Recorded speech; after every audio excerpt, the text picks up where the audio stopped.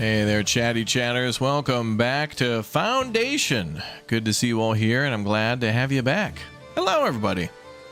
All right, welcome back to day 4 of Foundation, a wonderful medieval city builder that had a new update. The update pretty much added a new type of building, the modest church, and added a ton of new options to make buildings and building even better. We did kind of cover this in a video on the channel on YouTube a little earlier in the week, and it was a lot of fun to be able to start this brand new city, and I, again, am wholly addicted. It's been an amazing year for city builders. As I'm reminded, we had the 2 Point Museum come out earlier, and that has another new DLC coming out later this week called the Zooseum, where you get to run a zoo in the museum, which is freaking awesome. And then they've also got Flotsam, which comes out in a few days too, which is like managing a, well, it kind of reminds me of Foundation a bit, but managing a floating, like city. And it has to do, it's a little bit like Waterworld or something like that, or Raft, but yet Foundation at the same time, and plays a little bit like Airborne Kingdom. So there's certainly a lot of these awesome games to look forward to. So thanks for subscribing to the channel. Thanks for hanging out. Thanks for being here, guys. And let's jump back into Bejorn, the wonderful city we've been building for the last few days. We made some great progress yesterday in maximizing our farming space, and this game is very chill. Like it's a really like peaceful, lovely builder. I do hope in the future they add more crime. They kind of have it here with the patrols, implied that, you know, they're patrolling for crime, but you never actually get to see like bandits or an invasion against your own kingdom, which maybe could come in the future. Who knows? So long as we keep asking for it and be patient, the devs could get around to it at some point. We've got an iron mine here. Got a couple more people there. Oh, we got nil in terms of immigration. Why? What is it? Oh, it now went to average. Okay. Delighted visitors. Oh, good. People were delighted. Big bonuses for us. We also have a big problem in this game with money. We have a lot of money coming in. Yeah, no bear invasions, right? I got to build like a treasury building in the town, or like a vault, like in Farthest Frontier, when we have to secure that away from bandits. Storage full for what? The stonecutter camp? Oh, yeah. Oh, we got plenty of stone. I was also thinking about upgrading our wooden bridge to stone. And we might do that, maybe, perhaps, possibly. Maybe. But I think there's other things maybe we should focus on for now in terms of building. All right, where did we expand recently? I did buy some more territory. We bought that territory, and we're doing boar hunting in there. So we're exporting boar and boar meat. And, Gordon! Lieutenant Commander returns. Thank you, dude. Okay, hold on. I gotta let this comment play out, because I want to comment on his comment. This game brought us together many years ago, and I hope for many Probably more 2018. to join us. Yeah. Heart emoji. This in your Infra series, lol. Thank you, dude. Infra is a game that I want to return to, man. I haven't played that in forever. Those devs made another game we played on the channel, and I forget the name of it, but you manage like a weird apartment. They make some weird games, but Infra was really neat. And actually it was around the time that like Breaking Bad was kind of like in the midst of like either... It was still being talked about really frequently. It was either towards the middle or end of Breaking Bad, and there was a lot of references to that in the game. So, but yeah, thank you, dude, for the 20. And a lot of people found this channel after 2018 from this game, too. And many other builder games. But Foundation's one that I must praise Foundation at how... Like, again, we custom-made this manor, right? And I want to be able to, in Manor Lords, be able to do that with the church. Then I also want to be able to make a cathedral in Manor Lords. Like, Manor Lords is a potentially massive game, way bigger than Greg is able to make so far. So, okay, I'm going to go ahead and change the pathing of this sheep field. People keep just walking straight through. Jerks.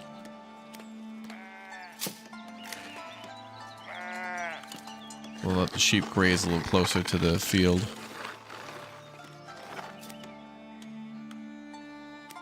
There we go. Okay.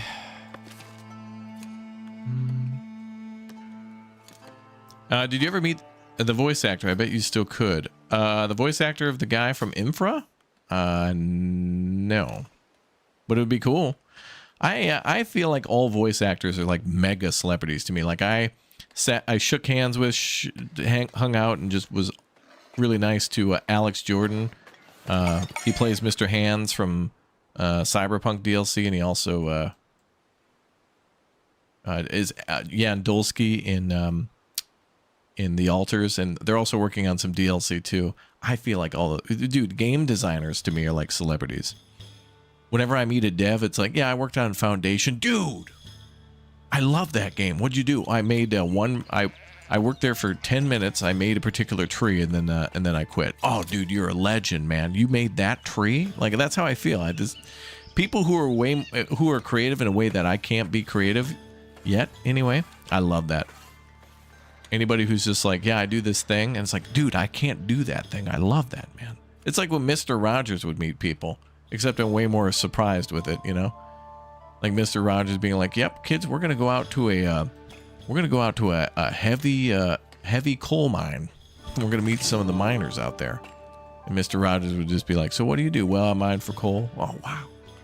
Or no, I'm more like a Huell Hauser. That's a reference. Let's just put it that way. When it comes to game design, I'm like Huell Hauser, but chat's gonna have to do their own research on that. You know what else I think?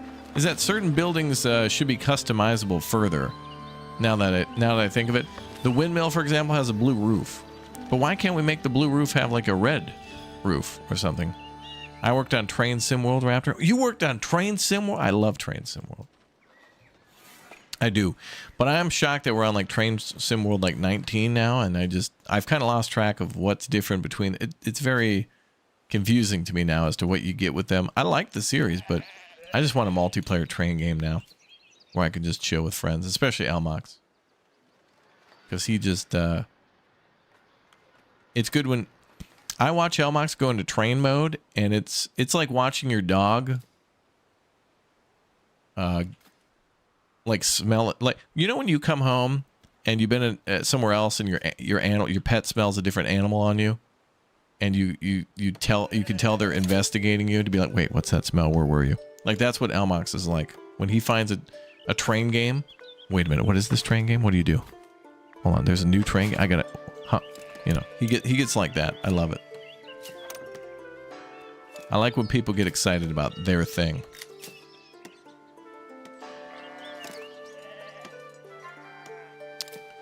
Good to see people hyped in excitement. The roof will turn red once the windmill gains veterancy. Yeah, it's like when troops turn gold in Age of Darkness. Okay, I thought we finished this task. Oh, wait for fair to be over. Oh, okay.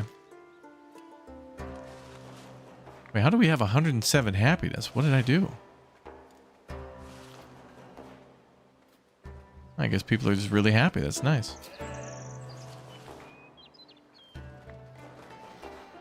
We provided a lot of homes, a lot of food, a lot of clothing. We still got more to do, but, you know, it is what it is. We got a lot of flour. Do I have bakers? I do, yep. And are they commoners?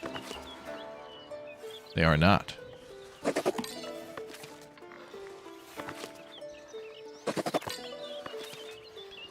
Let's promote 2 of them for now. That can compare Elmox to a dog. He's got that vibe, yeah. He can. Everybody gets into that mode when they get into something they really like.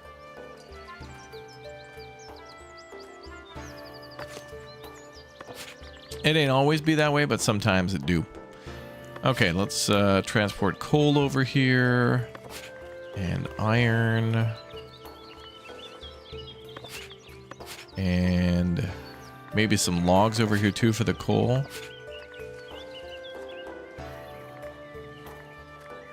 And I don't know if I'm going to smelt the iron ore over here, but we'll just leave it like that for now. We'll assign 2 workers there, and somebody to charcoal.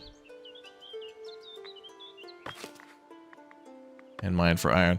We'll get to smelting soon enough.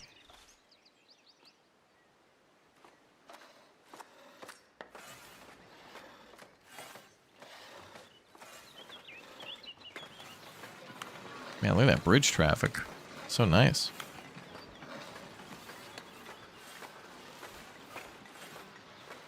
Love to see it.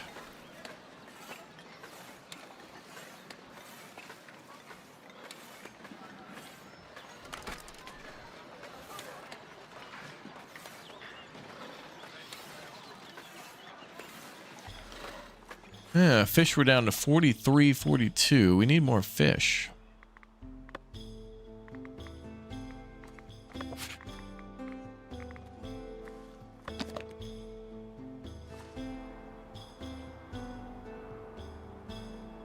I wonder if I can do another fishing dock there and then have them go down there.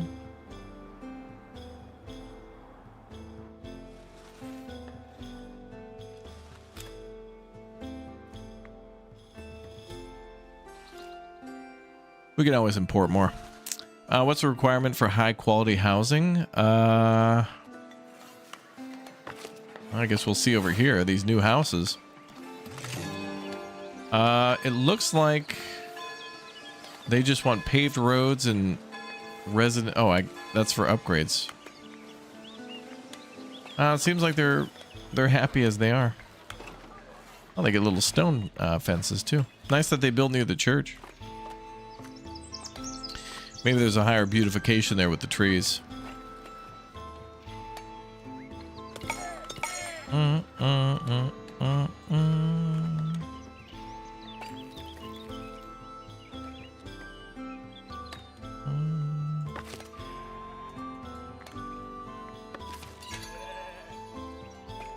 Your bailiff found a quartz deposit. Nice. And it looks like there's another deposit there, maybe. Okay, so there we can mine some quartz. That's good. And let's find another deposit.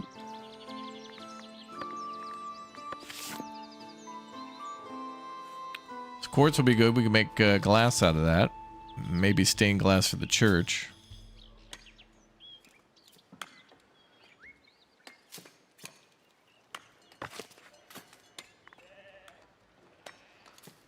Do I have a granary storing meat?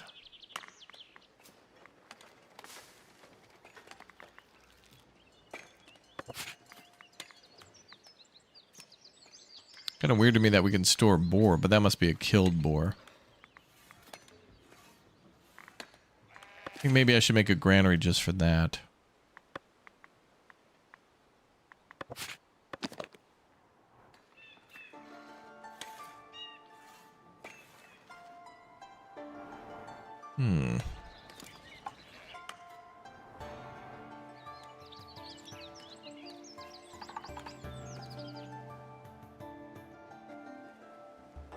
Should put another market over here too. Maybe we'll put it near... Oh, maybe near the church. Like there.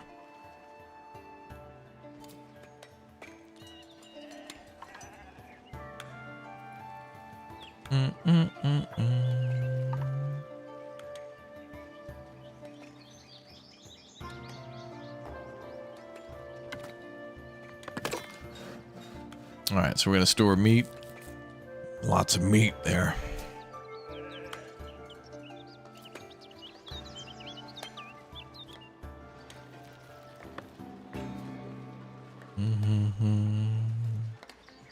I'm not late to the game. Could you post the map seed in the Discord?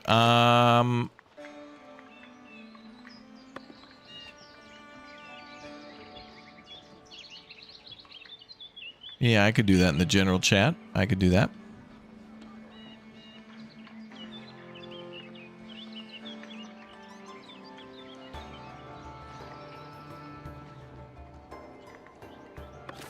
There you go.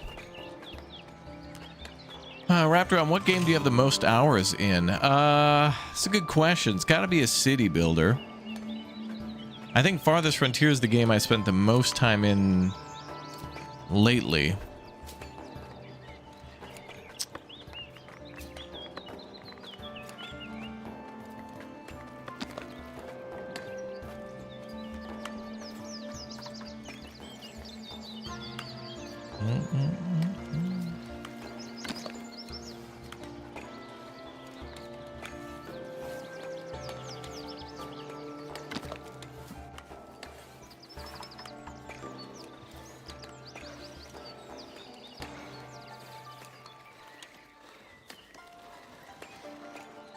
I guess I could put these back to back, yeah.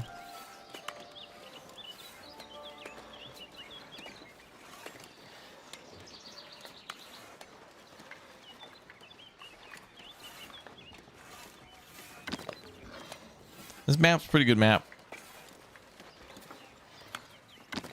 It's like not too hilly. It's just right.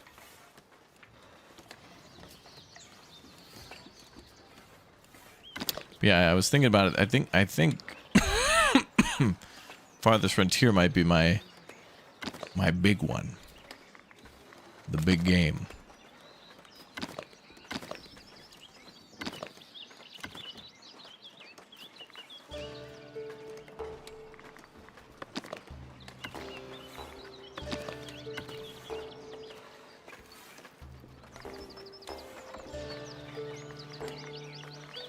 I'll build decorations separately from the market.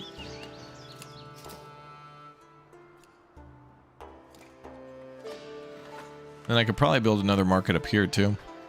Or maybe over here when I expand. Yeah, that'd be a good spot here.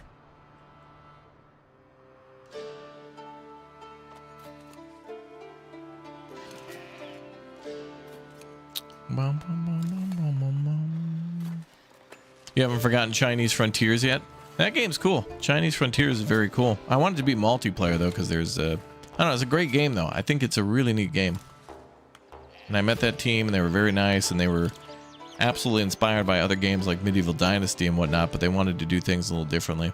But I was blown away at how they made Chinese Frontiers village a lot bigger and how you could build a lot more like a lot more free and kind of like a big kind of an open world area, kind of.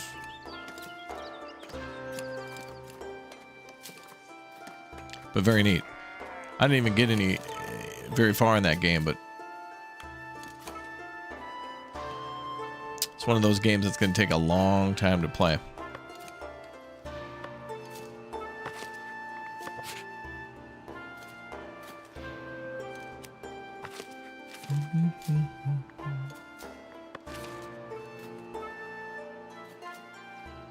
Also, I gotta play the other game we were playing, the Chinese City Builder, Chinese no, I forget the name of that game.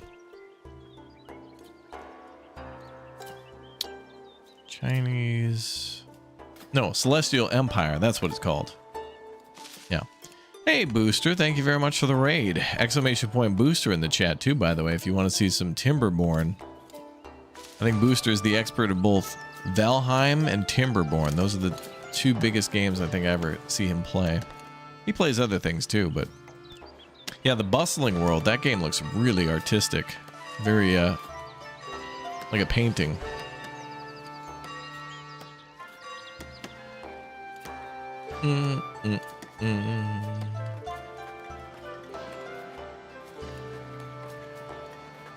Oh, thanks Booster for the raid. I'd raid Booster too, but we're never on at the same time, I think.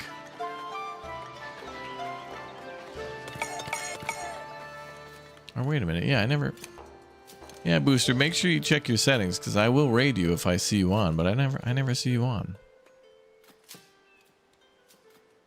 Maybe it's me.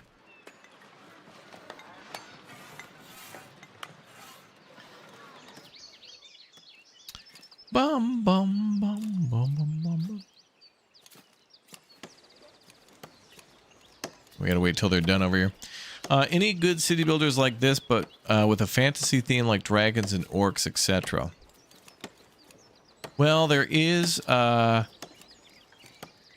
Kingdoms and Castles, which actually, that reminds me, there's the folks from Kingdoms and Castles are making a new Roman themed game called Nova Roma, and I think that's getting a demo soon. Like there's probably going to be one of those Steam Next Fest coming up soon, and I think Nova Roma is going to be in that. And yeah, another Roman city builder this year. Snowstorm going through tonight? Oh, really? I gotta stock up on good food. Usually end your stream before me, Booster. Oh, okay. Booster, I gotta come see you again. Booster, we gotta talk. I think next year maybe we should talk about going to Gamescom in Germany. That might be a really cool opportunity to shake some hands with people who make games and stuff. Booster does a good job of trying to get his name out there and like play new stuff and whatnot. I haven't played with other than Elmox, I haven't played with anybody from the Netherlands or Belgium in a while. Like Booster, Rick, Sebastian, Thurston.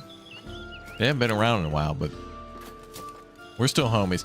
The good thing about usually when it comes to bros, and especially those who are gamers, is that like 6 months to a year could pass, and then we could just start gaming again as if we haven't seen each other in like 2 or 3 weeks. It kind of feels like when you go on summer vacation and some of your friends you didn't see, you know, throughout all summer vacation from school, and then you come back to school and just catch up as if it's only been like a week and a half or 2 weeks. Time for some beans on toast before I get Evan Extendo. What the hell, Jay? Beans on toast? What are you, a former British colony? Knock it off. Oh wait, so are we.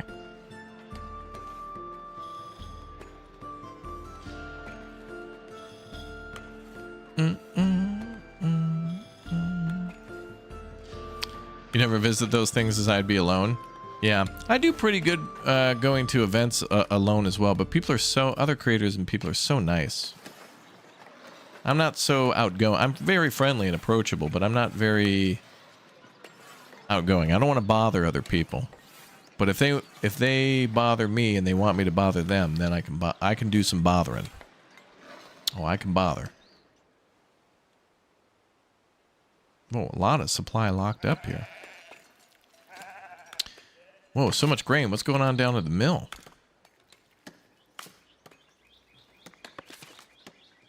I guess it was just harvest season. All right, we might need another mill.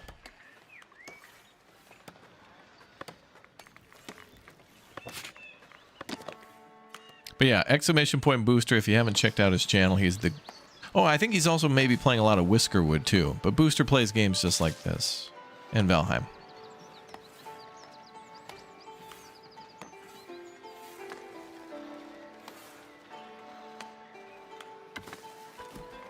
I think we need another mill. We're having some really successful harvests here.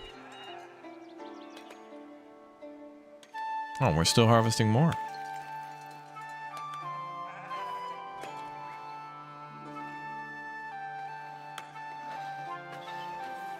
BK is a... Yeah. BK is now like a movie star. Oh. I can't wait to... now that I think of it like that, I think of BK in like a big hat and like sunglasses and a convertible top and just not having time for anyone else. It's like, I don't have time. And I usually have been jokingly saying like, oh, a celebrity guest is going to join us. And then like, you know, Fox will show up out of nowhere, or Tan, or even if it's somebody we play with all the time, like celebrity guest Jay is here, or Elmox or whatever. But now I can really mean it. Oh yeah, Booster been playing Anno too, yeah. Anno was cool. Do I know Thriving City Song? No. Oh yeah, Moonlighter 2 was great. I liked playing Moonlighter 2. I went with the spear build a lot. The spear build in Moonlighter was great.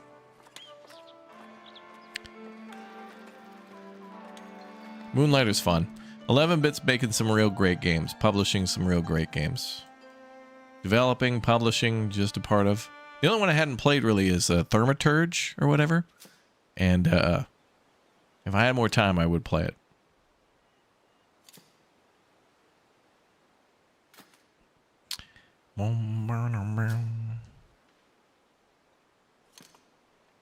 What am I drinking? That's not tea. It's lemonade.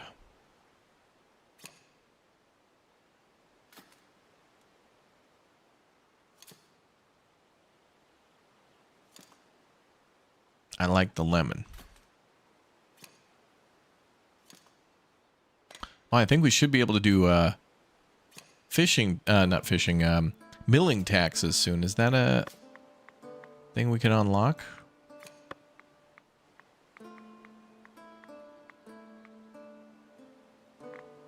Where's the milling tax? Oh, it's here. We need 75 splendor of the labor, to which we have 31.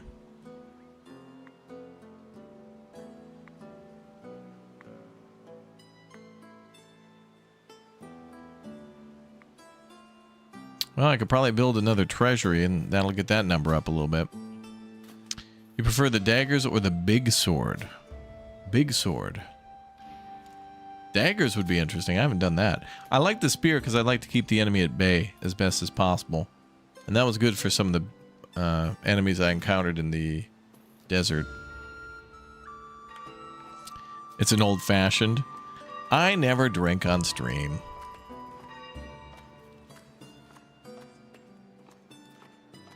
I'm trying to think of... Well, actually, maybe there was one time I did because chat bought me like a... I think somebody sent me like wine in a can or something, and I cracked it open and tried it here, I think, during our unboxings. Which, by the way, Christmas is coming, everybody. So happy early Christmas and New Year's to everybody. And I will go to the P.O. box very soon to check for things. If you'd like to send something over, which is awfully nice of you folks, people have sent some really cool stuff. Some Air Force mugs, socks, just a card saying, you know, Merry Christmas, hope you're well, which is super nice. People have sent hoodies. I wore one of the hoodies chat sent the other day too. There was one with a bear on it that says brah. And also a lot of people send hats and things too to wear for certain streams, which sometimes I can't wear because they might not fit.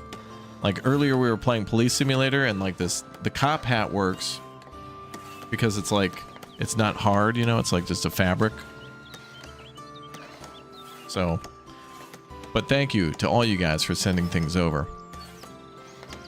Birthday, Christmas, it's awfully nice. Chocolate. I'm suspecting Chad is probably going to send a lot of chocolate or fudge, and there's things to eat, which is nice. Little treats. Somebody sent like a ton of I don't know who did that. Maybe it's Bradford or something, but somebody sent a bunch of Lay's chips as well. I think I opened that on stream. It's great. I put a lot of the pictures on ! Instagram too. Chat got me a whole freaking bear. Oh, that was you, Nerdapalooza, the bear bra hoodie. Yeah, I was wearing that one the other day. I was like, damn, this is cozy. I'm gonna be honest, I kind of don't want to wear the stuff chat sends me so much because when it goes through the laundry, I don't want it to fade or get ruined or whatever. I feel it would be disrespectful, but I will wear it sometimes. But I just want chat to know that I care that they care. So thank you. That was very nice, everybody. Thank you. I think it's awfully nice that you guys would do that. So thank you. And Booster's more than welcome to send over Stroop waffles. Although I had those again when I went to Japan. Elmox brought some.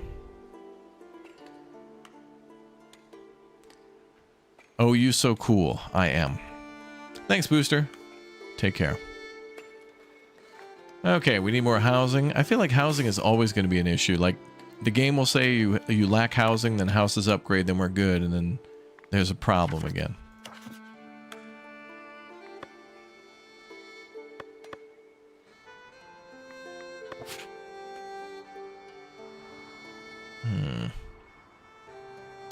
Well, I think here I'm going to buy that land and then put houses here.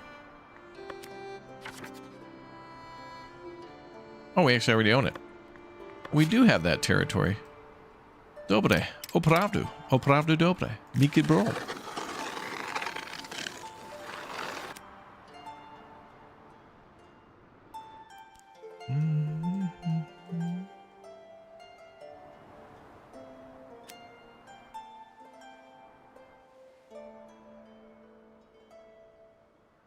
You can add bushes that give labor splendor if you add them through your manor building. Oh. Sell wood for gold. Yep, I'll do that. Need more logs, but that's okay. They're about to go cut some more.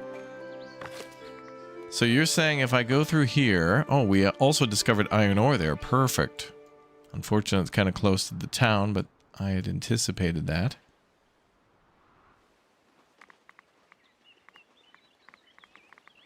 I see. Okay, so we can add splendor that way. Thank you.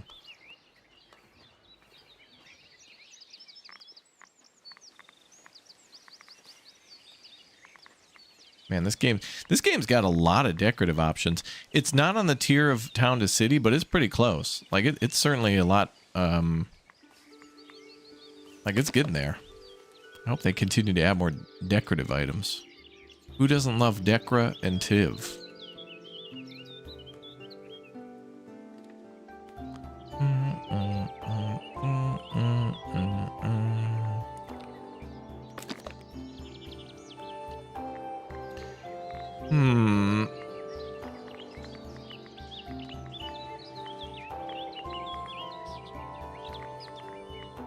Oh, the cypress is nice.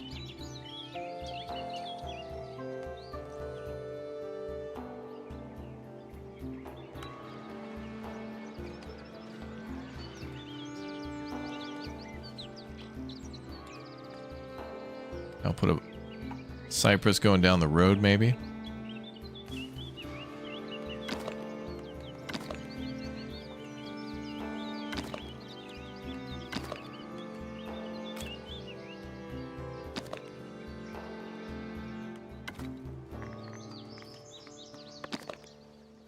Square pruned hedge. We could do that.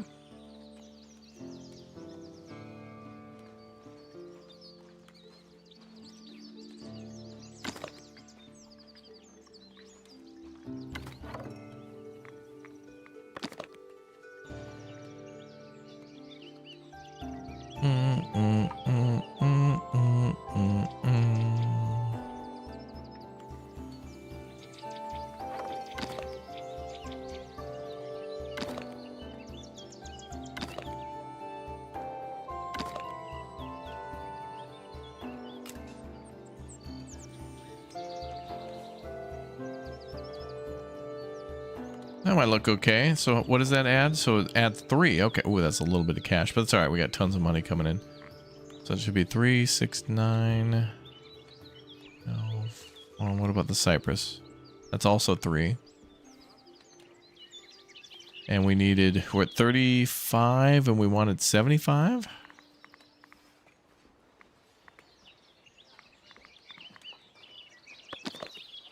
I think I could add more stuff anyway.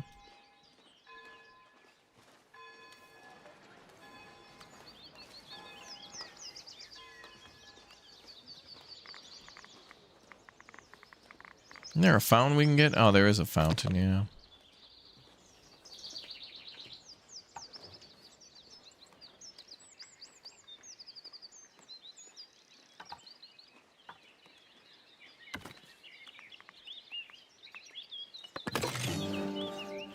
Oh, the tree is insta-build. Okay. Tier 3 labor reached. And the fountain will build too. Okay. Great, so now we get our milling taxes. Unlocks an additional taxation for your villagers. Well, probably don't. Okay, before I do that, let me build let me build a new treasury. Otherwise, we're gonna have way too much money and nowhere to put it.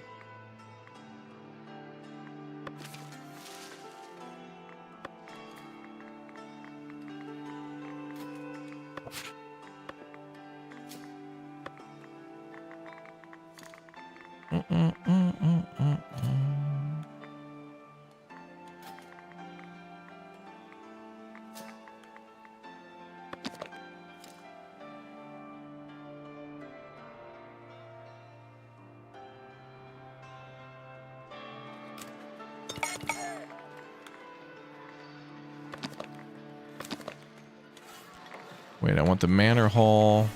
Wait a minute. I think there's more manor stuff to unlock. Yeah. Stone chambers and things like that, yeah. Okay, let me unlock that first, and then we'll go for milling taxes next.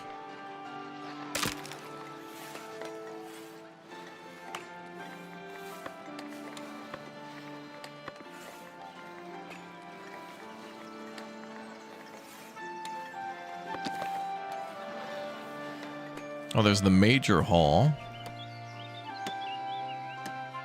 Oh, damn. Okay, so that's like 1.5 times the regular size. Oh, that's nice.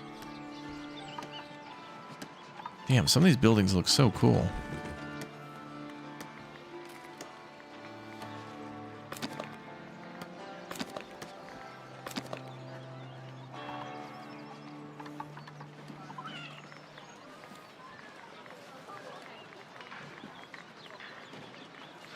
Oh, more decorative items. Oh, yeah, we can get a balcony, too. There's a way to do that.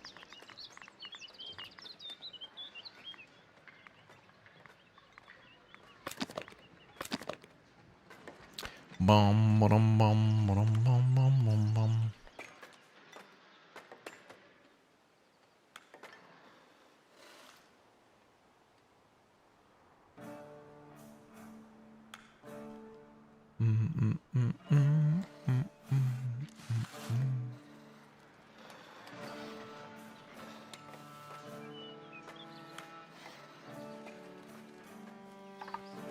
Wonder if we could build it down here where the new city will be built. Probably should be something we put in early.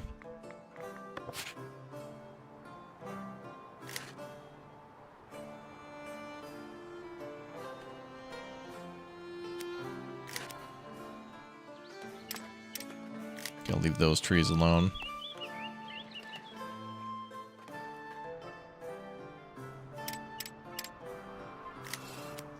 I'm gonna have the logging teams switch their jobs and go up there.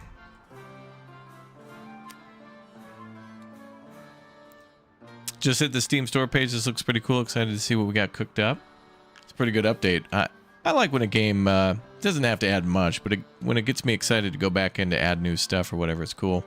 I feel that way with City Skylines 2. I think that has 2 new DLCs coming out in a couple of days. Skyscrapers and supply chains. I think they add new buildings that add new... that could have more modules onto them. Which is Kung. That's the Kung. Oh, more iron ore there too. Jeez, man. Iron ore everywhere.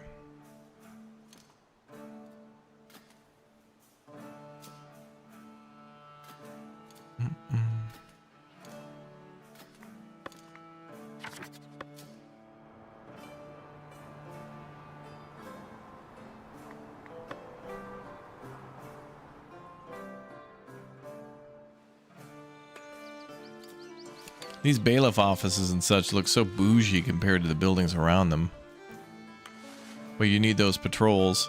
And it's like, it doesn't seem worth it to put a building down that just has one little, like a tiny little building doesn't cut it. You gotta go a little big. But it works out. Okay, let's do a treasury. I think we'll do a market around here. I can do a treasury maybe nearby.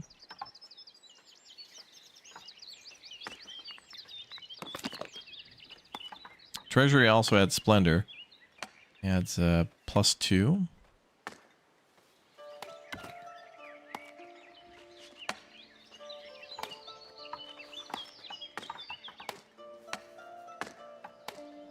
Okay, so that has +300 coin.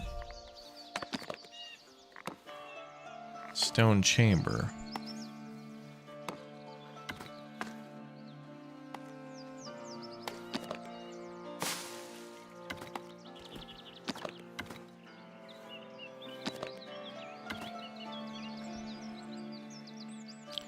Okay, so that's +420. Nice. Nice.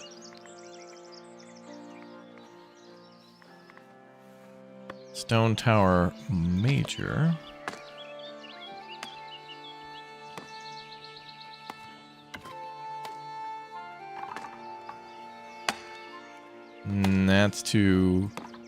That's too much for that building, I think. That's almost like a military structure. A little too much on that one.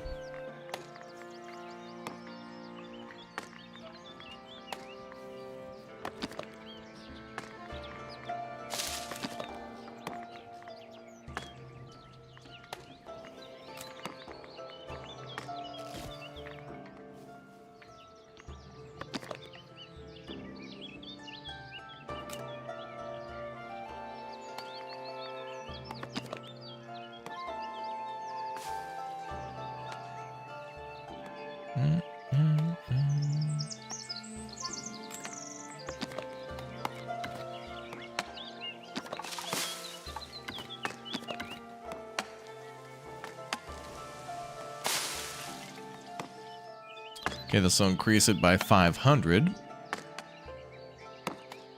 If I can do maybe 700, I think we'll get over an extra 1,000.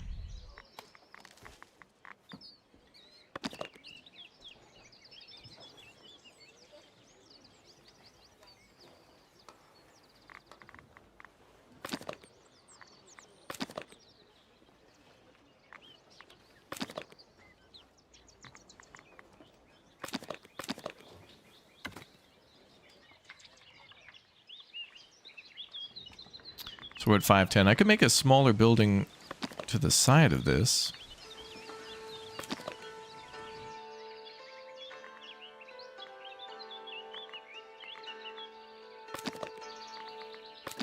I want something small and narrow.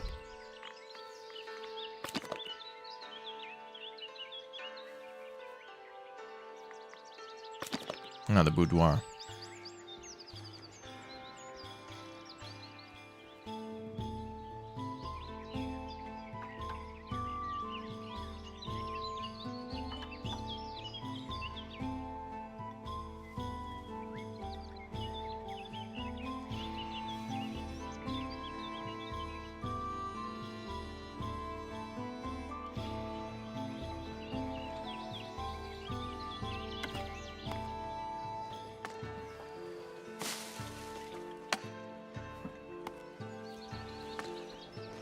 That looks nice.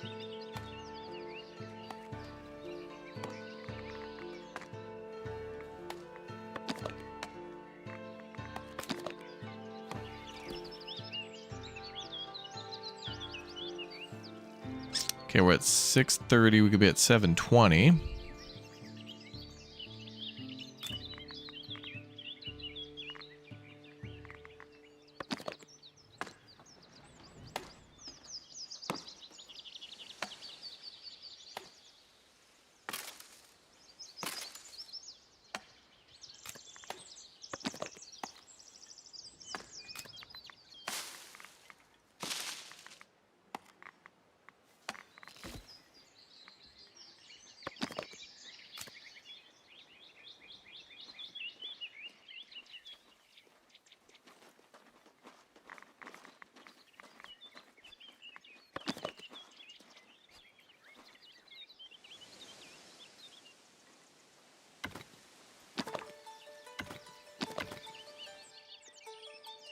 That'll bring us up to 720.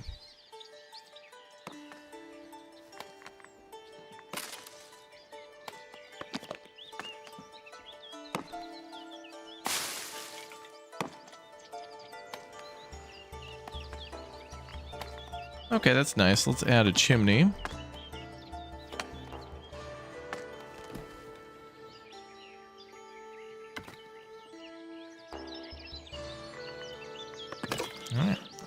A lot of details for a tax office. What's up, Mike? Welcome aboard, man. What's up, Magic Girl? Good to see you, too. Welcome back, everybody. Getting locked in. I'm building that building there. It was looking good.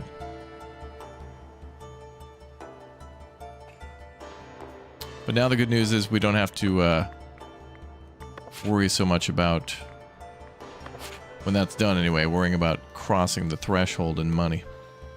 Okay, so we're going to do a marketplace probably over there. So then I'll give the pre-approval on some homes.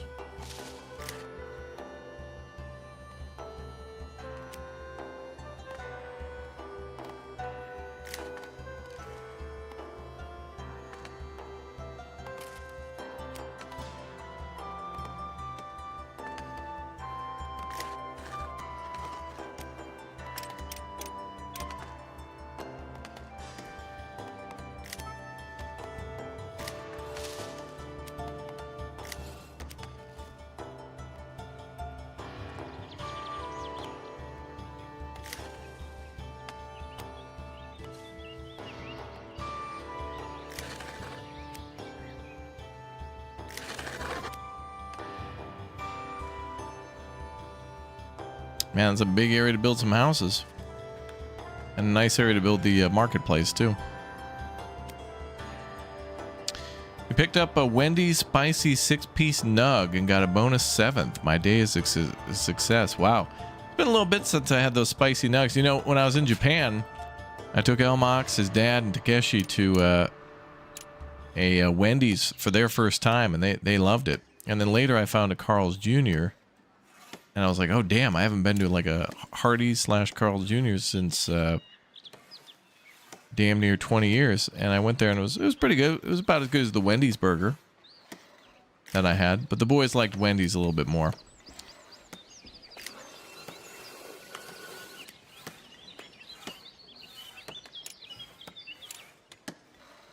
Had a good time.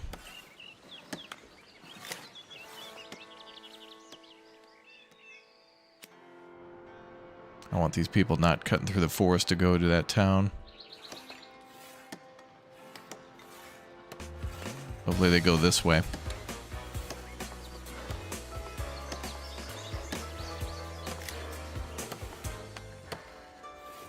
Yo, Don, thanks for the 5, dude. Hey Raptor, new game to check out for you to play with Goof Troop called Don't Scream Together out on 3rd December. Don't Scream Together, right. Yeah, that's right. There was that. It's a sequel kind of to the game called Don't Scream, right? Like if you get scared and scream, this monster will find you. And I think there's a multiplayer version of it coming. There's also another game that I think Jay found that he told me about the other day. And some of you also may have told me, called Cure. It's a game where you're working in a hospital as a doctor during a zombie outbreak. So when that happens, it's like there's other crazy stuff going on, like people getting in car accidents and getting injured in other ways. So you got to deal with, you know, standard hospital injuries, but then also you need to worry about defending yourself from zombies. And I don't know what that means. But we may check that one out soon. We'll see.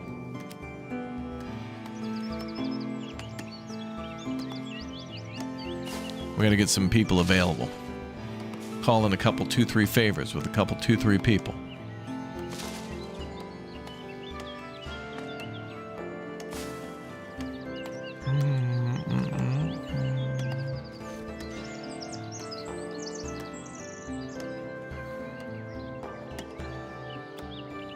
Exclamation point, clock in. All right, let's see our little tax office get done.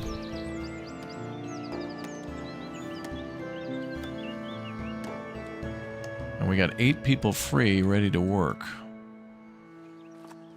Oh, our little marketeer's ready. Well, we'll get him to work over here then.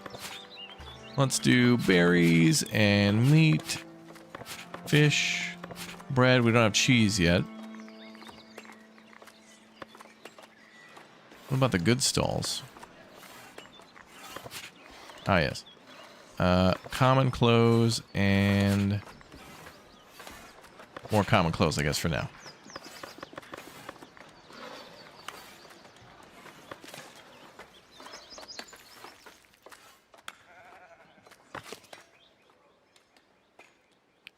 And we...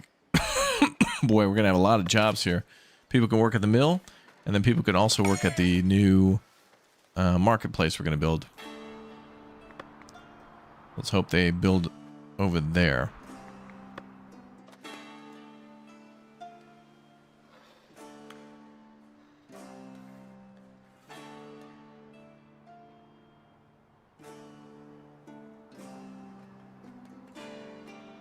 Well, the treasury ended up looking nice.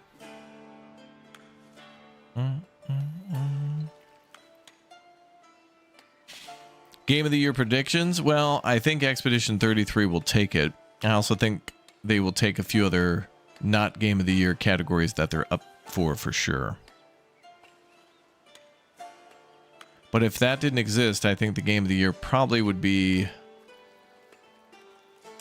I feel like it'd go to Jeff's buddy, Death Stranding 2. But I do think... Death Stranding 2 was great. I had a ton of fun with that. But...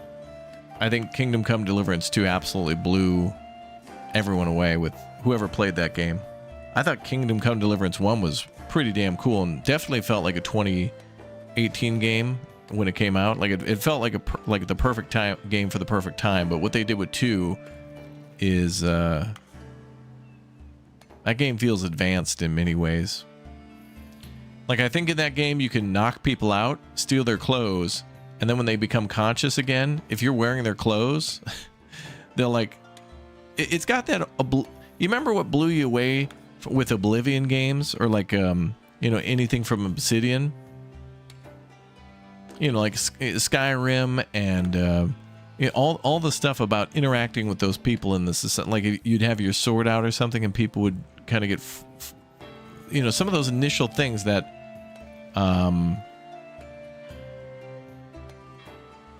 seem so small today blew you away. It's like I remember in San Andreas when we found out you could work out or go to the burger place all the time and eat, and it would change CJ's weight and stuff, and that seems so...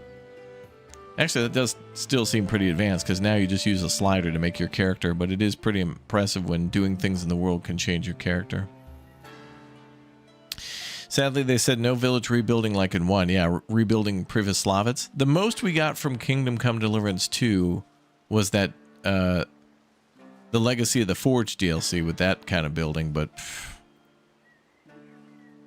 Dude, I don't know. I know that Warhorse is probably working on something amazing, but I feel like they're walking away from a ton of money on the table. Like, I would absolutely pay again and again for all the... If they could somehow figure out some of the DLCs for KCD1 and work it into 2, which they kind of did do, like the last DLC with the monastery, in a way, kind of felt like the monastery mission from 1, but also it felt more like the Woman's Lot DLC, in a way, of how it was presented. It was a different DLC, but it felt that way, and kind of it being a kind of a mystery where you had to gather evidence and like figure out what's going on and stuff. But man, there's just so much more potential. I mean, they did so much with that game. But please do more. Please do more. But very proud of that studio and what they did. I mean, let's be honest. Like, they're going to have to stop with KCD2 at some time, right? I mean, they did with 1. And I hear 1 still gets updates, but it's just like... You're good. I don't think you have to continuously update KCD1 forever, you know. You thought Expedition 33 already won? Yeah, I think Expedition 33 is going to get it, but I don't see anything...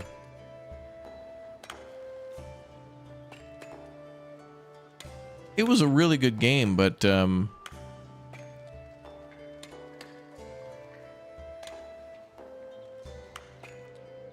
And I played it too, and I'm trying to think, like, the previous games were what? Like, It Takes Two, and It Takes Two, and then also Baldur's Gate 3 and stuff like that. And one thing I am happy about, though, is that we're getting a lot of different genres to win each year. It's like, but they always seem to have a story, and it's like, bro,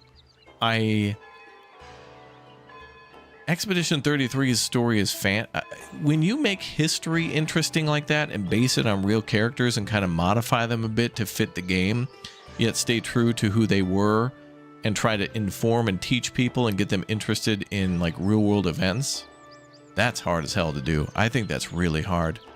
Pluck all these characters from history or invent some of them that are supposed to represent, like groups of people or like an individual, but presented in a different way so you don't know who it is or something like that. Like sometimes in shows they do that too, like in HBO's Chernobyl, there's that, I forget her name. It's always hard to say her name, but there's a lady in that show who comes around a little bit later, and she's the one who goes to like the library and tries to rent out reports on certain nuclear power plants and things like that. But she was supposed to represent a group of scientists and not just an individual person. But it's easier to, have one person in the terms of a show. To, when two people have a conversation, it's a little easier to follow than like a whole room full of people. But every once in a while, you can create characters to represent things like that. And I think they did a good job with that.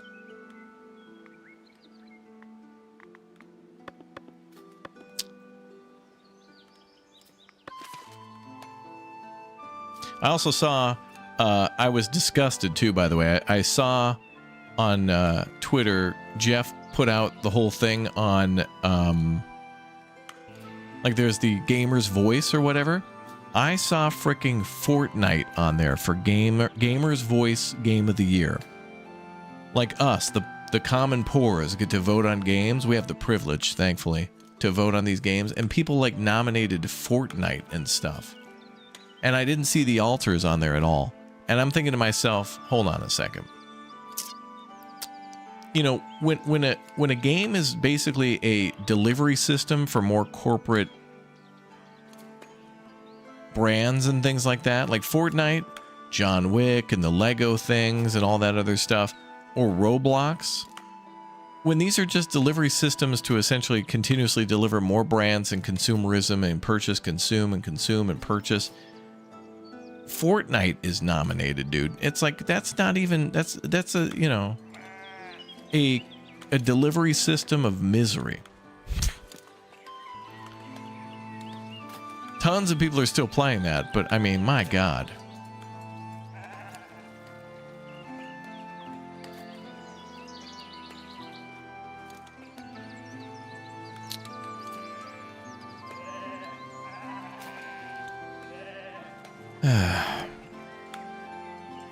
Expedition 33 won Ultimate Game of the Year award at 2025 Golden Joystick Awards. Yeah, I know. I want that Joystick Awards to get more money so they can have a much bigger presentation. They seem like they were hurting for budget, but it was cool to see a ton of people there, though.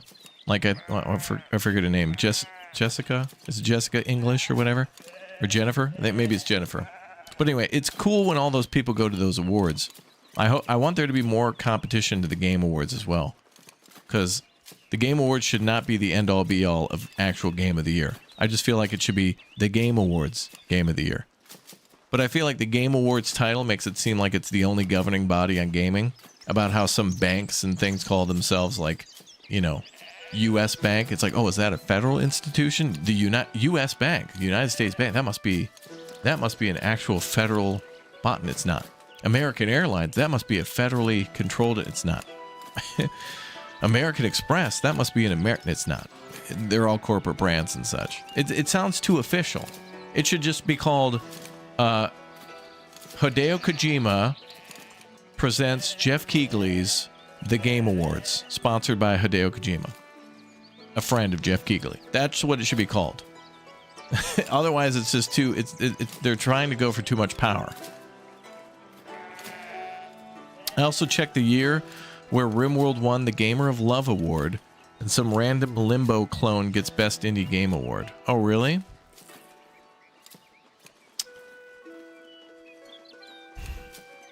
There needs to be more. There needs to be more. You know what I'd like to hear, by the way? I'd like to hear regions of the world chime in on their Game of the Year. Like North America, South America, Europe, all the different continents should vote on their Game of the Year, like one they like the most. And it'd be hilarious because I bet you some part in the world would probably, it would be like CSGO. It'd be like, and Game of the Year for the 48th time in a row is CSGO again. Moxie Man, thank you very much for the 5 bomb for the chatty chatters. Thank you very much. Thank you very much. And it is fine to me, though, when people are still playing old games. Like, you don't have to always be purchasing and consuming the new. It should be like, purchase and consume the new if it looks really good, but also champion the old and keep talking about how good those things are. Like, when we played Metal Gear Solid 1 on the channel recently, it still blows me away that you can lay on the cell floor and, like, open the ketchup bottle and the guard will still think you are dead. And that is a game from the year of 1998, which means they probably started working on that thing in like 95 or whatever, starting writing the story and figuring out the technology. That is ridiculous.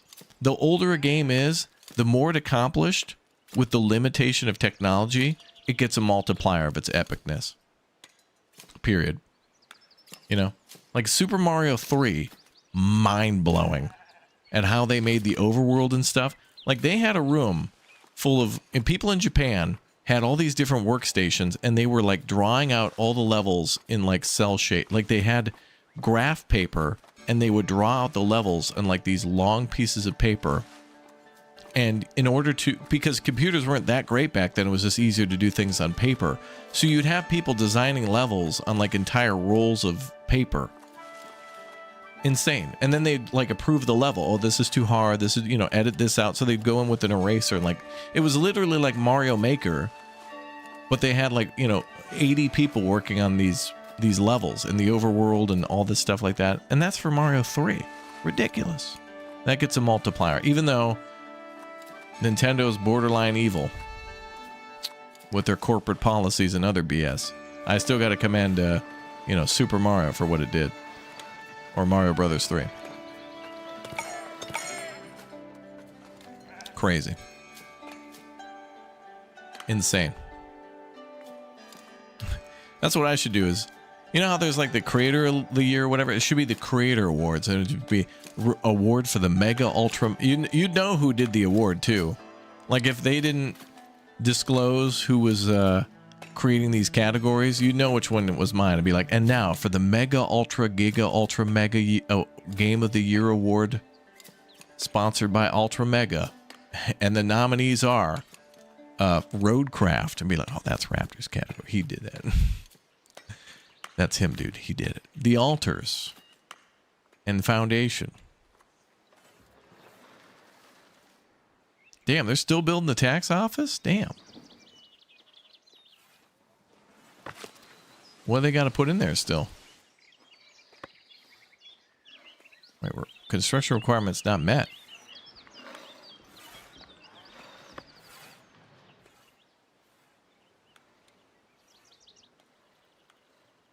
Requires light fortification. Oh, right. The tax office can't work without like some sort of defense. So I think it actually has to have a tower.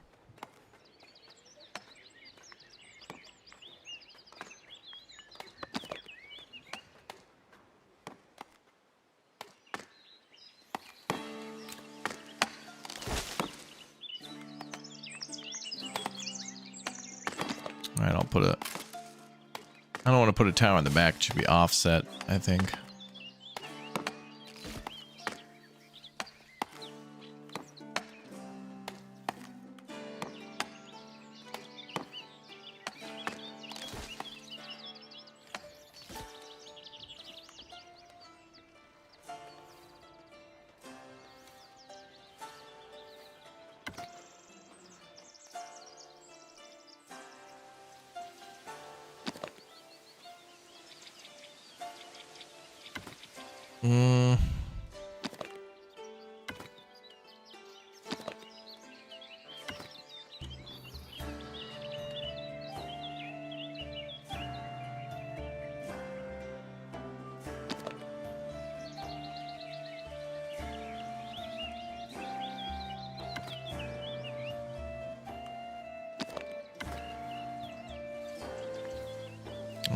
I don't want to block any of those nice windows.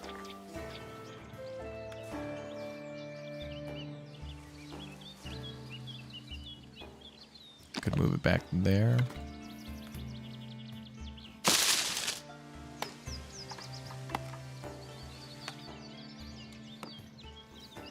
Well, that's where it's going to have to be. All right, otherwise the treasury won't function. Do you expect the game, that one Game of the Year award, to have more than 300 players 5 years later? That's a good question. Is what games of Game of the Year are still lots of people playing?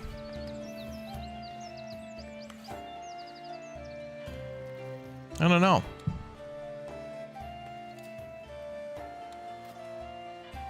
It would be kind of cool if they made it so that you need patrols to avoid the tax office treasury from being robbed. I guess that's why they imply that you need to put the tower down for, quote, fortification, but I don't know why building like a tower Like, this doesn't really seem to have military application to it. But I guess it's good for, like, looking out. Like, it's a good lookout tower, I guess, but...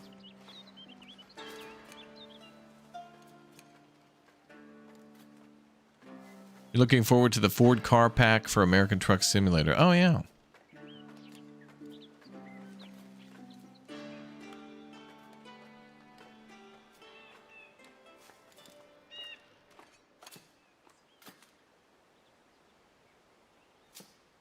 I wonder if we're getting any new trucks for Nicholas. Nicholas to the chat if you're watching, Nicholas.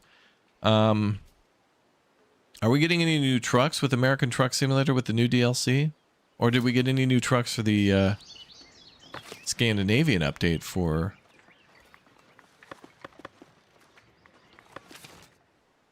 Euro Truck?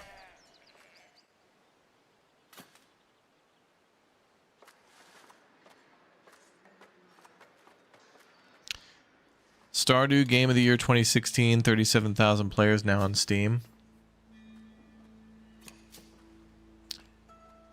Wait a minute.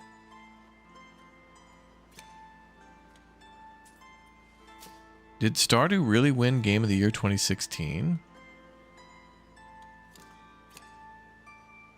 No, it couldn't have. It has to be like a narrative. It's got to have a story to it.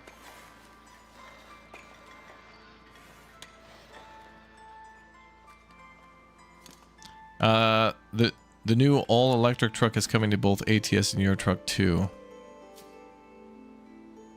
Isn't there already an electric truck in Euro Truck? I thought when I drove around in Greece, when the Greece DLC came out for Euro Truck, I think an electric truck came out too. Oh, Uncharted 4 won Game of the Year in 2016? Damn. Bro, I saw somebody playing through all those Uncharted games again, and I want to do that too. Like, I played through them on the channel, but I feel like I just haven't.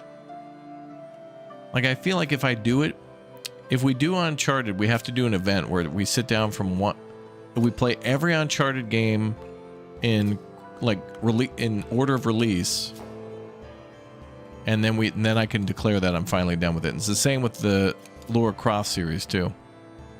Like, during COVID, we played a few of those, but it was like on, I don't know, not Game Pass, but the PlayStation. I think I got like a free 3 months of PlayStation Network or something, and I think I played on that. Yeah, Louisiana comes out on Thursday. I think we're going to play the Louisiana DLC tomorrow. I got early access to that. I didn't get early access to the Scandinavia one. But it's all good.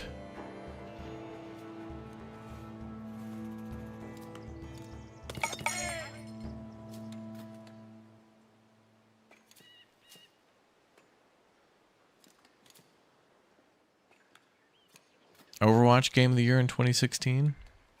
Really?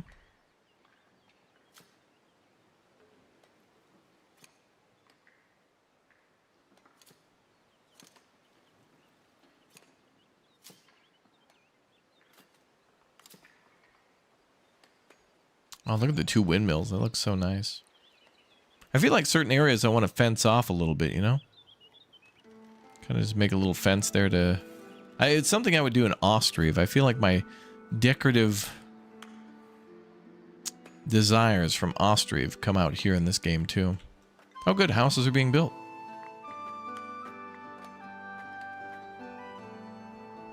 Alright, so the new residential district is a success. Let's build a mill out, a water well out here.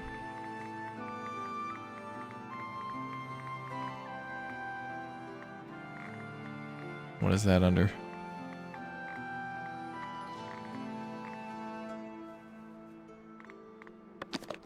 There it is. Yo, thanks for all the new follows today too, guys. We're very close to 30,000 followers on Twitch, so thanks to everybody who followed over there. We just got about 50 new followers to go, so exclamation point Twitch in the YouTube chat. If we can get 50 people to follow right now from YouTube over to Twitch, we got it. We are locked in. So thanks everybody for supporting the channel. Hell yeah.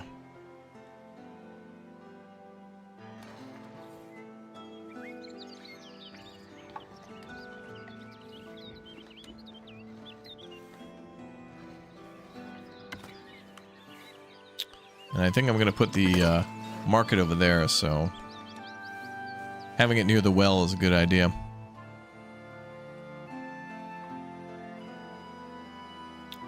Bum, bum, bum, bum. Okay, so then we want... Okay, I think I'll build the market and then expand the...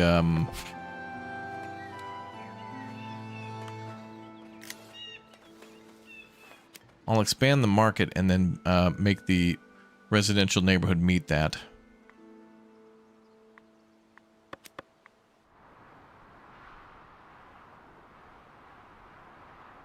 Well, there's still a few more trees to cut down.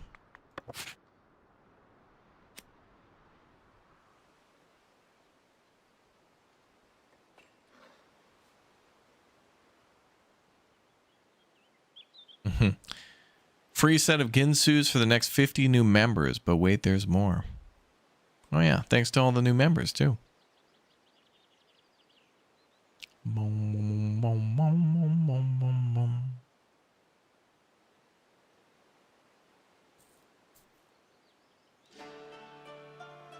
Oh, we got a lot of stone in storage. Good.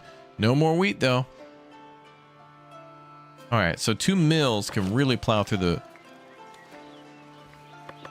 wheat fast. So what I think we'll do is we'll keep the second mill as a backup if we ever get overwhelmed with wheat.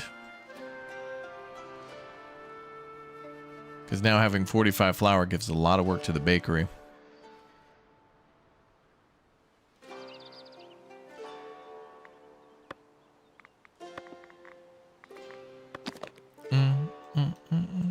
Dragon Age Inquisition. Oh, man, yeah.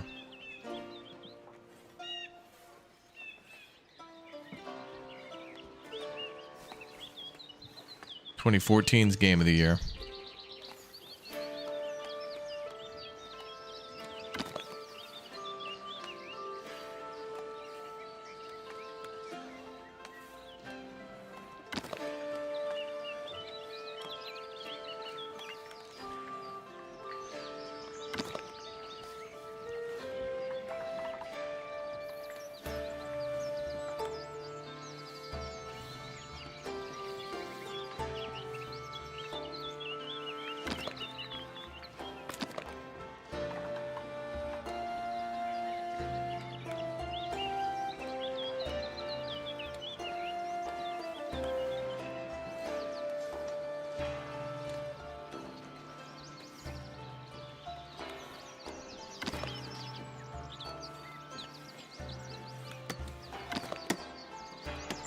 Okay, that's nice.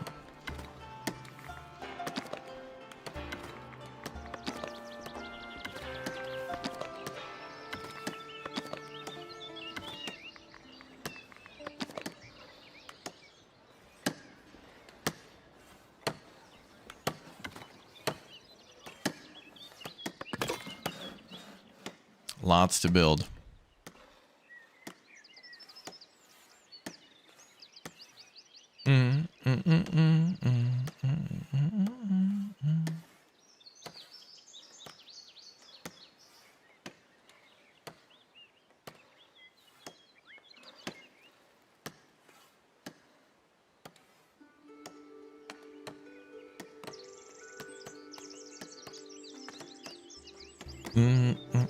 What's up, Eduardo?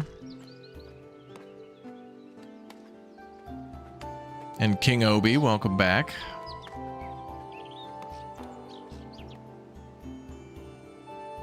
We only have 2 logs left, and I assume that's because they're building new houses as well.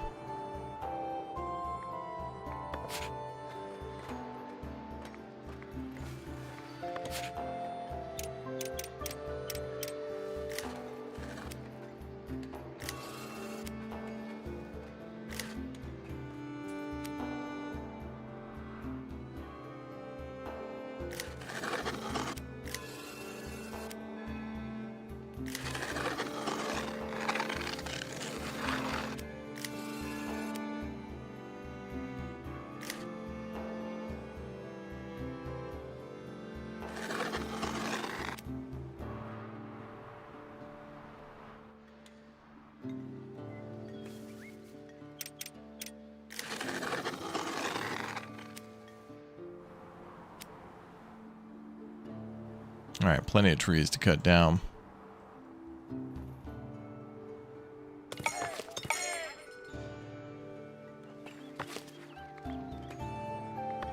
Okay, we'll shut down the other sawmill.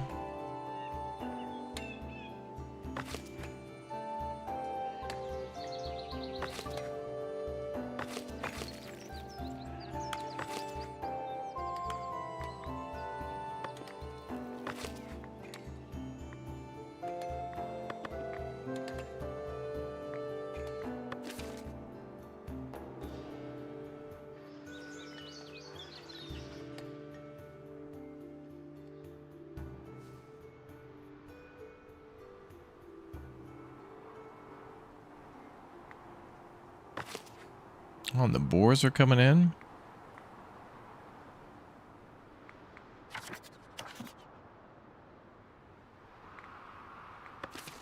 Okay, we got a lot of wild boars there. Bom, bom, bom, bom, bom, bom, bom.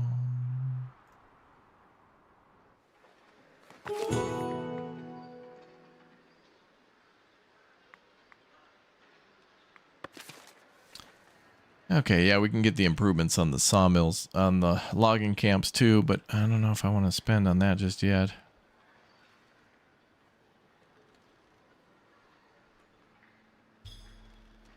Oh, can we get our taxes now? Yeah, milling tax. Go with that.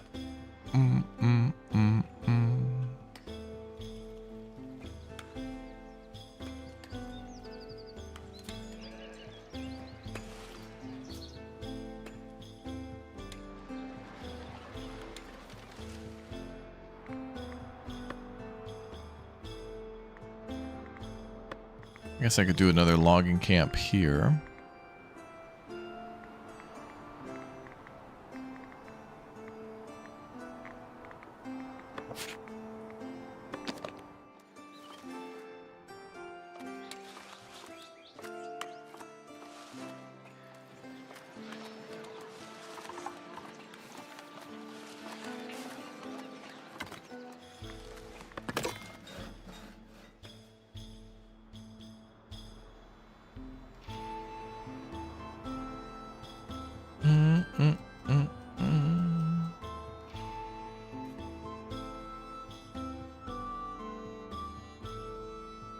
All hail Zeus, the OG for sure.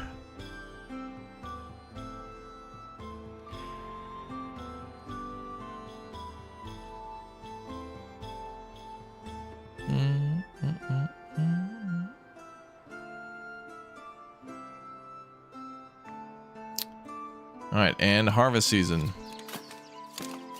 And the bakers will have flour again.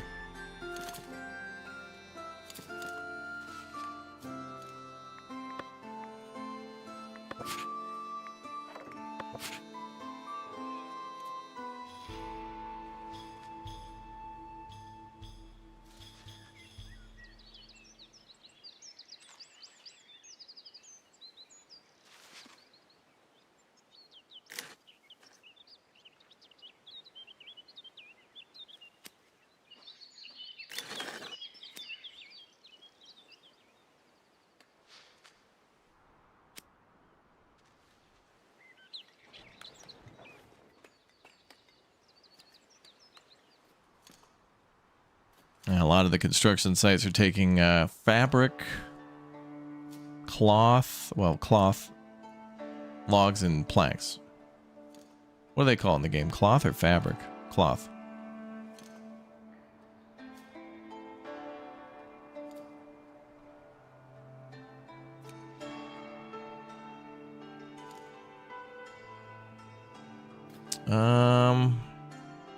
We got 13 people unassigned from jobs at the moment, which is fine.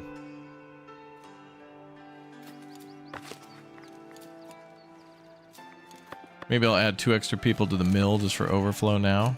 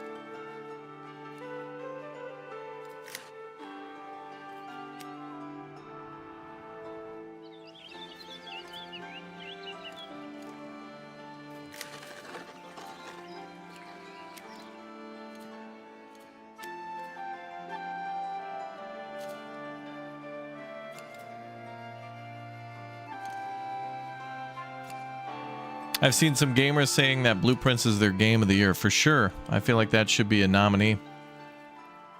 That game had so much incredible depth to it that I've never seen a game quite like that.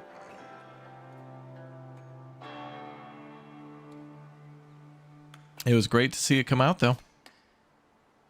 To be able to play it. To be able to be a part of history. And be on the store page. Amazing.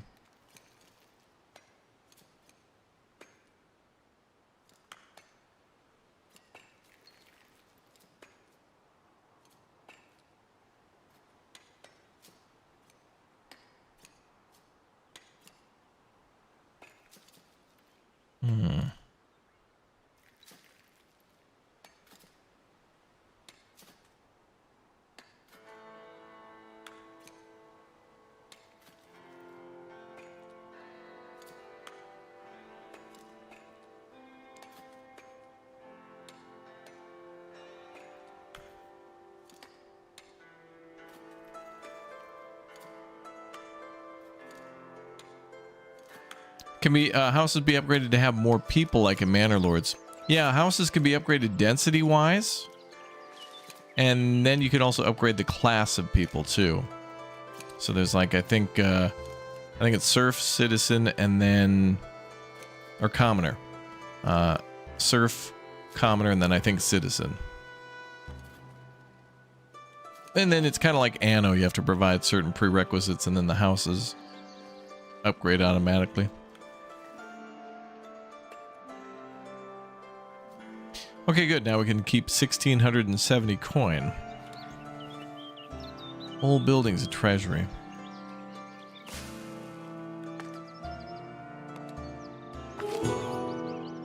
Wheat for the elders.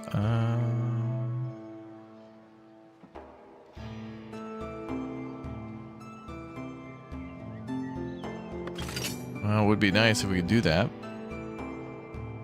Harvest's almost done, though.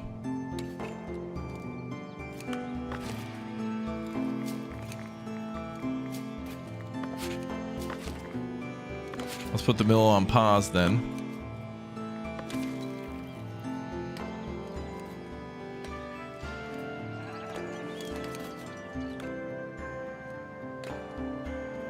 Be a light year for bread.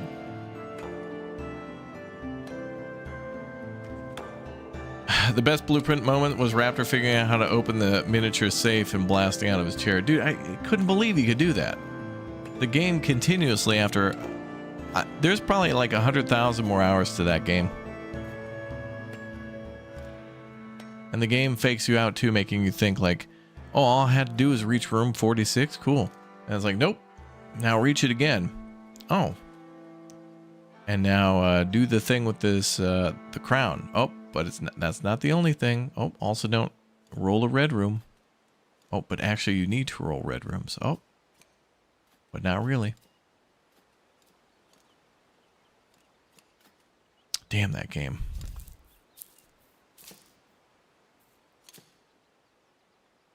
I loved playing that so much.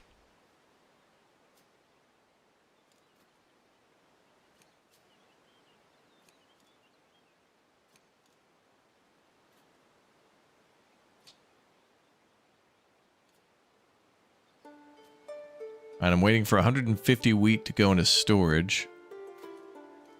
I'm going to sell that. It's going to be a light year for bread, but should probably get some more cash. Start maxing money out. Cooperage, jewelry, more decorations, sculptures, candles.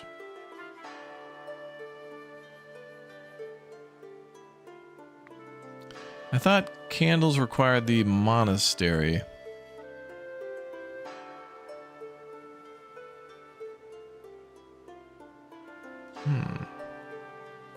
Oh, it seems like the only thing produced from the monastery now is herbs. They can produce manuscripts, herbs, berries, and vegetables. Also, they're not in charge of ale or bees anymore? Oh yeah, beer production is separate.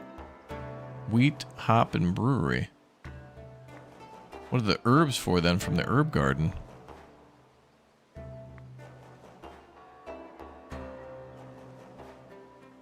Candles only unlocks the candle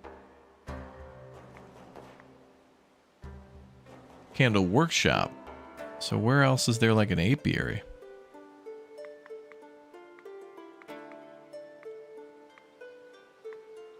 Also, I think I was going to make this next, the common wares. I wanted to start making iron from the iron ore we're getting.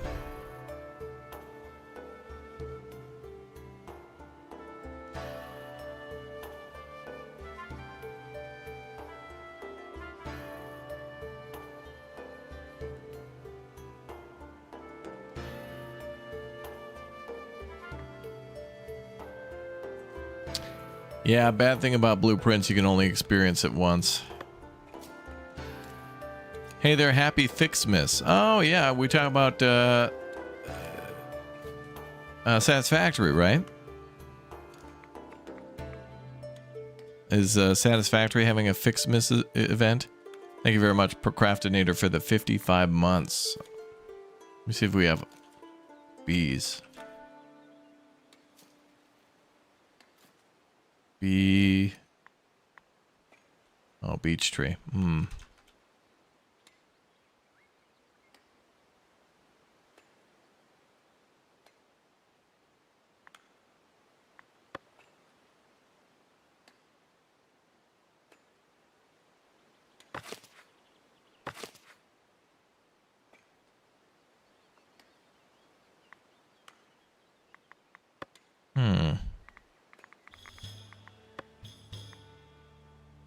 I feel like bees should be under prosperity. I feel like I also saw a beehive before.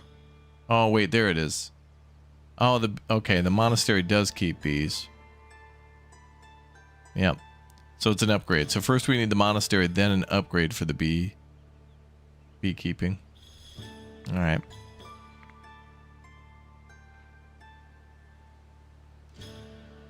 Darn, I thought it'd be a separate thing.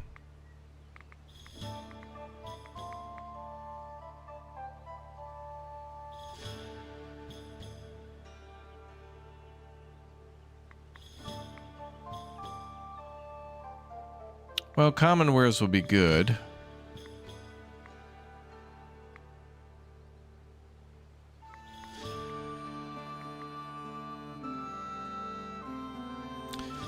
Cooperage too, but I gotta go down that production chain.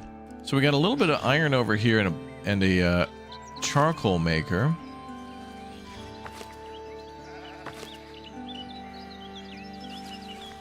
Oh, we've got tons of iron ore stored.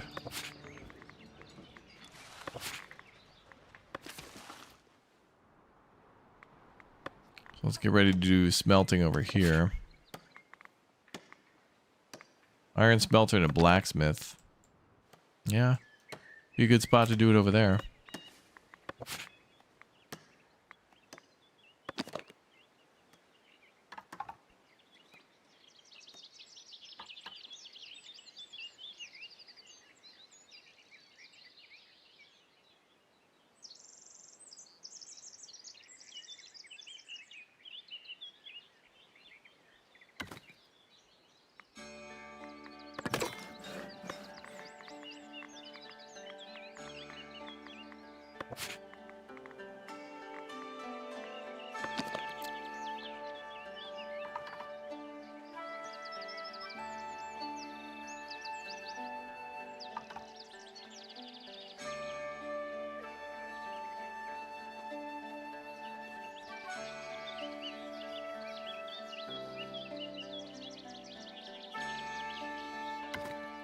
Man, I feel like I want to wall all this stuff off.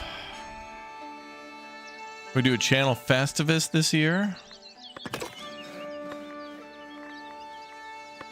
Oh boy, I don't know. Sounds like a lot of work. What do I gotta do?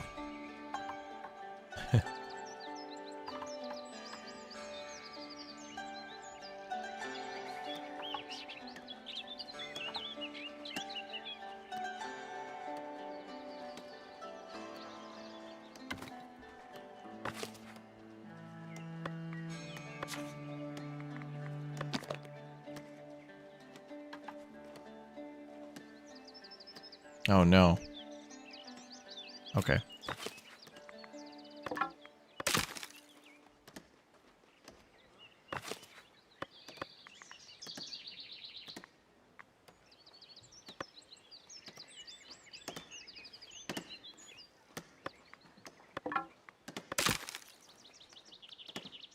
Festivus of Uncharted. Wait, what? What does that mean?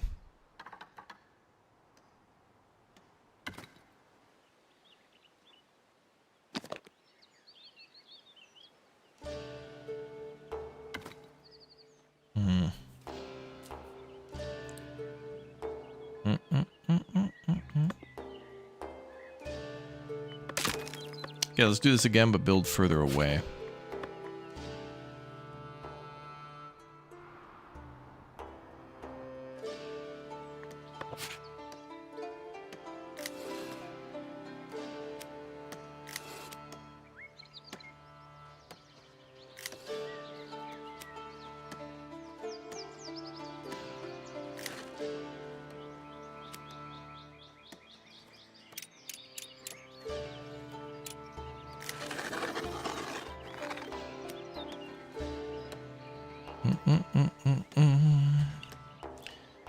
I think I gotta build a little differently here.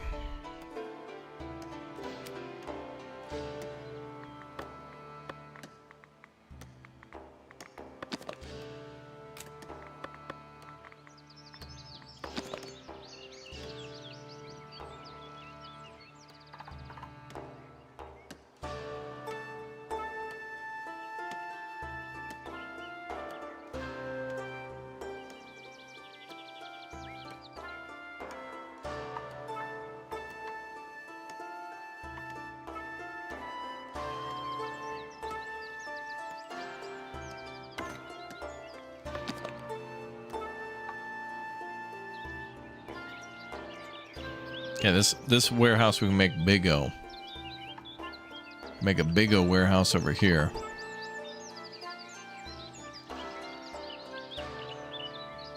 Which we need.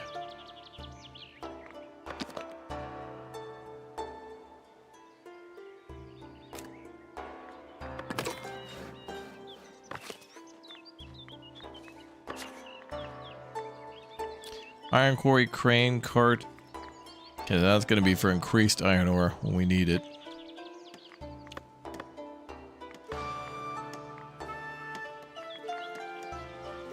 Well, let's not do too many construction projects. We got still lack of a lot of material. And we're still finishing the market. That's still got a ways to go.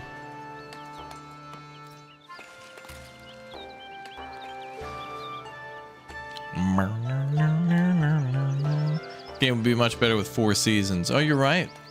Yeah, seasons would be good. They could do that in an update. Could be possible.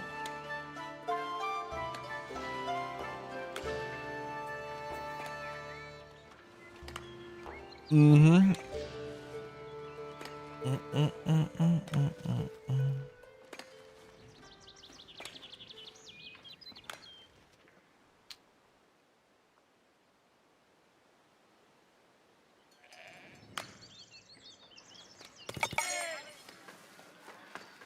Bum, bum, bum.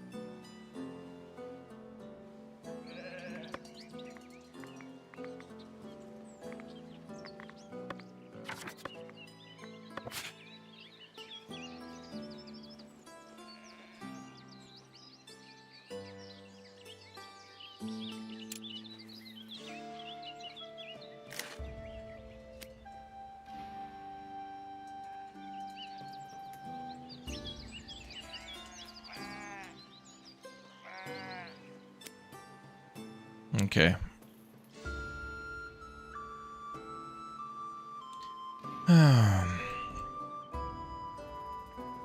Let's hope KCD 3 has seasons. Oh.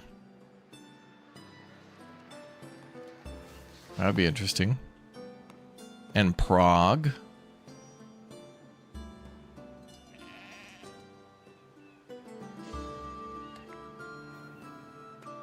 Oh, we only have 100 wheat in storage?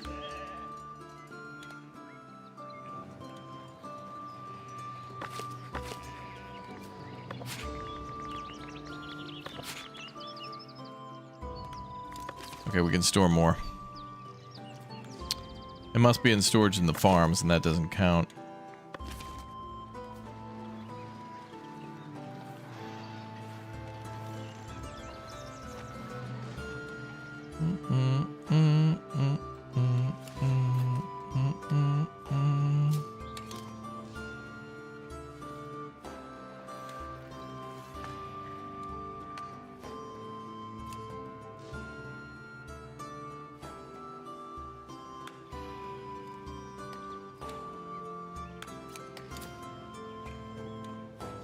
Money's going up.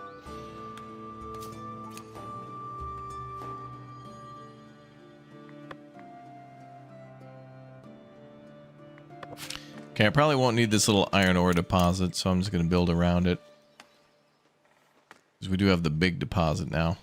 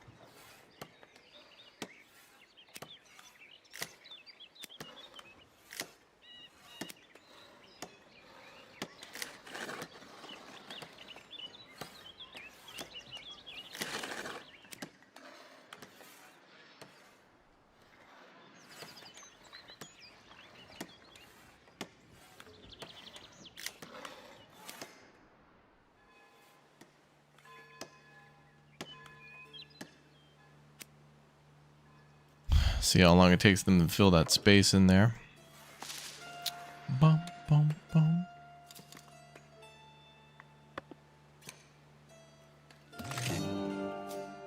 Money delivered. And same with the influence. Good.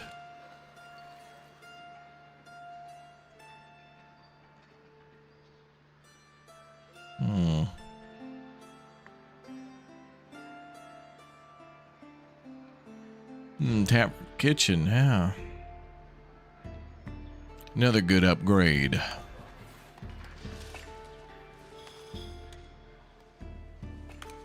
If they drop a KCD3 trailer featuring Prague, the trailer will light up the internet. Yeah, and then tourism to Prague will increase 8 million%.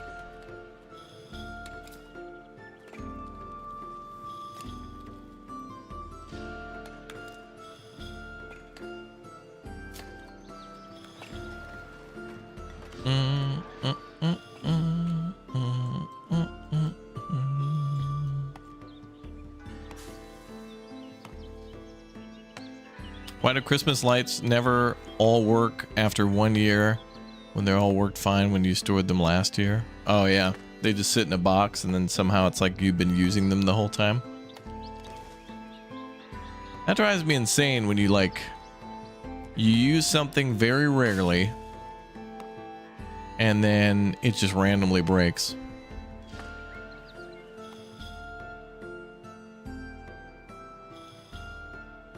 It'd be like if you bought a thing of a couple of light bulbs and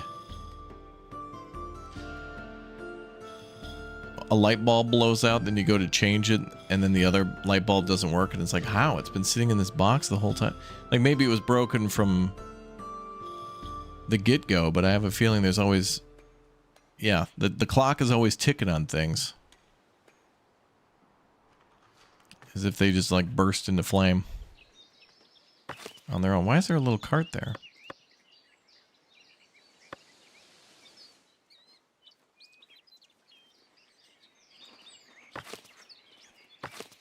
What the hell's that little cart?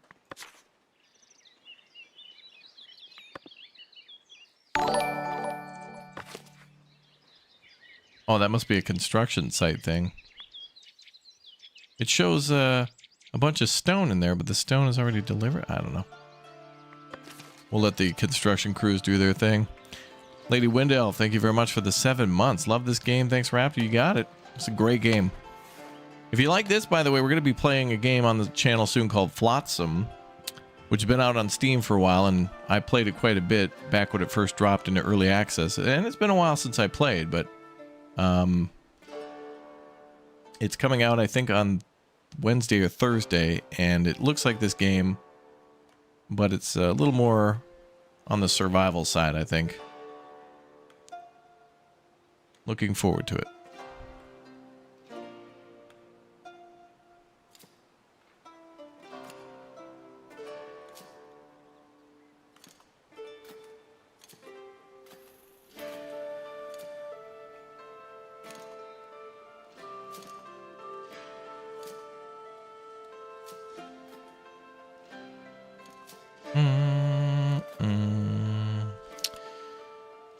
Okay, let's see.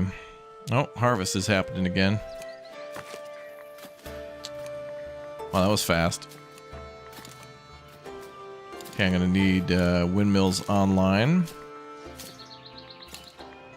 Boop.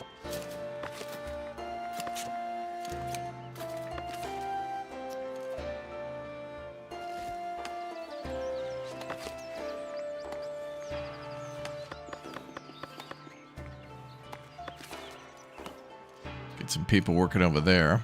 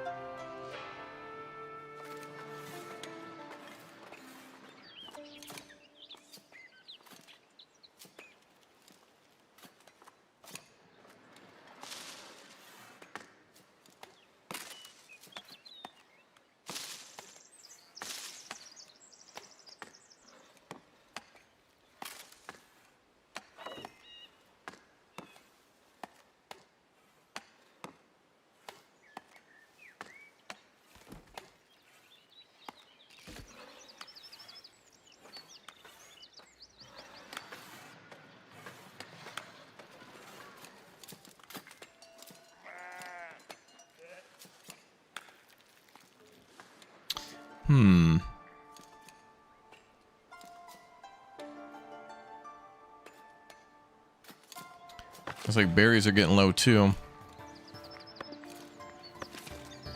Alright, we'll hire some more berry pickers.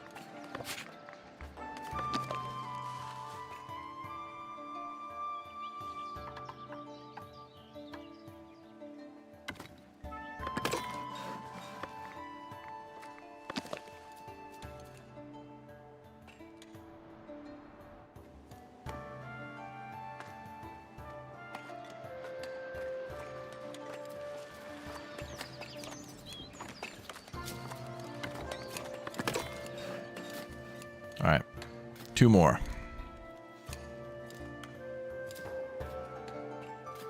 Game needs to give you an option for an assistant to help with all the tasks. You mean multiplayer?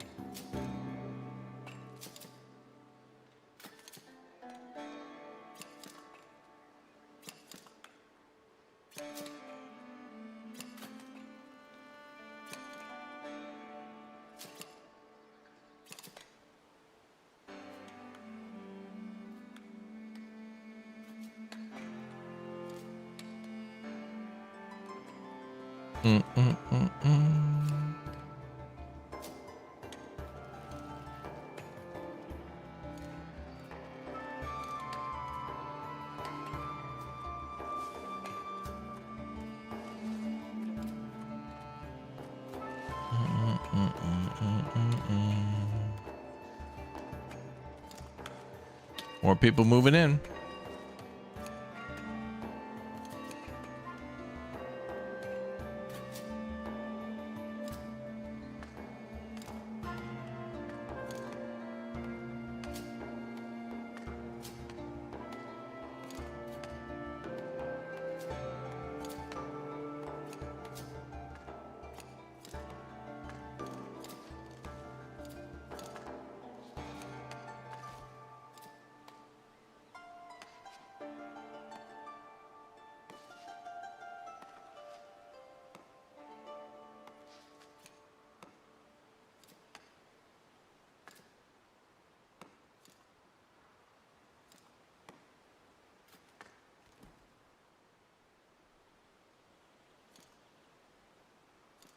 Okay, so we need, wow, we have a lot of wheat.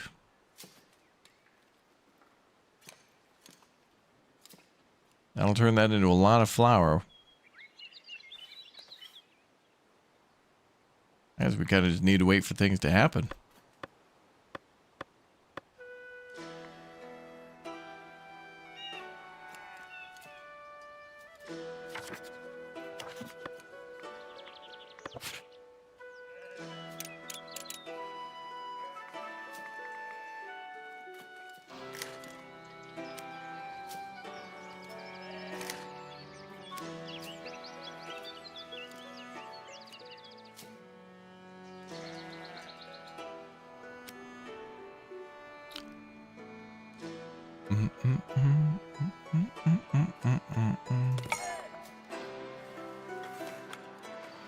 Kingdom of Raptoria.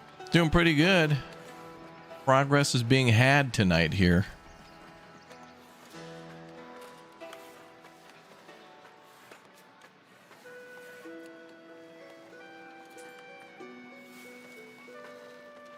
Making big money. Big prizes. I love it. I do. I really do.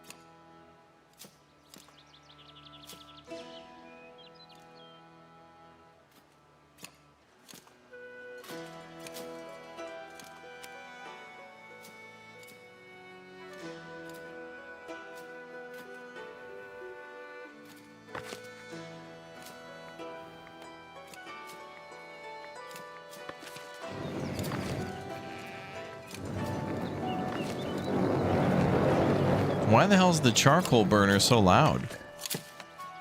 It was like it was under pressure. Like a steam engine or something. I don't think burning wood really makes that kind of a...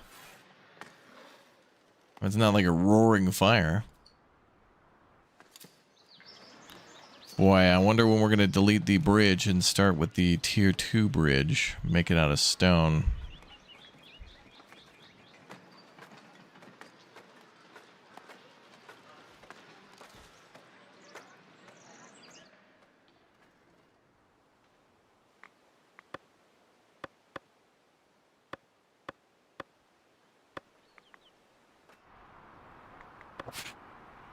Okay, I guess we're done with the woodworking here too.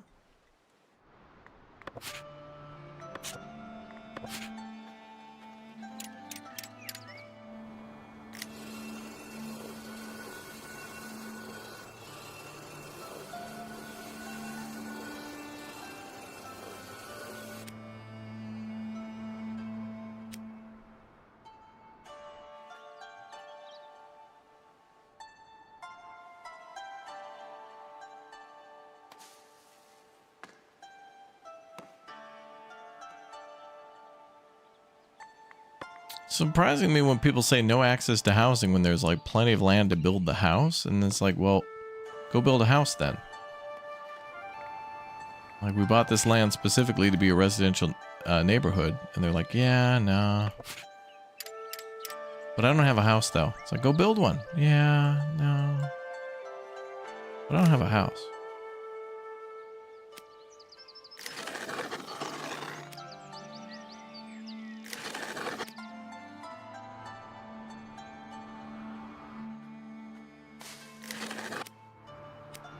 I want to stay mad about that.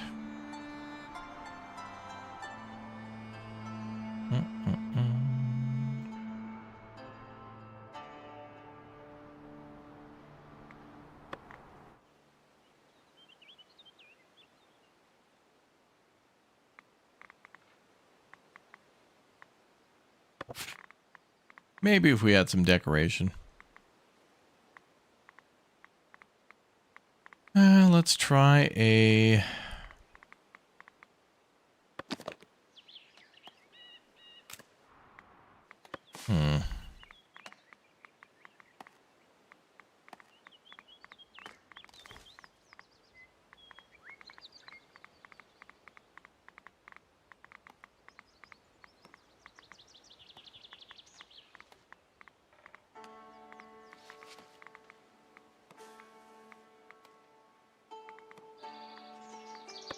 Well, let's try a couple of these little bushes.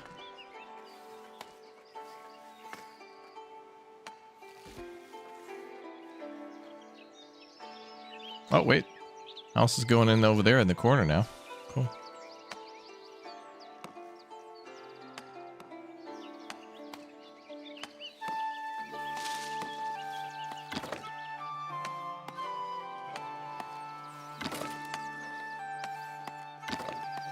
Oh, this is awesome too.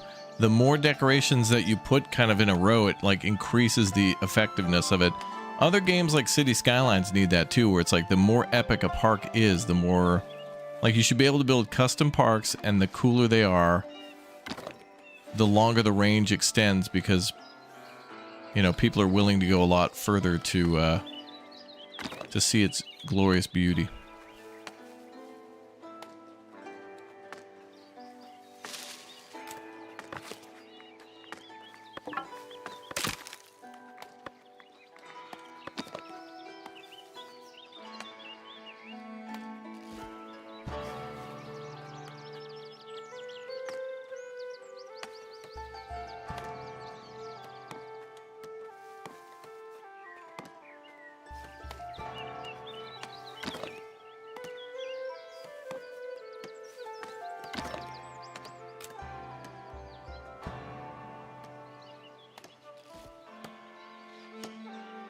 Anyway, houses are building and houses are upgrading.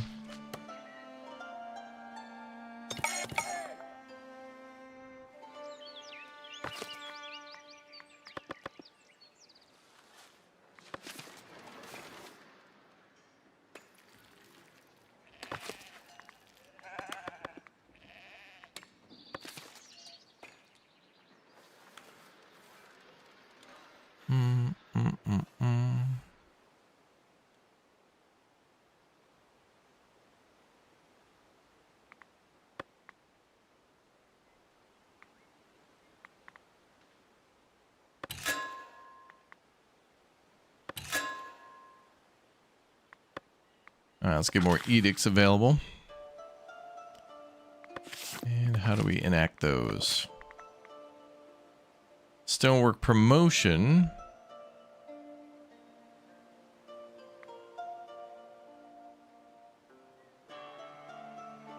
Refund 50% of the tools after constructing a building part. Wow.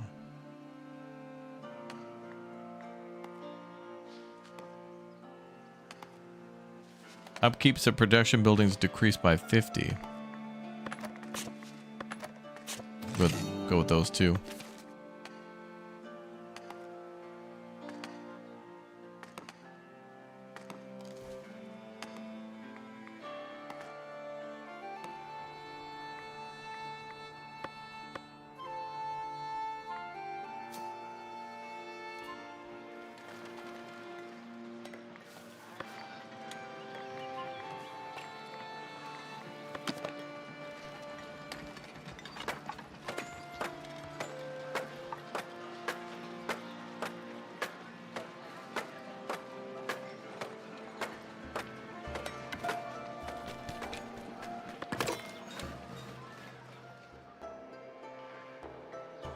What's up, Blacklight Gaming? And hello there, Rod. Welcome back, man.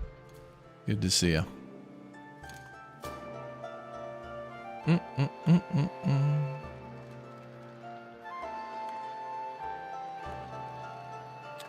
We're out of wheat again. That must mean it's harvest time, I think.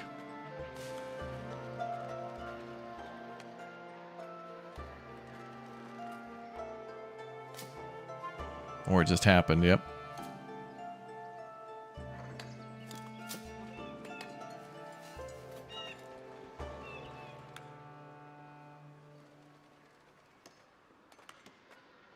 You go through a remodel at your house. Oh, wow. A remodel. I feel like we could do some remodeling in this game for sure.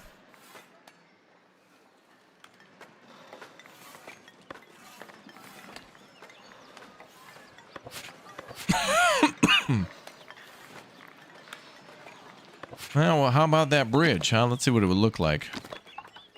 And what it would cost. Oh, not too bad. 80 regular stone and 14 polished stone.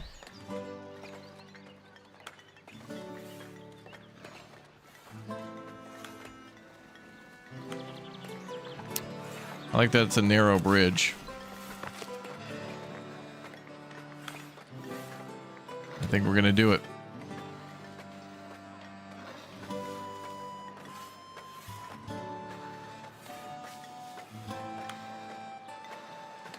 I think I'm going to nuke the bridge.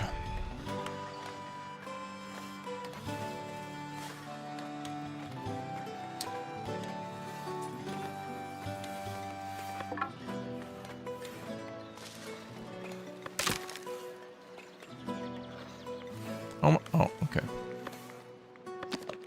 All right, let's pause while we get this bridge set up. Bridge 2.0.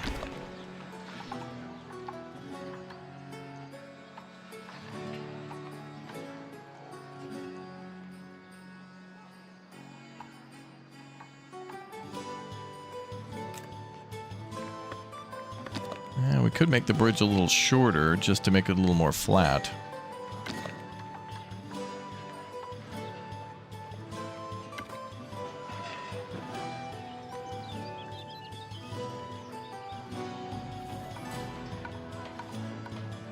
That's not too bad.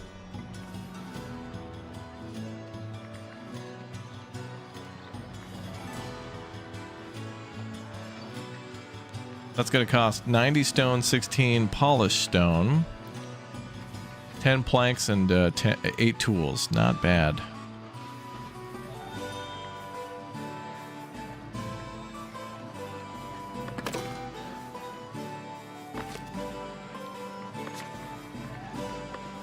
Too bad we can't add decorations to that, but... Alright, another great construction project begins. More traffic on that bridge, so we better make it more sturdy.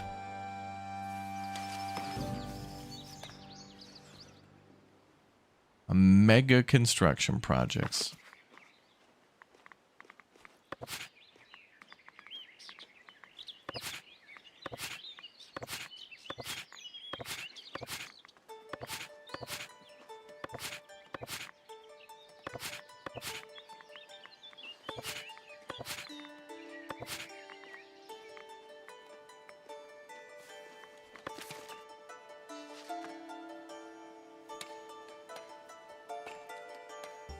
Did we play Vane? I did, yeah.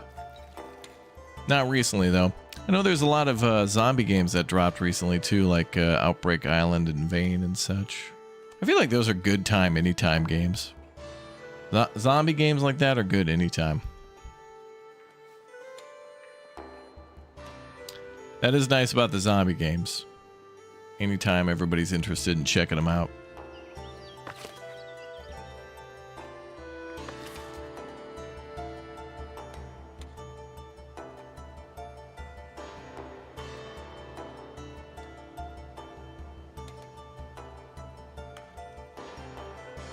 Okay, so soon I'm going to build the blacksmith and the smelter, but we need more people moving in. Oh wow, lavish. Bougie mansion over there.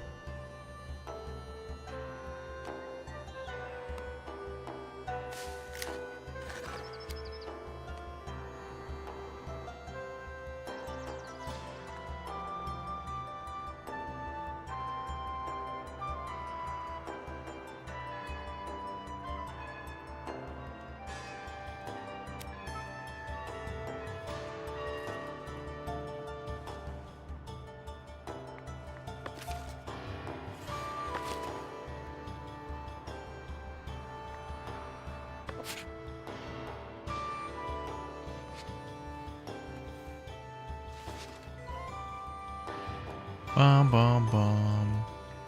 Try to get this one going.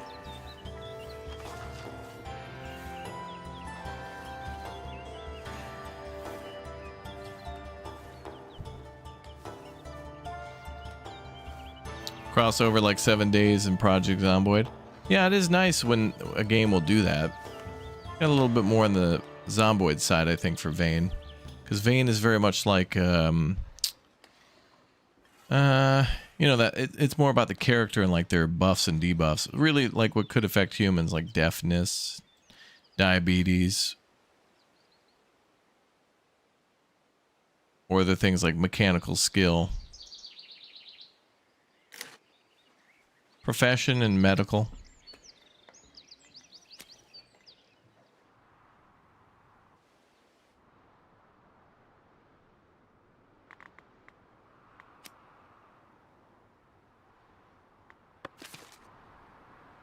Okay.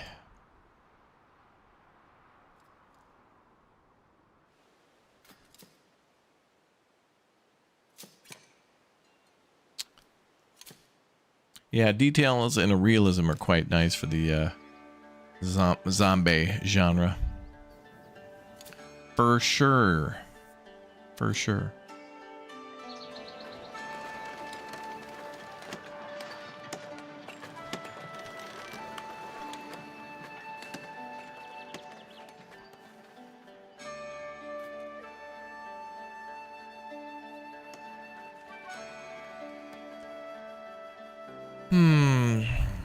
Zombie outbreak radio in the background.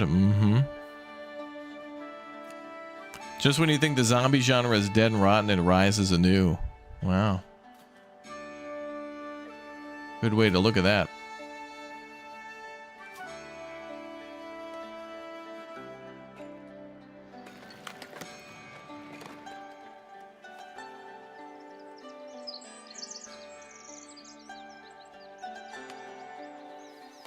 Oh, the patrols are coming through.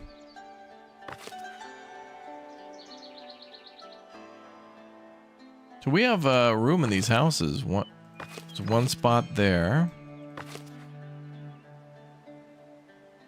So I don't want to hear about housing insufficient when there's a vacancy here and also more room to build more houses here.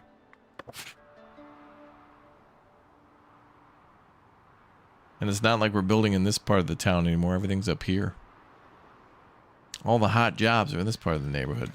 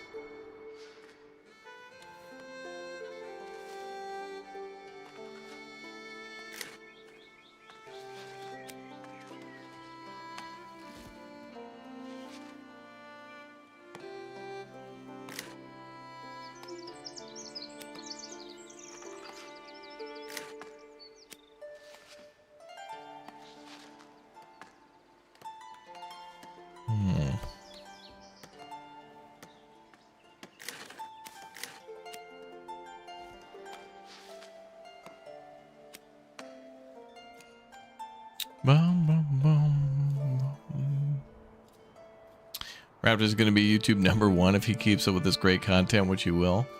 Well, thanks. I don't know if I'll ever be #1. It's possible. If everybody else decides to quit for some very specific reason. But, you know. Are there different levels? Like the house that's level 1, they hit level 2 pop? Yeah, there's like density of houses. So like you can have these, all the houses that are kind of yellow made of thatch are called, they're for serfs. And serfs are like the low tier citizen, like the basic resident of the neighborhood or of the kingdom. And then if you provide them certain things, like a patrol and things like that, their house will be able to upgrade so more people can live in the house without having to build a bigger neighborhood. But then you can also upgrade people to commoners and then citizens, and they sometimes are better at other jobs. So like, it's not always beneficial to upgrade everybody to the highest class, because they'll perform better if they're a certain class. So like the mills, for example, are better if somebody is a serf, but the bakeries are better if somebody's a commoner. So the bakery holds 4 bakers. So if you upgrade 4 people to commoners, they'll actually produce more bread at the bakery. So it's a very much a way where instead of making more houses, you can make better houses by building other buildings or taking care of those needs.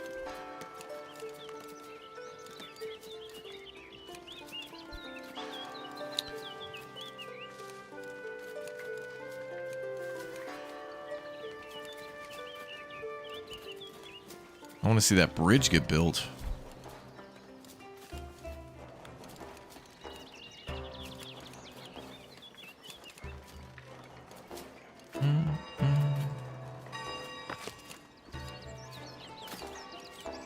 Oh, the bridge has everything it needs.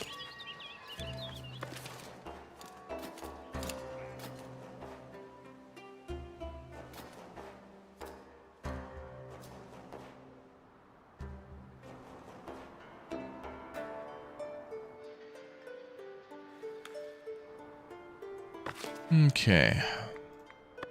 Get 2 people to store things for overflow there.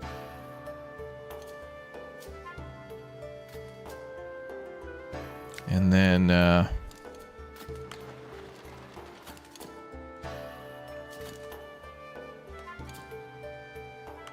guess we'll just stand by.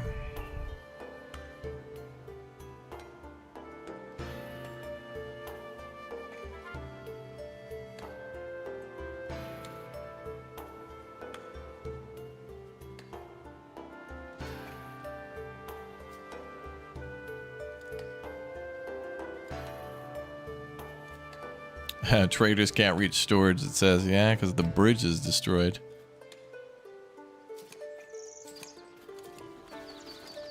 Now we need that bridge up.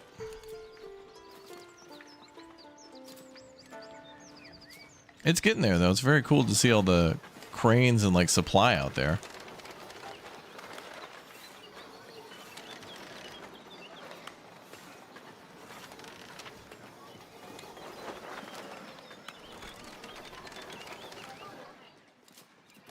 It'll get done.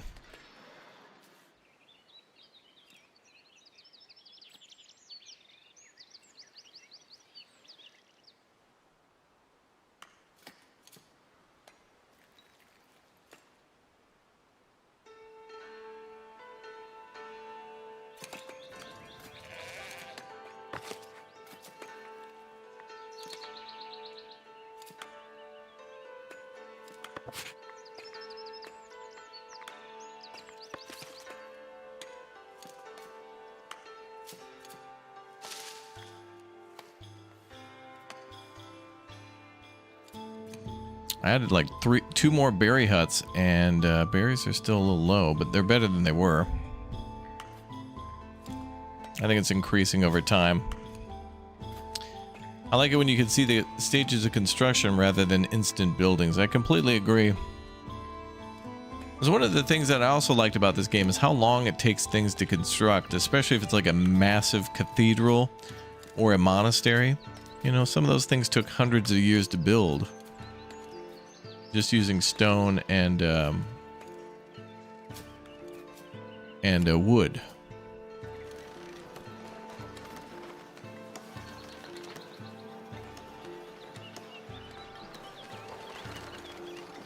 So that's why I like also like Workers and Resources Soviet Republic. That game does a good job of making it so that way a factory or a steel mill takes a long time to build.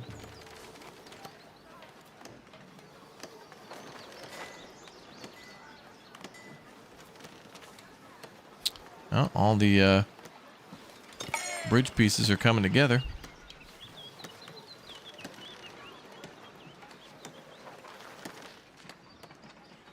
Not long now.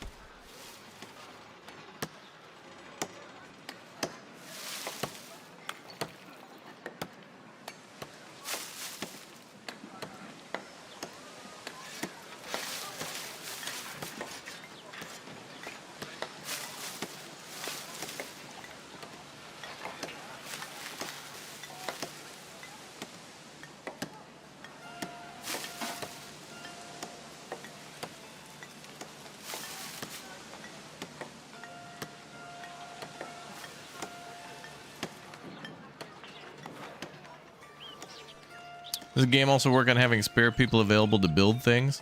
No, you can assign people to builders, and I think I have like 12 builders in the city. There it goes. Bridge complete.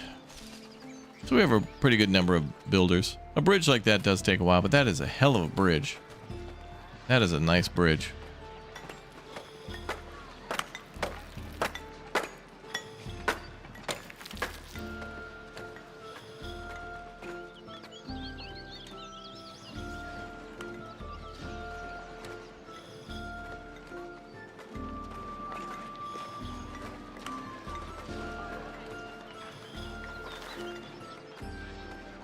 That's a much nicer bridge.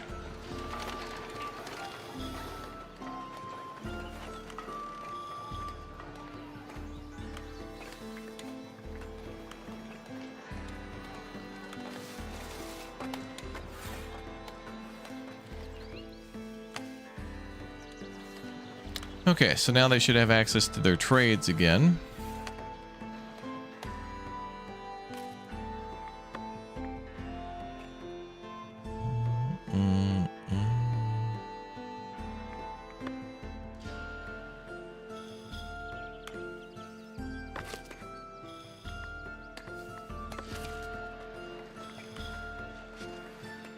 Happiness dropped down to 56%. People couldn't get over to the other side of the city.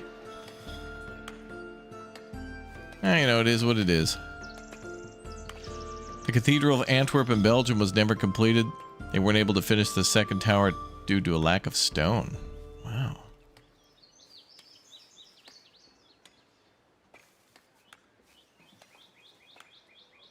That's crazy.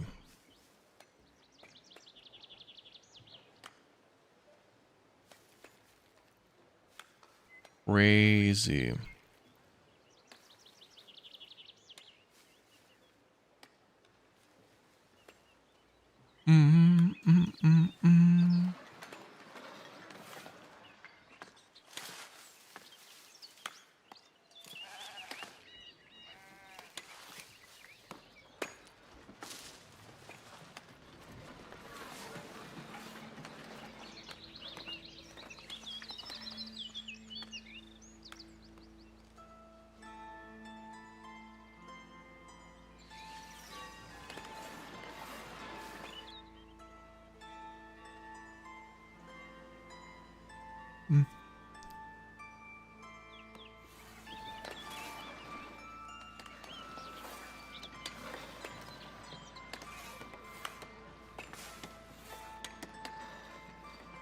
More people coming to town.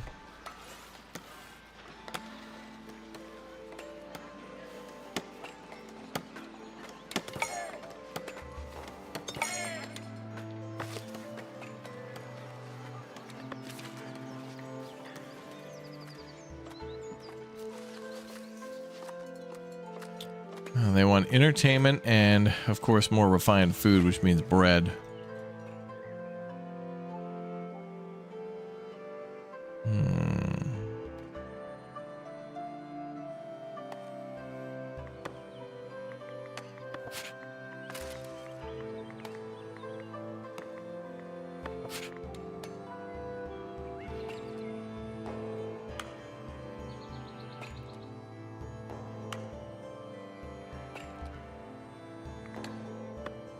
Back to progression. Let's see. I might have to buy some more territory to do more farmland for cows and sheep and whatnot. Good spot there.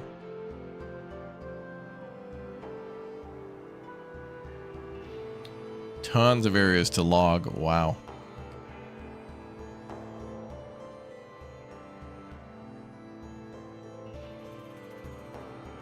think maybe we'll get on more farmland. Get more wheat going. It's amazing, like I think it's 3 maxed out farms are still not enough for 1 bakery.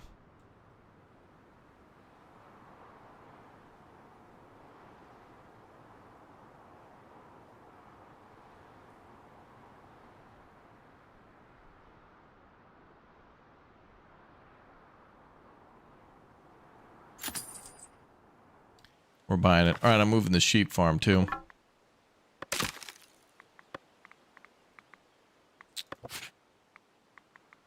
So let's try the sheep farm.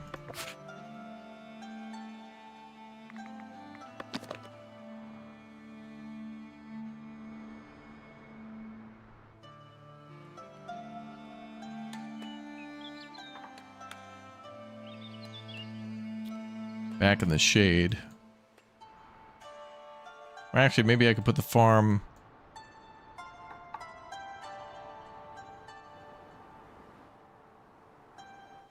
close to where it was.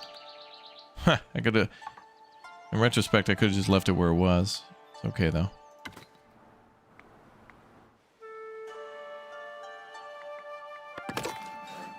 I'll move it there, and then we'll put the sheep pasture all around there.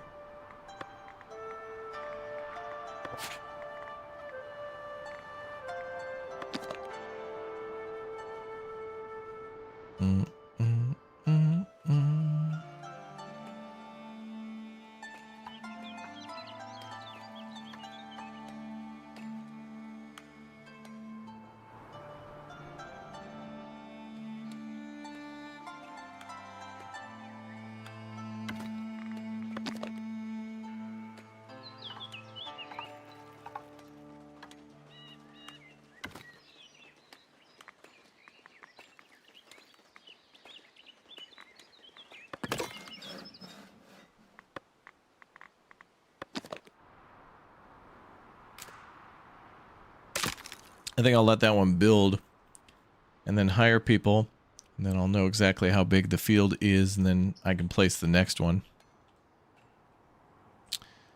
We'll just do it one by one. Boom, boom, boom.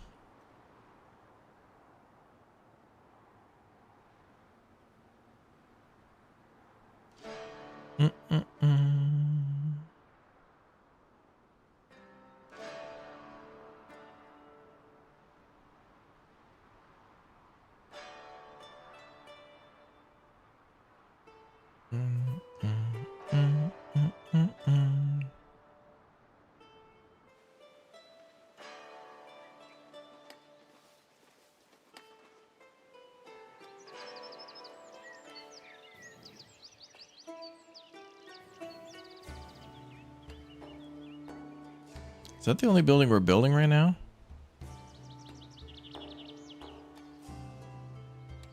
Anyone here seen Plurbius? Or I don't even know how the hell to say that. Chat told me that's pretty good. I haven't seen it yet though.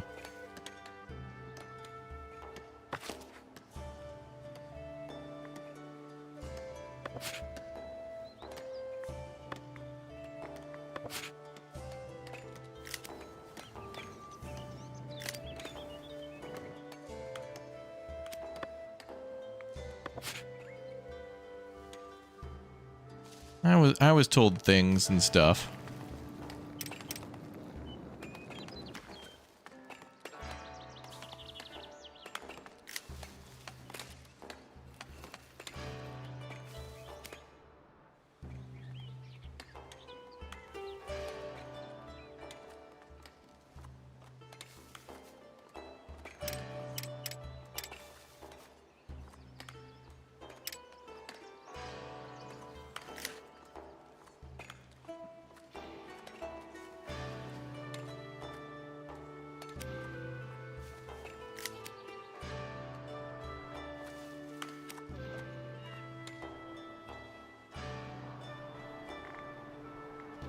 Yeah, it's cool. That farm actually kind of has like 2 fields, like one big one and then one right across the street. Gotta make sure your sheep are in sheep-shape condition. I do, yep. I do.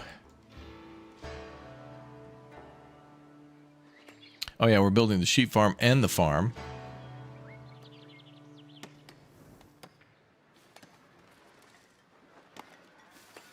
I'll have to build a castle some point and build up the military and send out the troops on their conquests. Go get more blueprints, I think. Which I think we get blueprints for more weapons, like spears and things.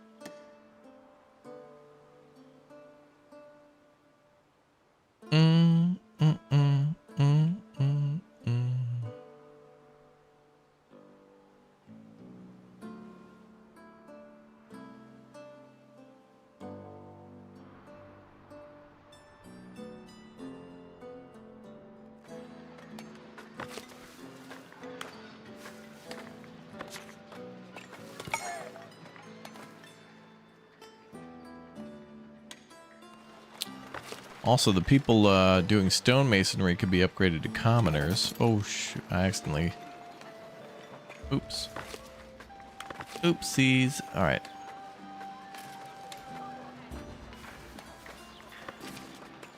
Oh, their needs need to be met.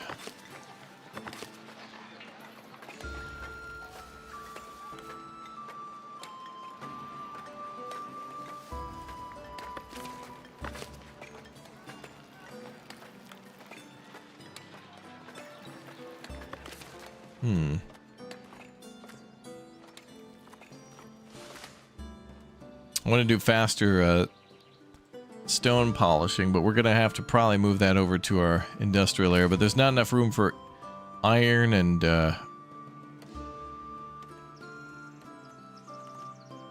stone all at once.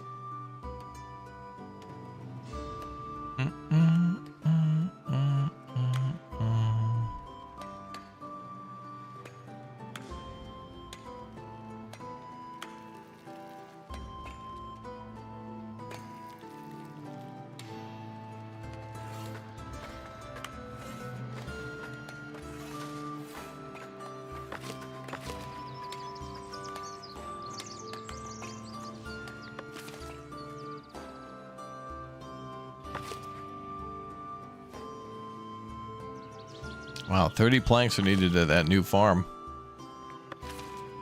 And the sheep farm requires... Well, it's got everything. It just needs to be built. So the builders are coming out for that one.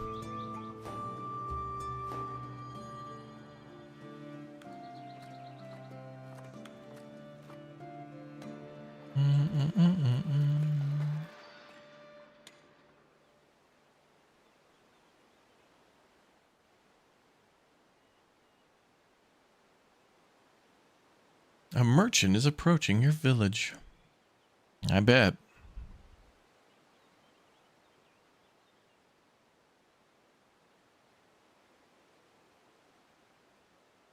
They love our town now.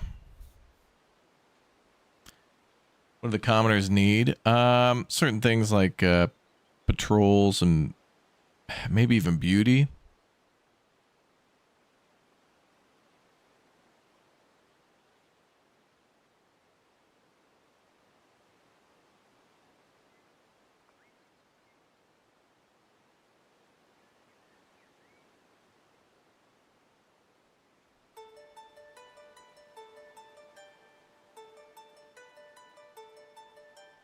Bottom, bottom, bottom, bottom, bottom.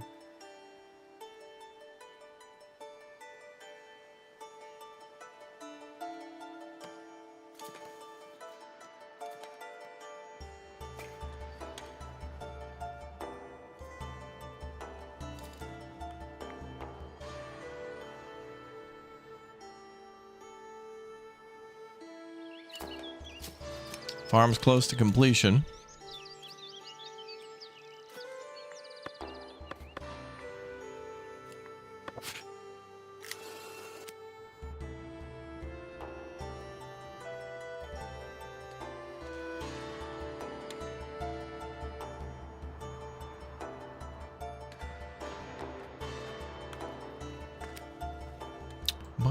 We'll play Anno again in the future.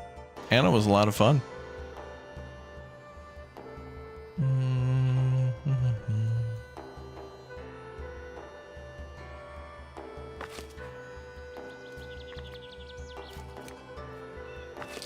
While the farm is building, I still want to be able to paint the farms.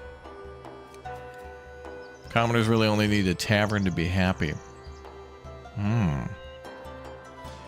Well, a tavern couldn't hurt. Although I will need beer and stuff in there too, so we'll probably need even more wheat for enough bread for everybody as a basic food, and then more wheat for our beer. Plus hops. City's coming along nicely. 'Tis. I like it. It's a nice town. Yes. Yeah, it's very nice. Almost possibly too nice, maybe.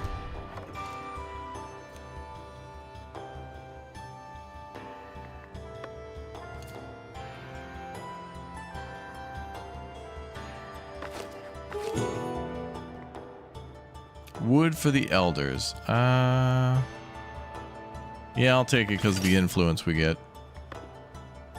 Don't really need the cash, but couldn't hoit. Okay, let's do the stonemason thing.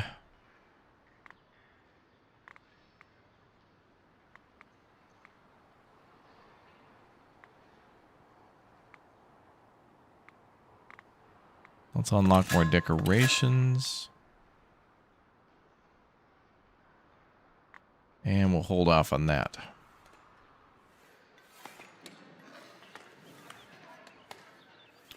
Yeah, this game's pretty cool. Ooh.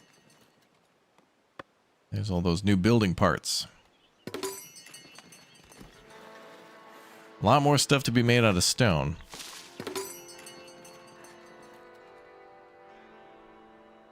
Yeah, we're not too far into the tech tree now. Well, I mean, we got a lot of the main stuff done, but I haven't really gone down labor or kingdom yet. Kingdom for the castle, I pretty much got that set up on the hill. Like, I know where that's going to go. And maybe with the monastery, too. But I think what I was trying to do here is maybe reach population 200 and take care of all their food and basic needs. Which then should get us enough money to beeline anything that we need for material.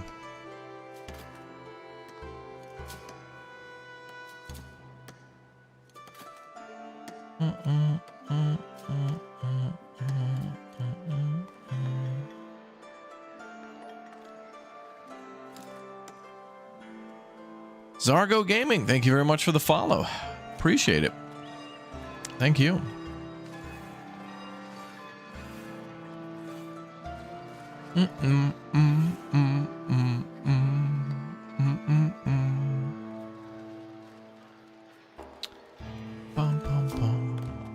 Oh, the town is looking real good. Oh, and the sheep farm is ready.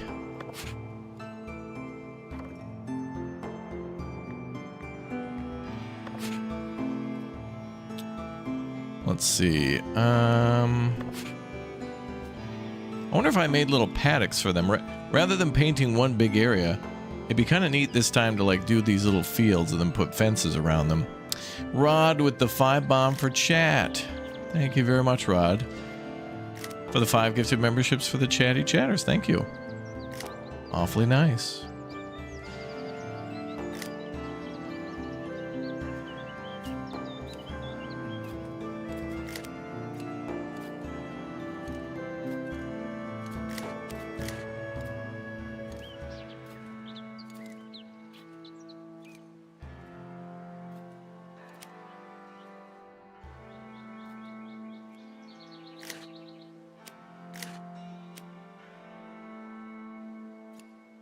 Maybe I'll do 2 fields like this.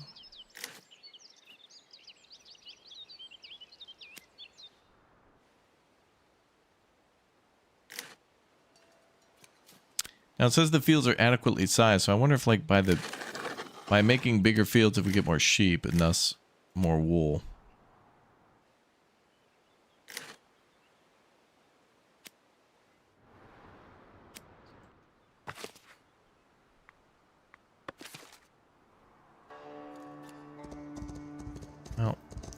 even think we need to make 2 fields then.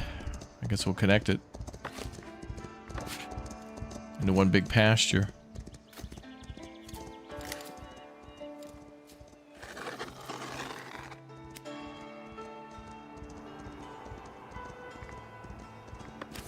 We'll start with that, and then if I need to shrink it down, we can. And the farm is ready too.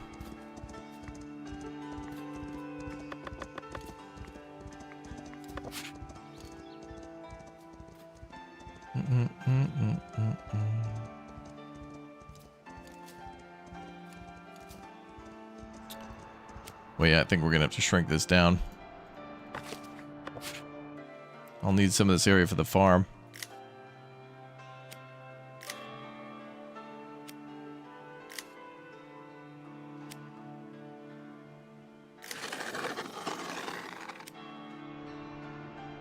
That's better.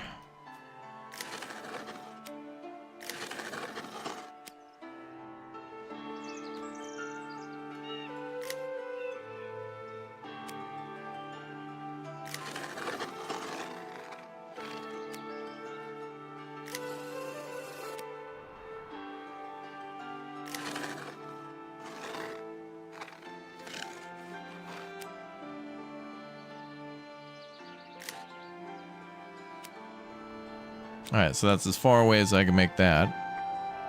And as small as I can make that.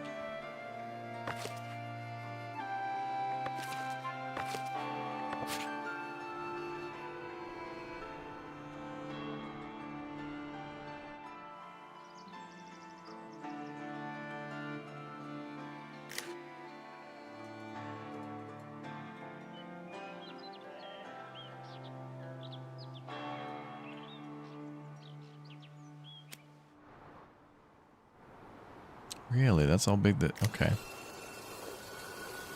Then I could try that again.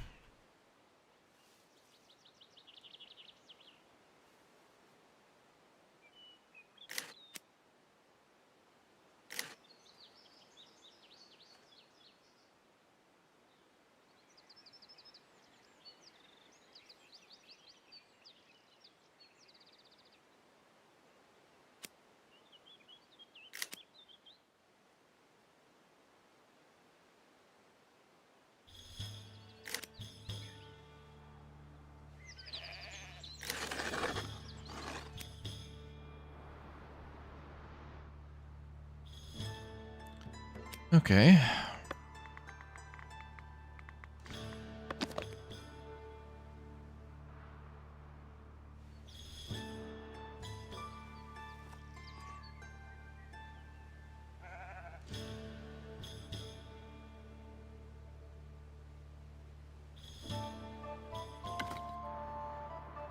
Try to do one more farm.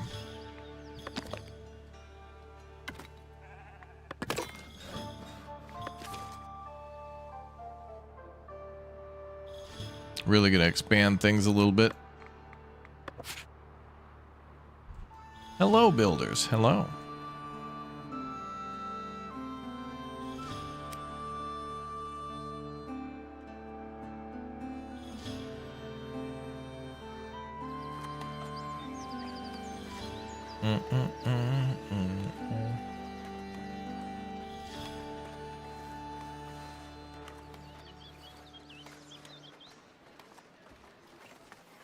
Look at the traffic on that bridge.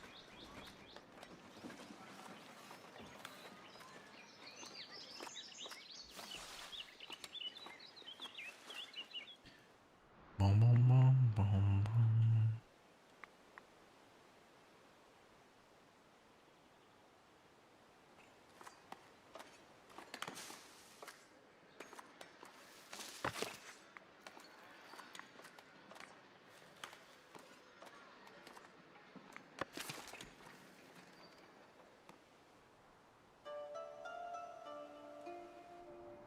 Amazing how much of this is going to be farmland over here.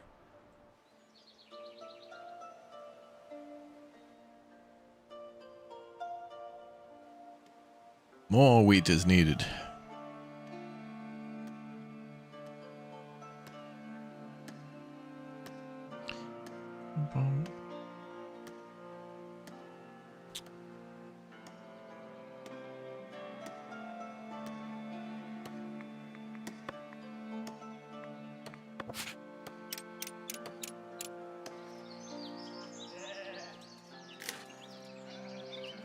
Now, just don't walk through the wheat field.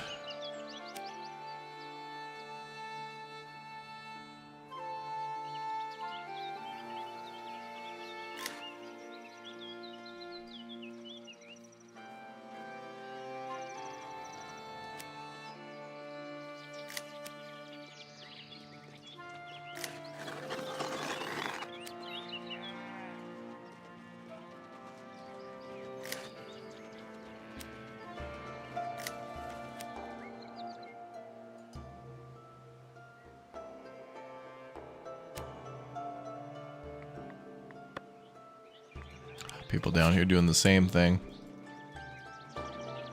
Stay out of my damn wheat fields.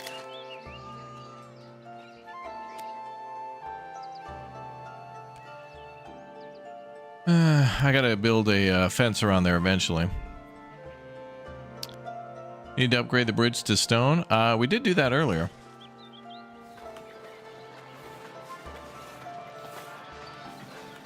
And there's a bigger bridge we can build, but I'm going to do that later so we get a chance to build them all.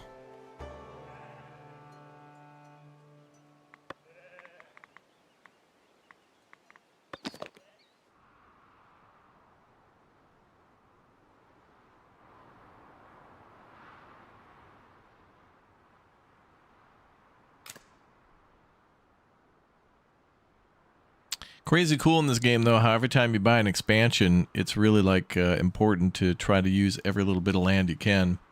I like doing that in City Skylines as well. Every time you buy, I hate to just buy territory to just get to more territory. I want to fill it all in.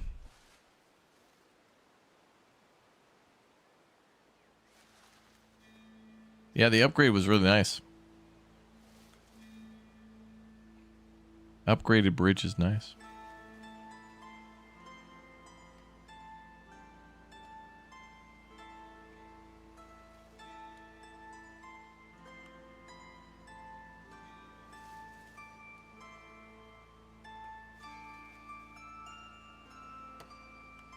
Bum, bum, bum, bum, bum.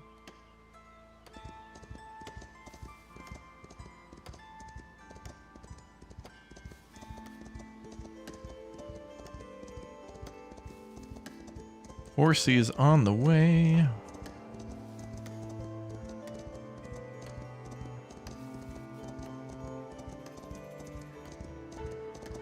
Oh, coming across the bridge.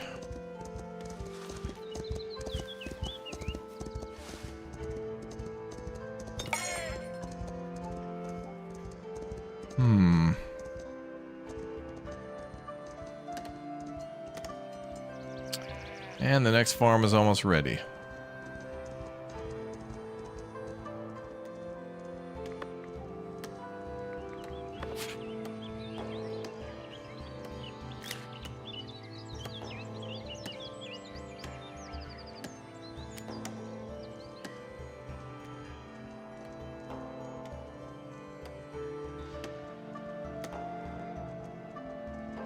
And it's ready. Good.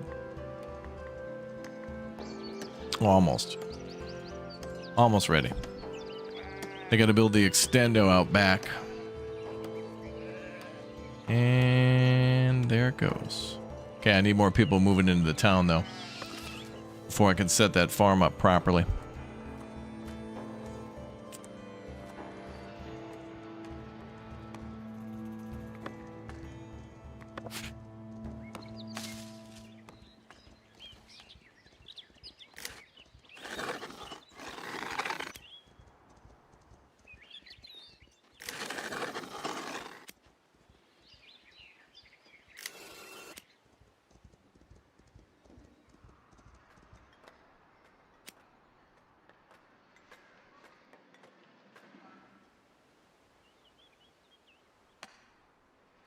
Are you much of a Persona or Yakuza fan? I haven't played those games, but I do think they're pretty sweet. I have seen some other people play a bit of Persona and a little bit more of Yakuza. But I think those games are cool.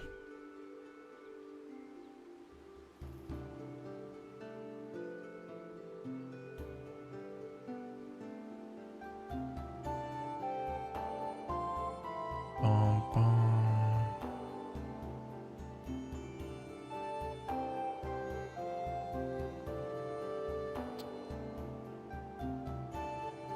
I haven't changed the weather or the time yet in the game, no.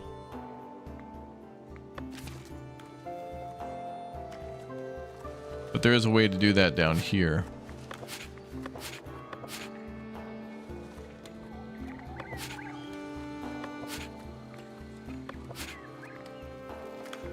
It is kind of nice. I want more precise controls, though. Like with Anno, when you can set it up to be day-night cycle or lock in at a certain time. That is nice.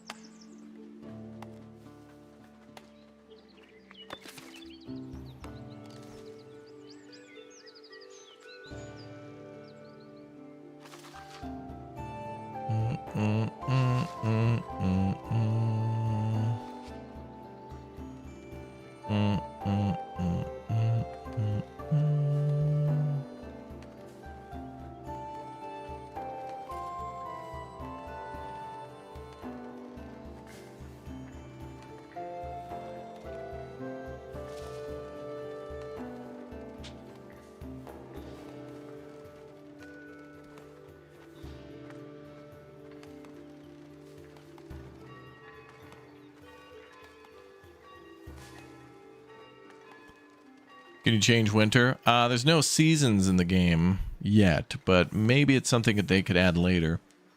And it would be kind of nice to see. That is one thing Manor Lords and Ostrave have on this game, and it'd be gorgeous to see all the trees change color. And also the lighting be a little different. Yeah.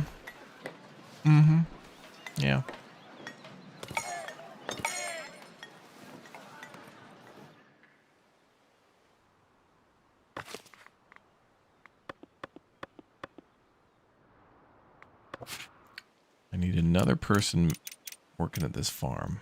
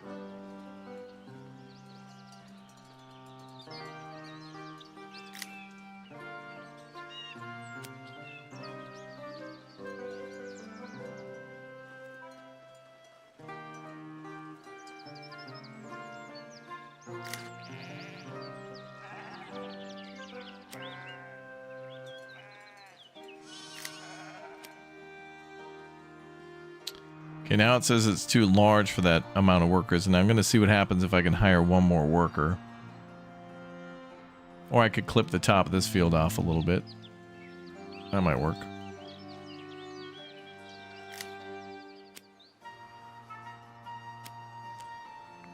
Well, we got to get one more worker.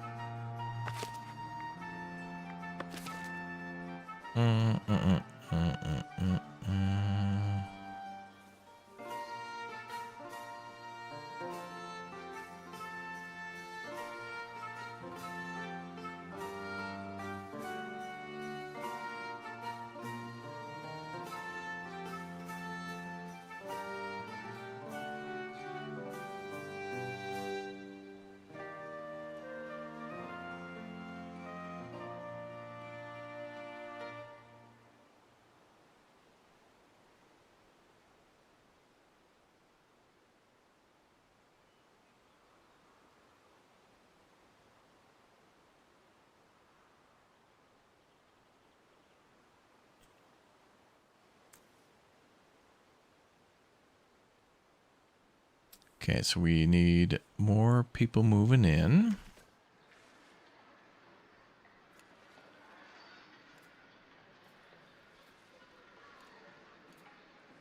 I wonder if I lowered the taxes and made happiness even higher, if it would increase the number of people moving in.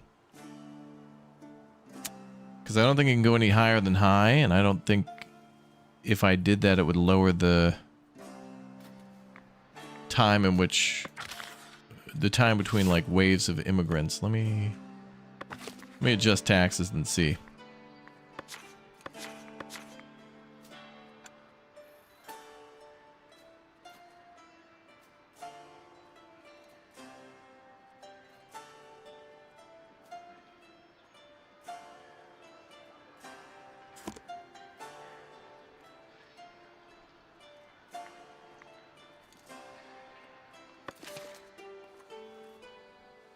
That's interesting. I didn't know with the windmills you had to turn on the taxes after, like, unlocking it. Interesting.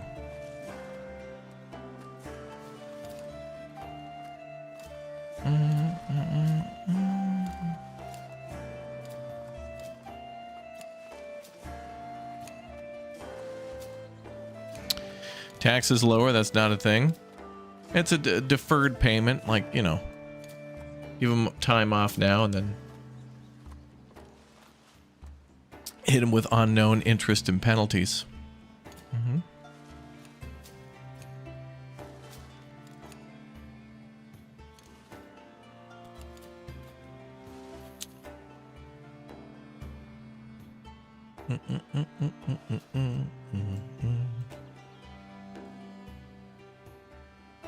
Oh, this is another good spot to build. Look at that. Damn. Cool how there's a big, like, cliff there. Oh, look, the Loch Ness Monster. Chat, look, you can see it. You can see the Loch Ness Monster with his neck pointing out of the river. You can't get a really good shot at it to confirm it, but you can totally tell that there's definitely something there. Anyway.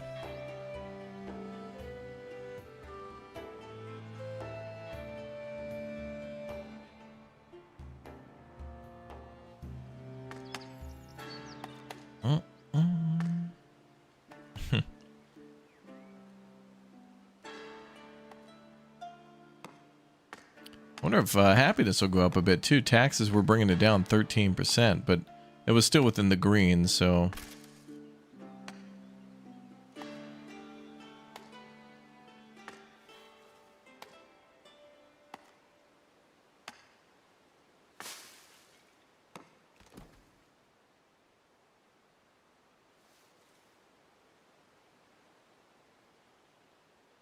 I don't know if that'll affect it too much.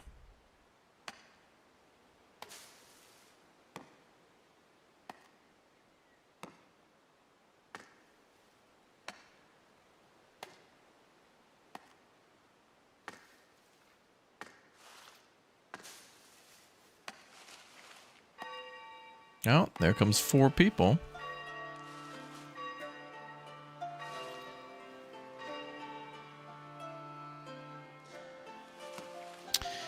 Sometimes it's 2 and 3. Here it's 4, but I don't know if that's guaranteed because I've seen 4 before. We'll look for consistency.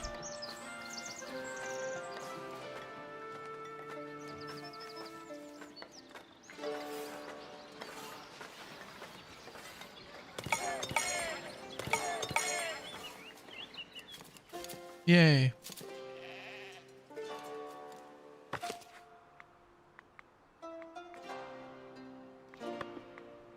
Okay, now it says adequately sized for this field. All right, let's try a little more. Okay, now it says too large. So let's clip that a little bit.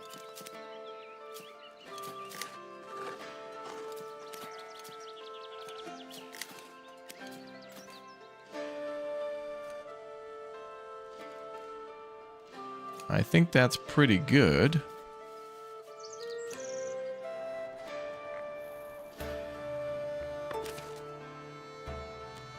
Okay, so that's 2 new farms.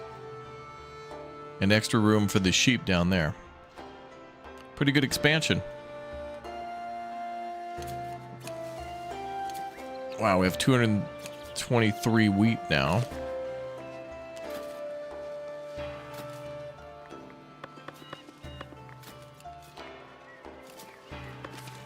Yeah, added more people to the windmill.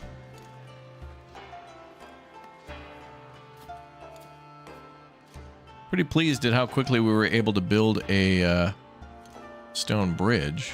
Tax is now down to -9. Very nice.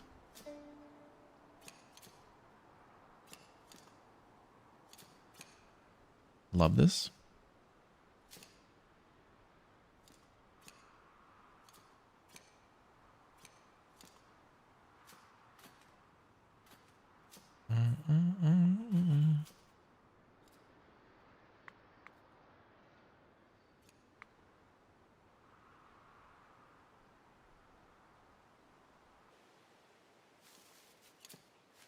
We have 213 wheat.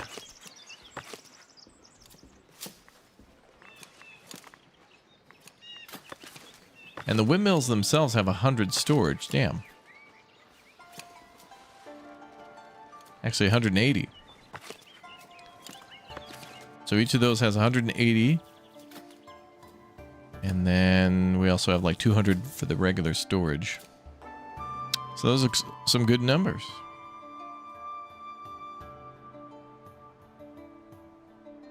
Not rookie numbers. We pumped those numbers up.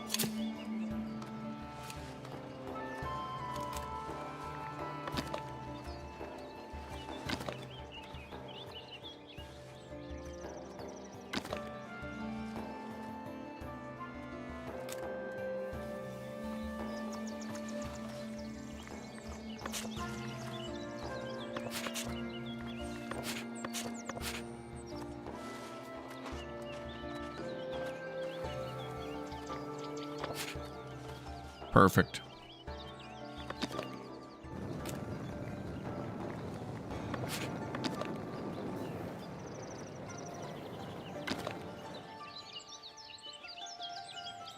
Oh, and then I can add gates here too because the new gate update. Oh my god.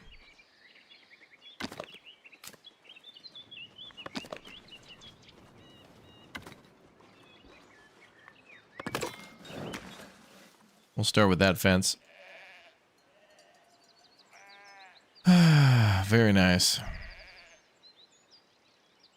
Do things in bits and bobs.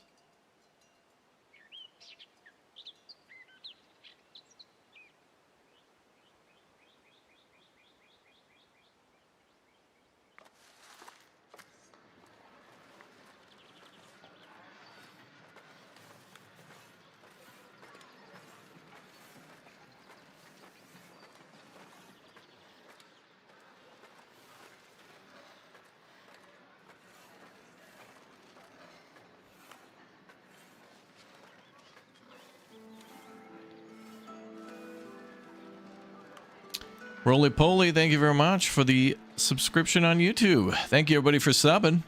And thank you for following on Twitch too.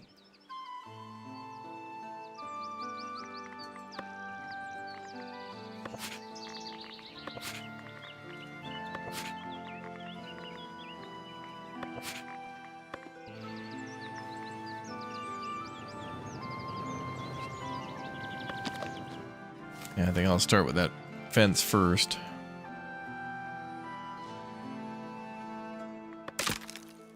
The hell's this?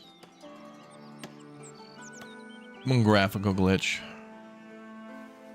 Unplayable.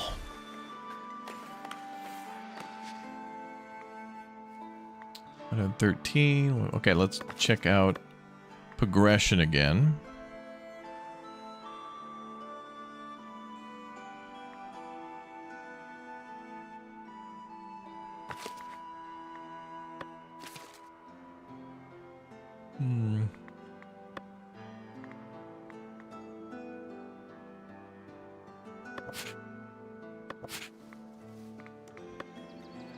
More people moving in.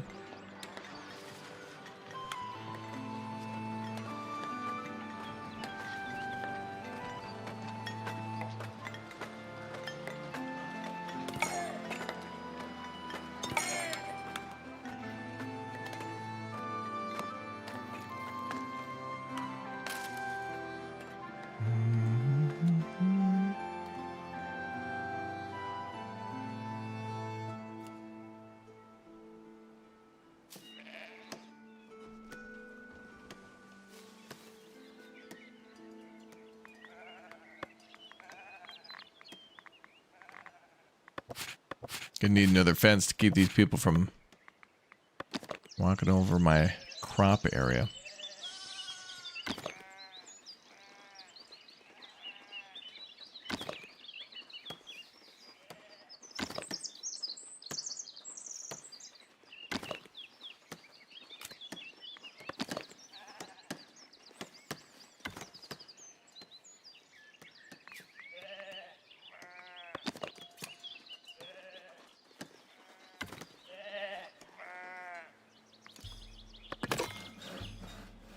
Start with a couple 2-3 fences. Couple 2-3. Oh yeah, the villager path block thing popping up. Yeah, I think what it means is that the game is trying to get a villager to go from A to B, and there's like a kind of a not a direct path because I've put up a forbidden whatever, and so the game has to like find an alternative route. So when it sends somebody out, it's like, oh damn, the route's not direct. I better reprogram or whatever. And then when that happens, this will just disappear. And I can't even click on it to see like where it's happening, but yeah, then it just disappears. It's not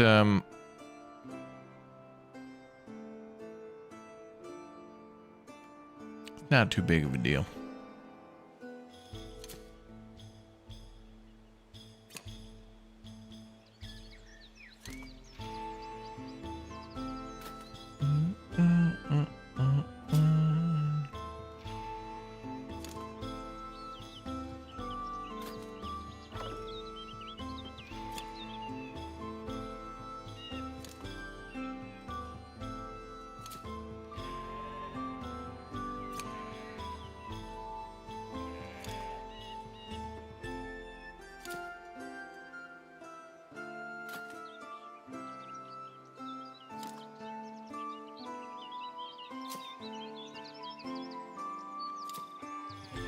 All right.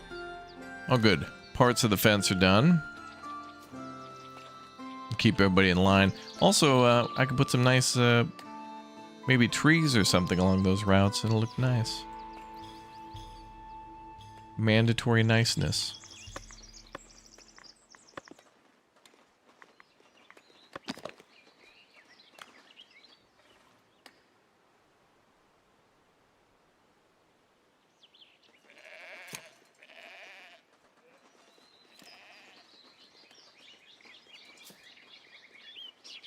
They're still going to walk through there.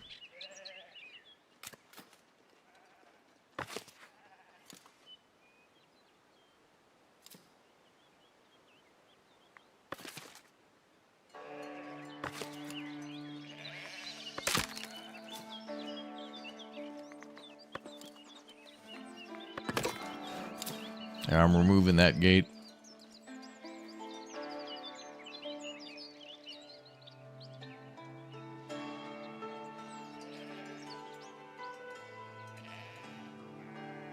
Everyone can walk in from the top then.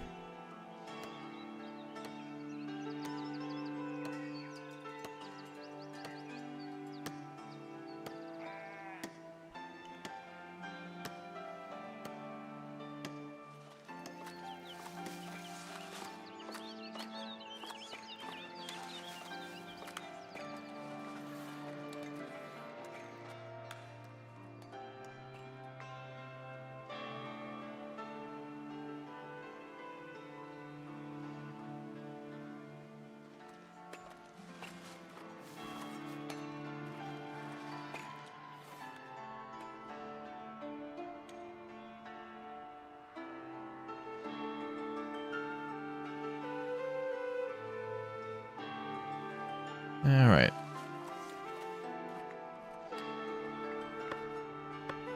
Man, I really want the town up here to grow.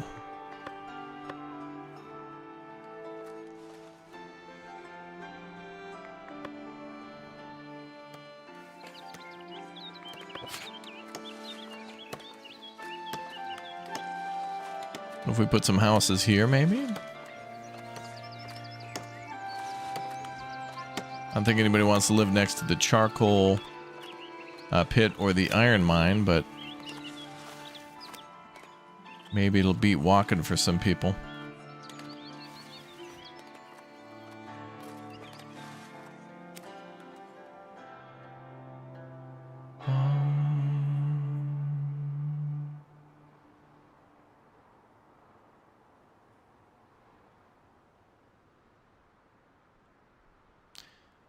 And then we got to think about cows. And I don't want to go any further down here. We should probably stay closer to the river. And it's just forest everywhere else, so we're going to have to cut down some trees. Probably go this way. Although that's not a lot of land for cows. Probably there. So we could purchase here and here. Then I could put another fishing dock there as well. And maybe do a little extendo on the town around the church this way.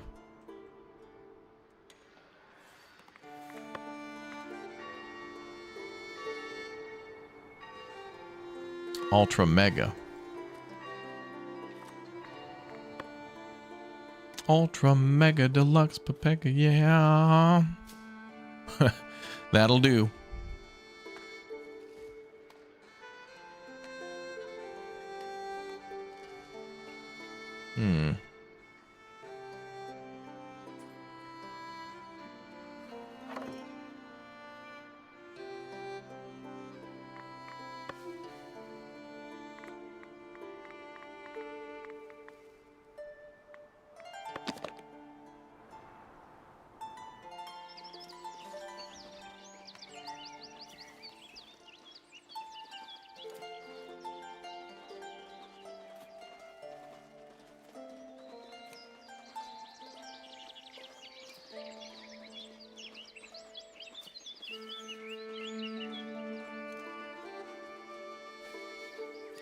Well, we could decorate here.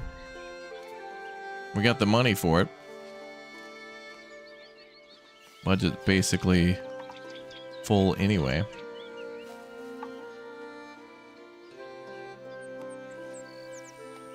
So we can spend a little bit. We're going to splurge.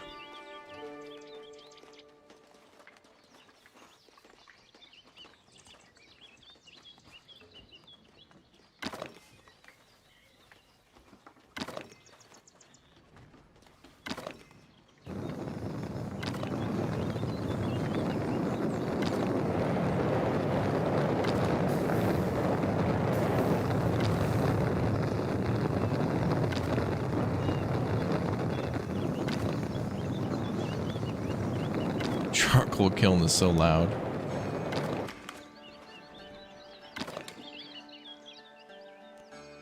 Trees like that along a fence line are super powerful. Especially if you got a residential area nearby. Because that just makes it, like, if you make a main street, like we could probably do this here, like putting trees all the way along that will give a really big, like a pretty wide and a very lengthy like area of effect around it, which is good.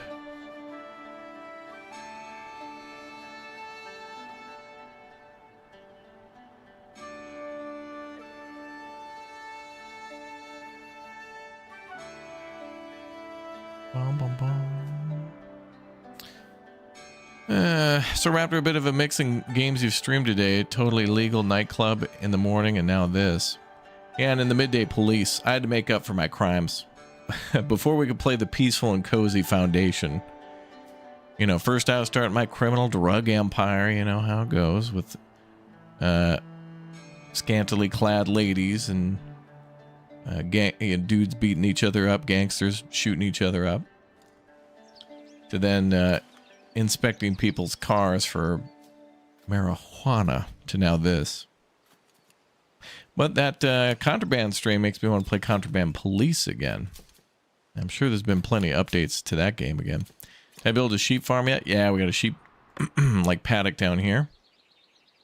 Or like a pasture. I really feel like of all the areas to have a fence, the sheep field should probably have the fence around it.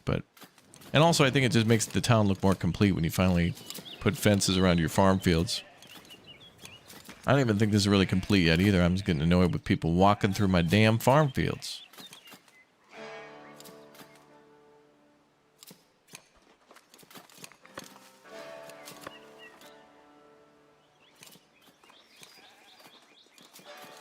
And like I want to put a fence around this. There's usually not a lot of room to put that stuff there though. But, you know, we can always move things and adjust it, especially now, because now we can just pick up a whole building and move it. Like this one. We can, move it in pieces or all together. Glad the devs did that. Thankfully.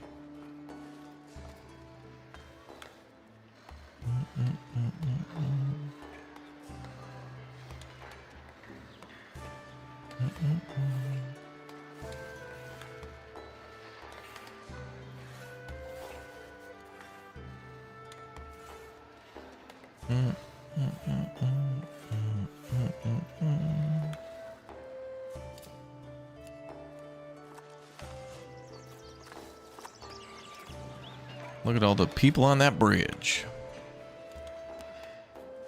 What's the ideal ratio of farm to mill? Well, it's a good question. I'm not entirely sure because it does depend on a few things. We could put a few different people in the farm based on if we upgrade it. The mill could only have 6 people in there, and I don't think there's any upgrades for that. And then the bakery can be upgraded by having, you know, you could have 4 serfs in there and then upgrade them all to commoner. But I think what I really want is to just have a big amount of wheat at all times. Like if we have 250 wheat or something sitting in storage at all times, that's good. Because that means flour will be made year-round from the mill. And so long as there's flour in storage, I'd prefer to have around like maybe 16 or something at all times. Then the bakery can keep going all year round too. That's good. Bum, bum, bum, bum.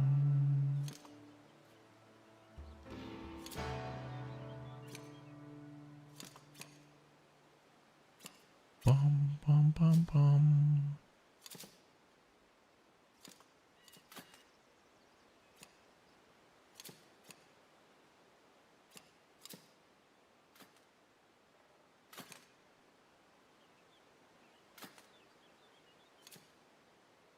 Bum, bum, bum.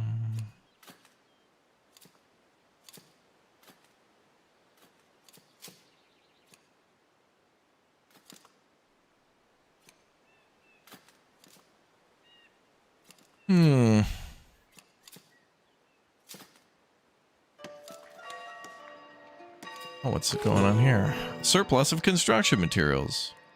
Happiness bonus of 10%. Why? Because we're not building anything in the moment?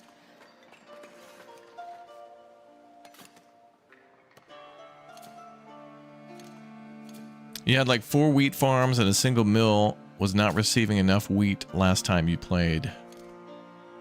Yeah. And a lot of, I don't know how much that has to do with also travel time, because like each wheat farm has storage of it at minimum 50, and then that could be upgraded too. But to me, it seems to just be easier to build a granary and store some of that, although, you know, to each their own on that. Because if you make a bigger area for your farm, there's a lot of upgrades you can get for a farm. But despite that, I don't know, because you see that when somebody's done harvesting, they go to the farm and then it's stored there, and then one of the people from the granary come to pick that up, and then I think somebody from the mill comes to pick that up too. So it depends on how close you have things together. Like these farms here are not too far away from the granary. So there's 3 here, and then they just have to go here, and then the mill just has to go right over there to pick it up and then drop it off too, and it's turned into flour. And then right across the street literally is the bakery. So I don't really know how much transit time accounts into things either. But obviously, as you play more and more, your farms get further and further and further away from your town center. It's kind of hard to build around things sometimes. Especially how the zones are set up in the game too, like areas you can purchase.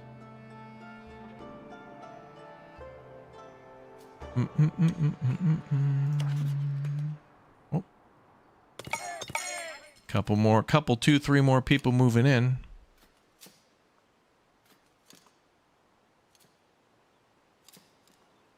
Couple, 2, 3 more.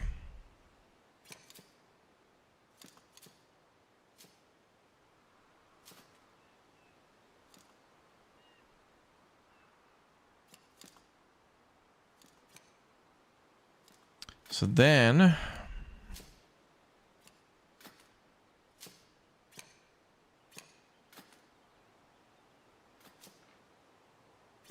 we got 6 people in the town, so 6 people free.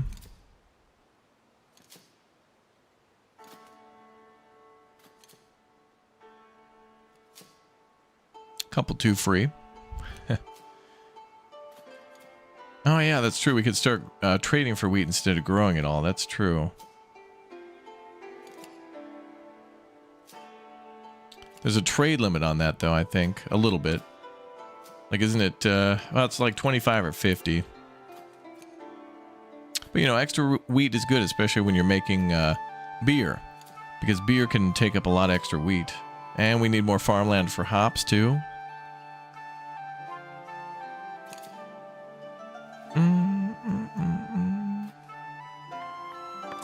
Yeah, I'm hesitant to do more residential because like I've got all this residential space up here that they're not building in, and then I added another little area there just to see what they would do.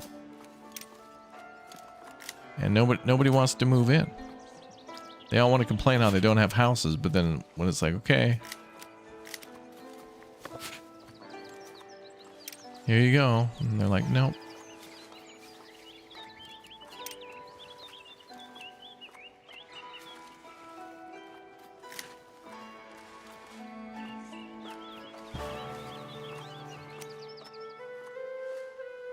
Oh, there we go. Now we got to take her.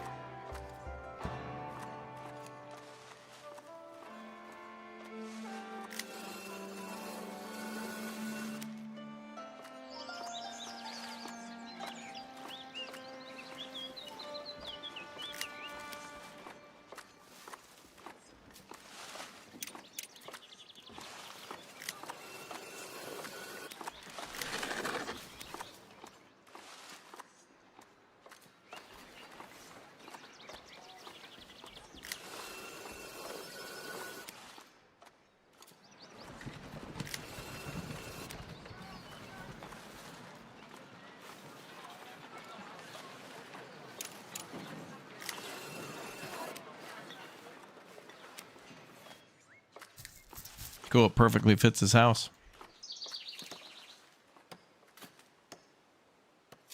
Oh, 2 more houses going up. Look at that.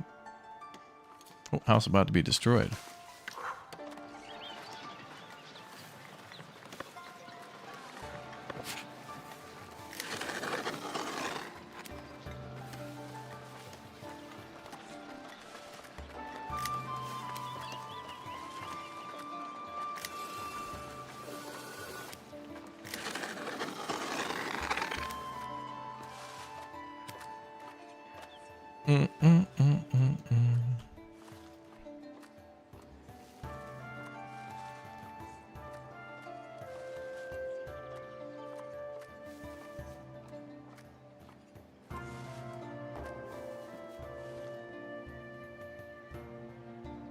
Bum, bum.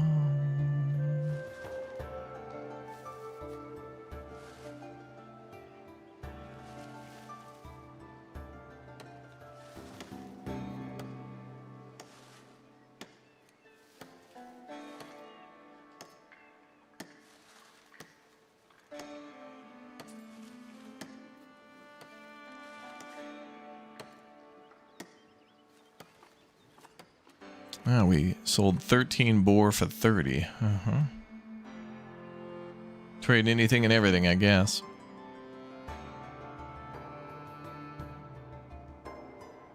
E9.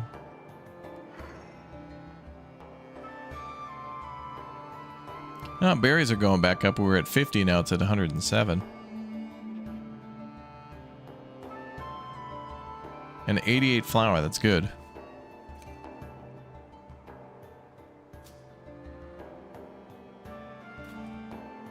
Boom, boom, boom, boom.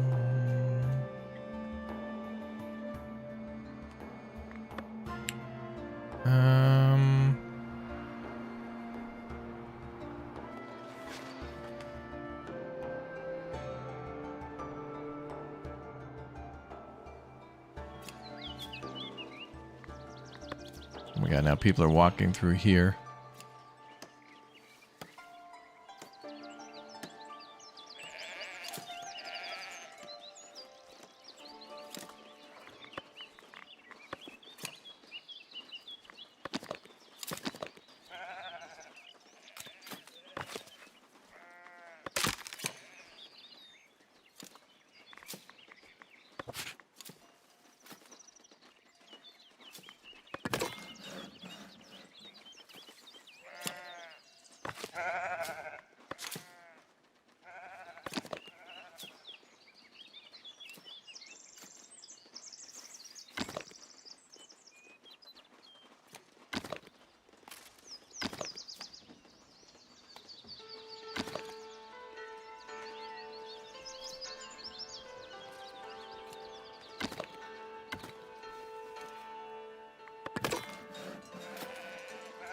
Oh, that's smart. Okay.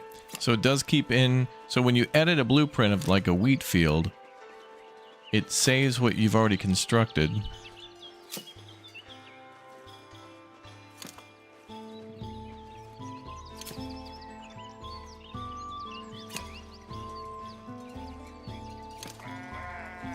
And then adds to it as well.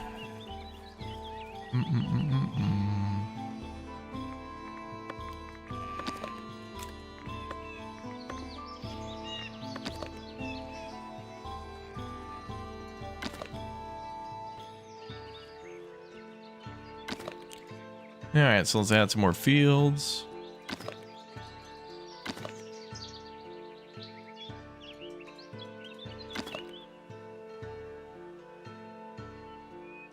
More fences for those fields.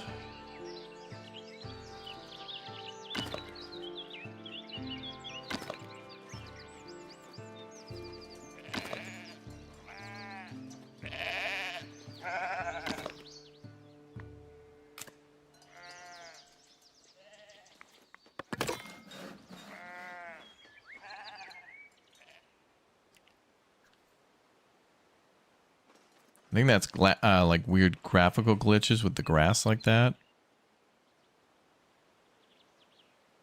But I don't know.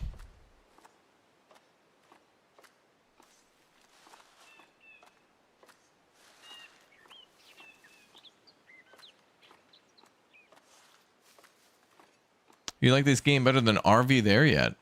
Oh, that's good. I mean, they're kind of completely different games, but I gotcha.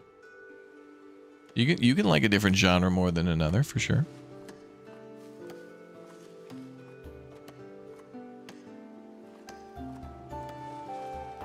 Bum, bum, bum, bum.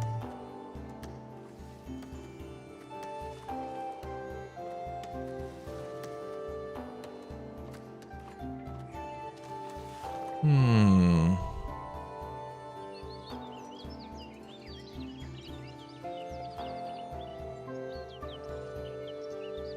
I think we'll keep adding fences little by little.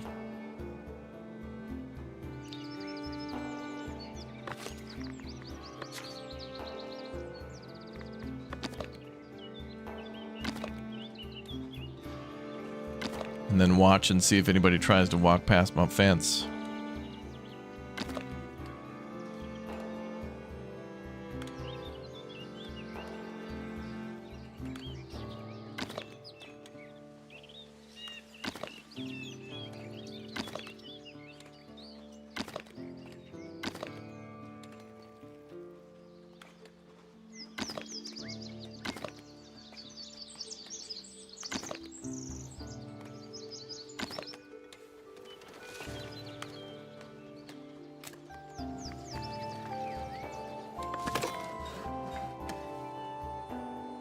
Okay.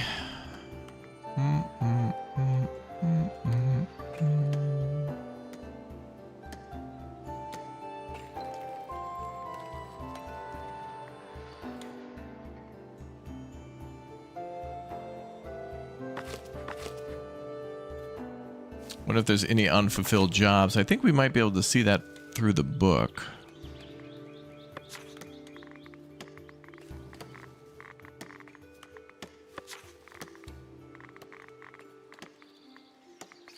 Yeah, like the granary, 2 out of 4.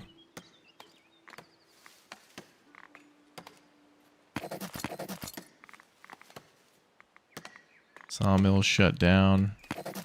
Add a stone miner. Transporters I'll leave alone. And the mill we can make fully populated there.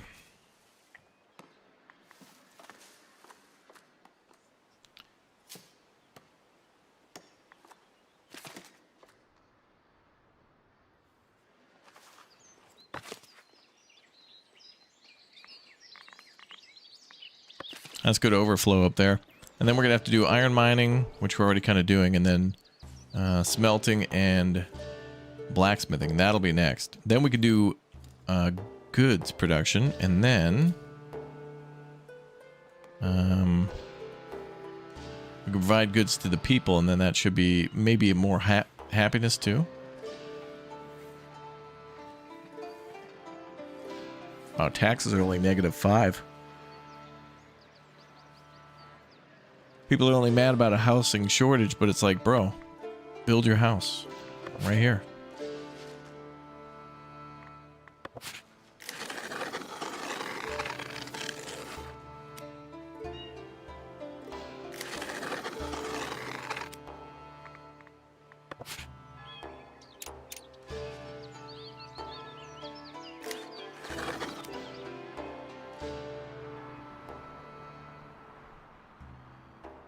Plenty of room to build houses, and they're just like, no, no, thank you, no.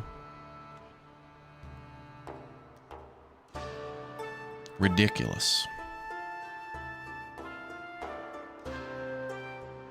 And a commoner left. All right, let's attract more people.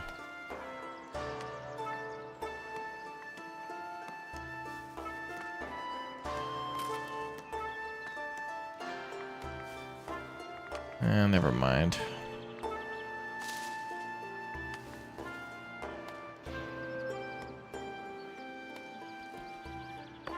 We'll gain 10 influence with labor for coin. Okay. Let's do that. I'll buy some labor influence, and then I'll get some more commoners to move in and try to fill them into the right spots.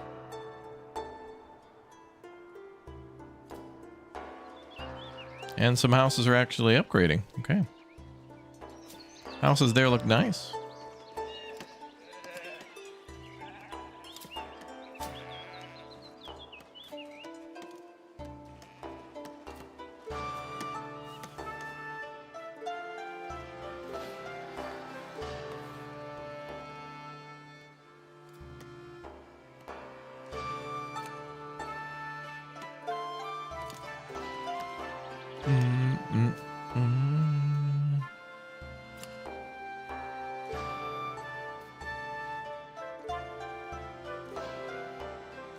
We got lots of wool too. That's good.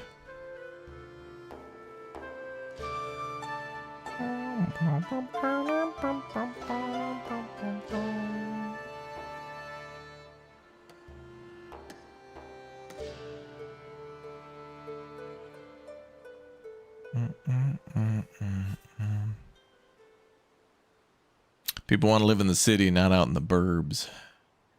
Yeah.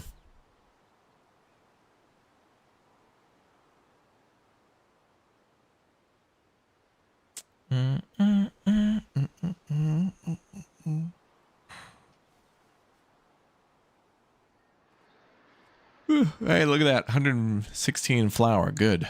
Oh, and it's harvest season again. Whoo. That's going to be even more grain. Boom, boom, boom.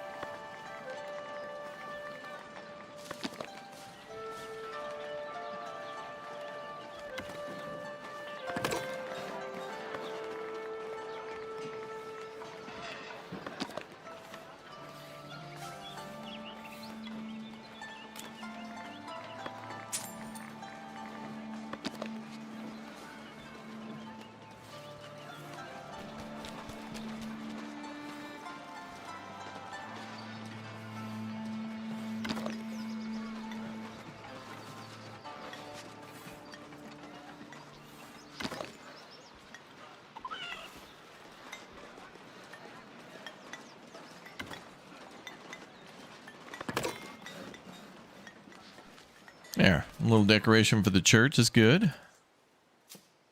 And we'll have to do the other one too. I'll also be building some cemeteries at some point.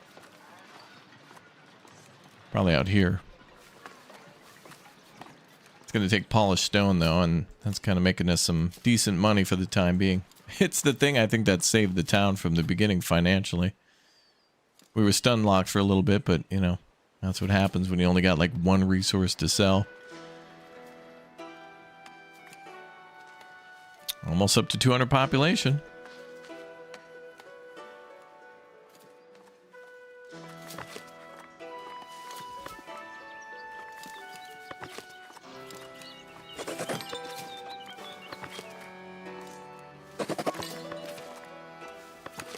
Let's make these bakers faster.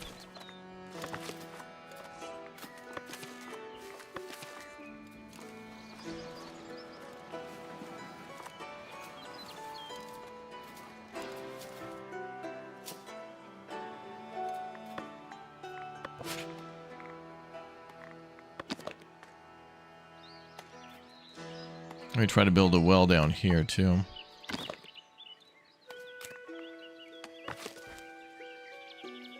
BK is still on set.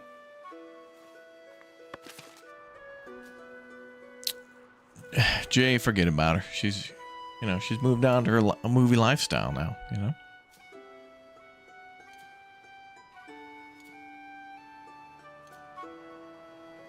She'll be home between the hours is like 2 and 4, and then the party bus will come pick her up, and they'll do the,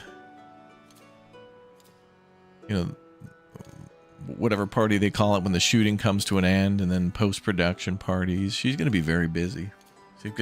I mean, she's already gotten very used to the, you know, the catering from work where they're feeding her and stuff all the time. I think she's just doing this work so she can get the, you know, all the catered food at the, at the, yeah, the wrap party, yeah.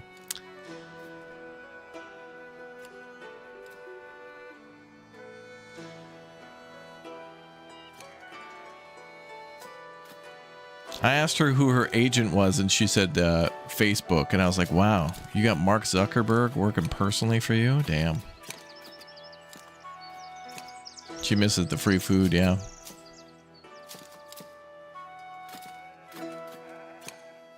Is the red carpet flammable? That's a good question.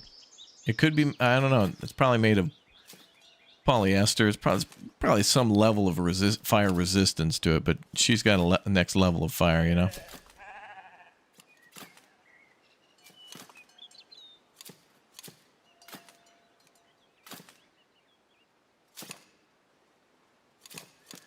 Mm-hmm.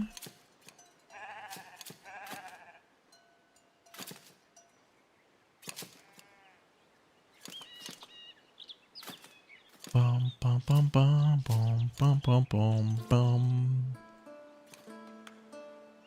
She's probably filming in the next Dune movie. They saw her work in Full Sand and Roadcraft, and I'm thinking maybe they're doing a Netflix series.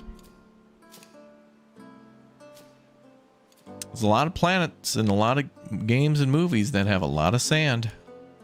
Don't have to just limit it to Arrakis.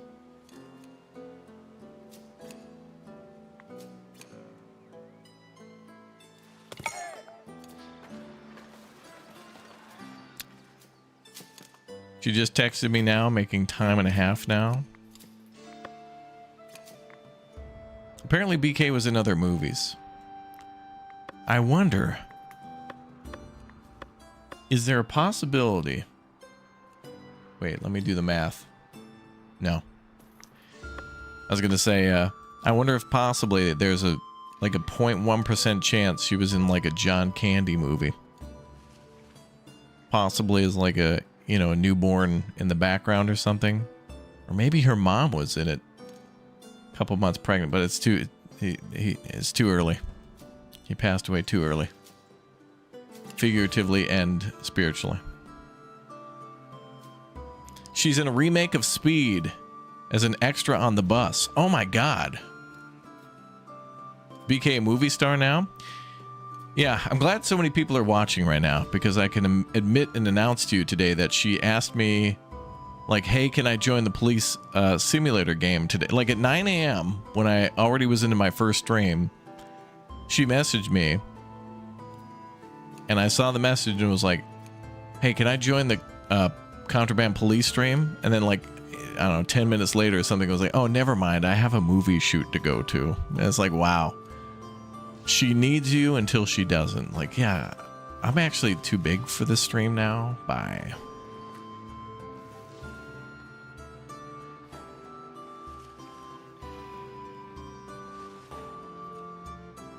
Imagine that.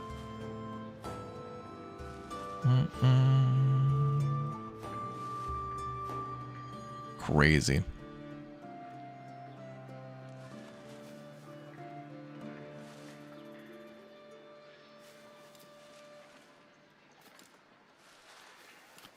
Bum, bum, bum, bum, bum.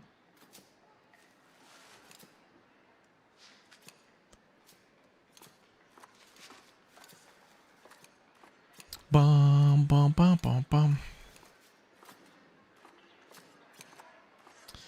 No one gets more fame than no extra with no credits in the film. Oh, well, you know, she doesn't go by her actual name. A lot of people go by their stage name. Hold on. Let me check. Let me check something. Oh. Yeah, we have 29,951 followers on Twitch. Some of you are saying we're at 30,000, but I don't know. Maybe Twitch is being generous and like rounding up. Like, technically, I guess it's only 49, so maybe it rounds up every 50. I'm not sure. But anyway, exclamation point Twitch, YouTube chat. I'm going to need you. Exclamation point Twitch. Let's get a hand in. Helmet's not a chair. Let's get that rookie number up. Let's see if we can get to 30K right now. Let's make a big push to it. Let's do it for BK.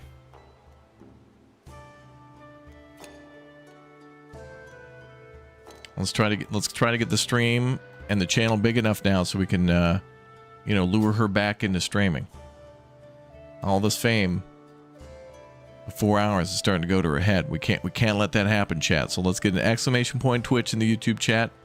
Let's get everybody tapping that link. Let's get a follow. Let's get a hand in. We got to do it. It's a big moment. It's a big moment. We need we're calling all hands on deck on this one. We got to have an all hands chat. If we don't get this in, I'm going to have to call everybody in for a big meeting. We're going to have like a Zoom call meeting. It's going to be boring. You don't want that. So let's hit those rookie numbers. Let's get those numbers up. I got to see another follow right now. It'll pop up in the chat. It'll pop up in screen. Let's get a hand in. I know I'm being pushy, but we got to push. We're at the end here. So our big moment.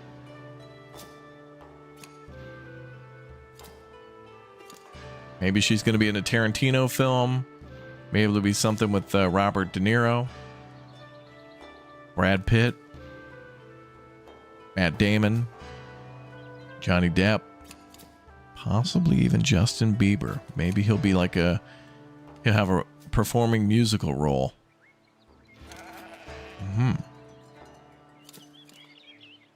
We got to train Evan too. She's left Evan behind for her life of fame.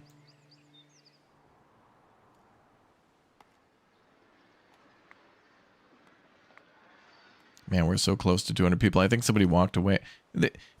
By the way, if there's an option in this game to turn off immigration, it would be nice if there was a way to turn on auto move in. Oh, I guess this person's moving in.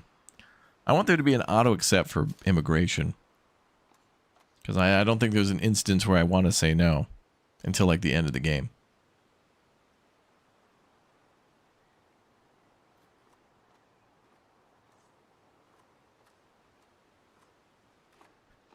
Bum, bum, bum, bum. Maybe one of the Baldwin brothers, yeah. Maybe Tommy Lee Jones. Oh my God.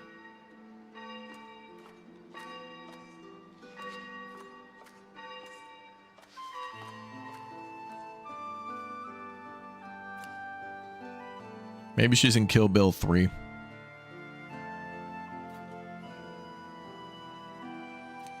She's like riding one of the motorcycles that the crazy, what was it, crazy 88s had.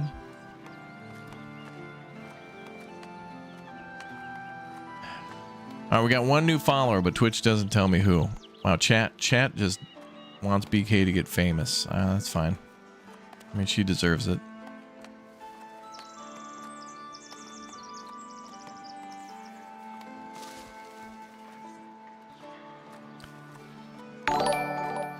BK said she's a star. By the way, do you remember the other day when we were playing, oh, Vicana, thank you very much for the 8 months, by the way. The other day we were playing Seafair, the ship simulator, and I was talking about Duluth. That's what she's filming right now, is a scene in Duluth. I have no idea what this could be for. Fargo? Perhaps she's going to be a killer? Perhaps she's playing as the fire. Oh, that might be it. Maybe they brought her in as a pyrotechnics expert or something. Like maybe there's a campfire scene or something and they asked her to just be like, okay, could you go ahead and light the campfire? Okay, thank you, ma'am. I mean, you know, pyrotechnics people are probably very expensive and, you know, not so common. Well, maybe common, but not so common. You know, like your whole neighborhood, there's probably only maybe like 2 or 3 people into pyrotechnics of a town of 50, you know, not too many.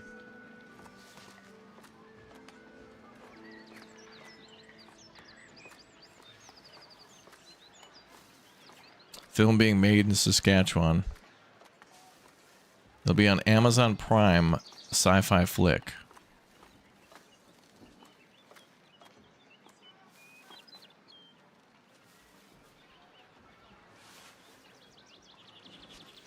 It'll be something, all right.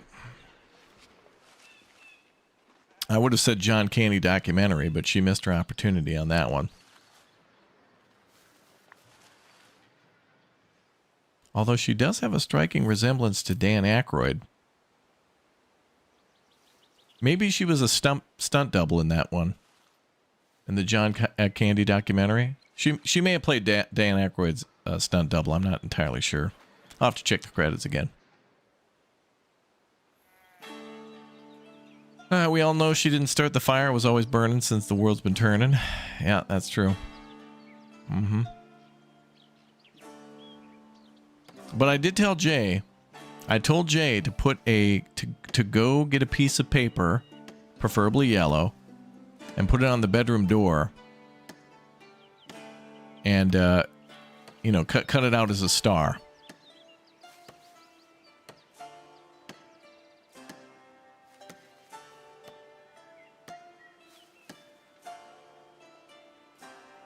It's the way to do business. She's going to be big. All right, we're up to 29,953. Thank you. That's nice, chat.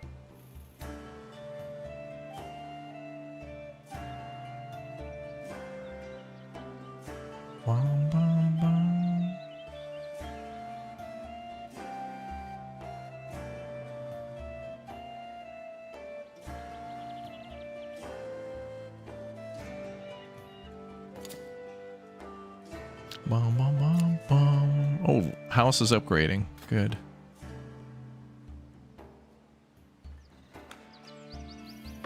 Hopefully we start. Oh, wait a minute. Look, wait a minute. People are having trouble finding houses. Look at this. This house got. Look at all the vacancy here. What the hell? Look at all these houses with vacancy.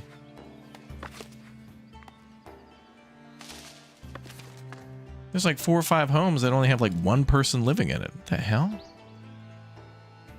Is she acting in the movie or is she just a walk-on? Walking chat. Now hold on. You're asking a lot of a celebrity of that nature.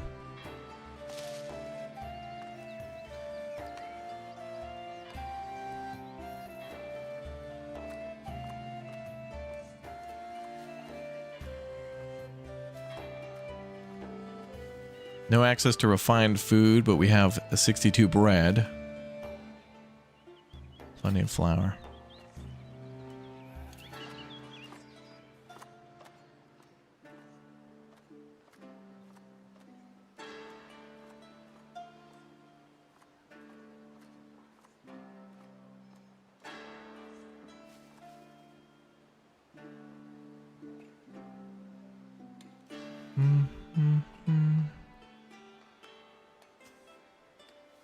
You think the home needs to be near the jobs? You might be right about that too. I did build a little mini neighborhood down here. And also...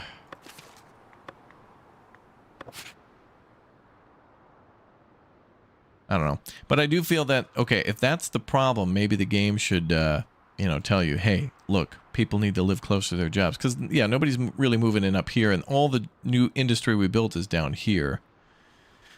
But I will be building a blacksmith shop up here, and also that mine, which I think we could start doing now because enough people have moved in. So let's try that. All right, let's do an iron smelter.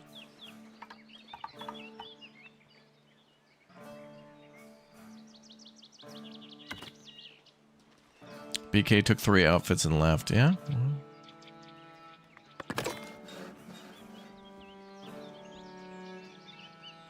Don't wait up.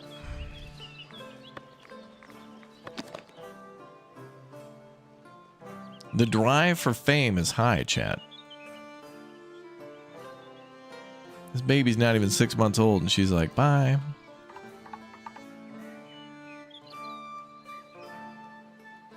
And she could have been here playing, you know, doing important things like playing Police Simulator. And getting made fun of for her age. Where her age doesn't match mine and Jay's and other people's in chat's age. So it's like, hey, do you remember this TV show? No. And that's basically the whole stream. She doesn't remember Saved by the Bell. That's all it is now, is make fun of her for not being our age. Like, she's different. We got to pick on her.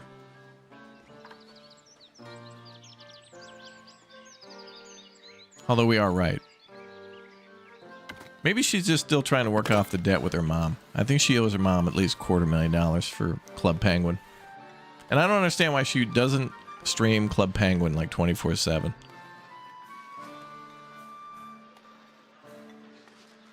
She's looking for parts for Evan Extendo. Yeah, maybe he'll be the new Gerber baby.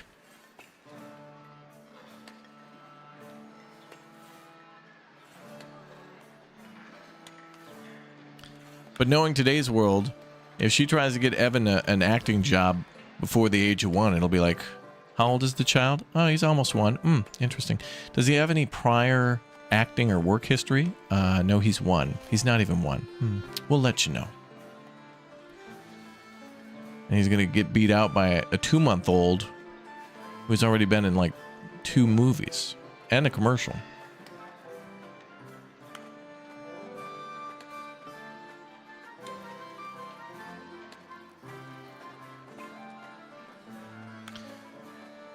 Bum, bum, bum.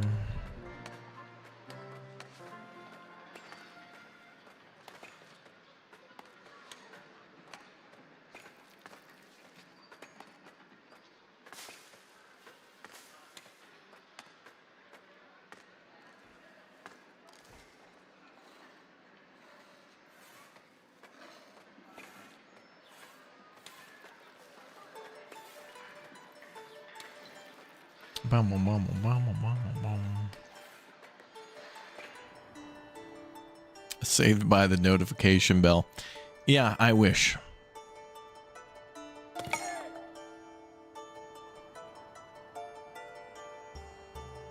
Bum, bum, bum, bum, bum, bum, bum, bum. Okay, town's still growing. Okay, so we got 2 new buildings going up. The smelter and the blacksmith are going up. That's good. I think it's going to take a few years to figure out whether or not my fence has worked out. Oh, people are still going up here. Where the hell are they going? Where the hell? Wait, people are walking here and then around there.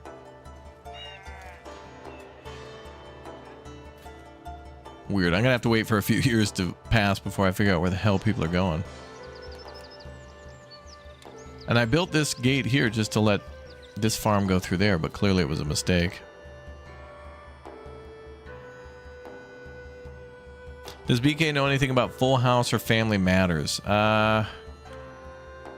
She might know about Full House. Family Matters, I don't know. I feel like Full House was on later.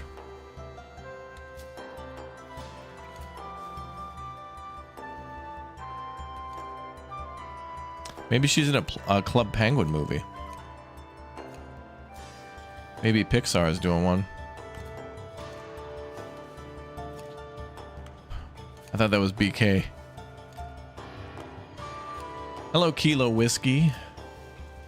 I thought BK changed her name to like Bravo Kilo or something.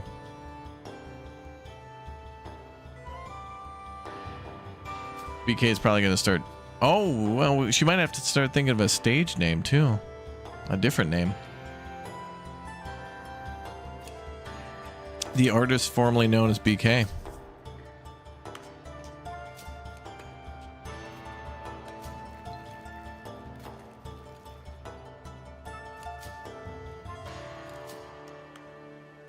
Or do what LL Cool J did, where LL Cool J stands for Ladies Love Cool J.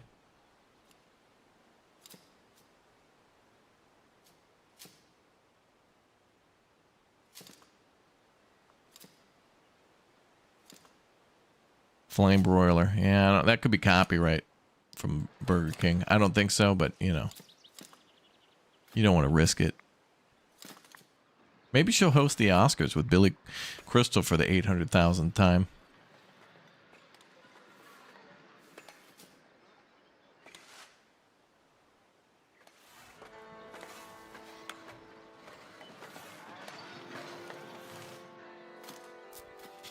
Maybe BK's in like an action cop drama where she's got to like slide across the top of a police car and scream "There's no time for backup" or something, and then gets in and peels out.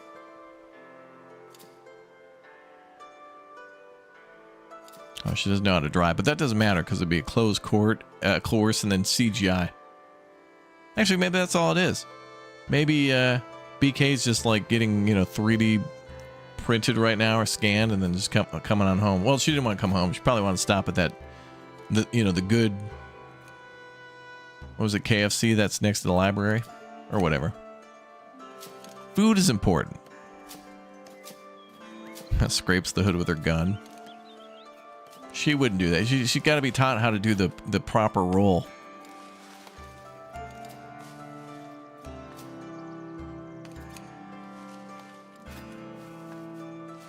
I have a did you know for you? For me or for BK? For later. Share it. Tell me what you got. Alright, I'm going to spend some of these points.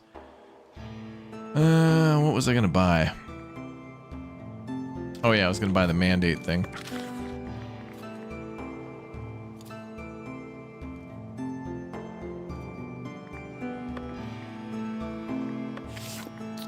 I want more commoners moving in. Bum, bum, bum. Bum, bum, bum. Bum, bum.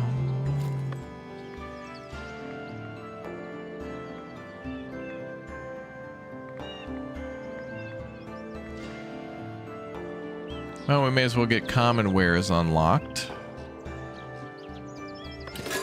Then I gotta make that common wares workshop.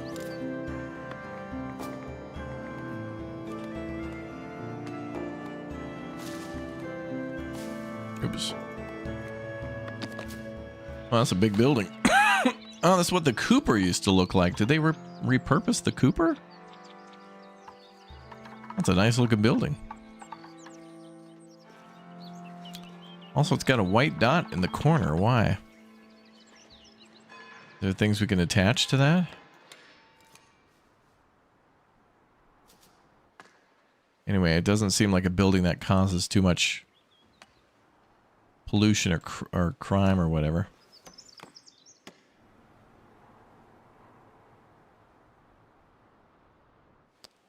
Try to put it down here, maybe.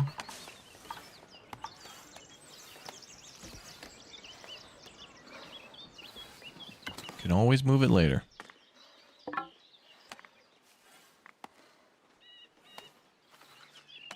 Building up with unfulfilled requirements.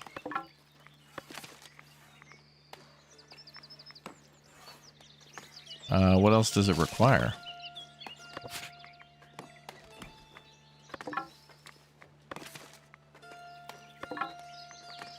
Are you sure you want to build this without fulfilling all the requirements?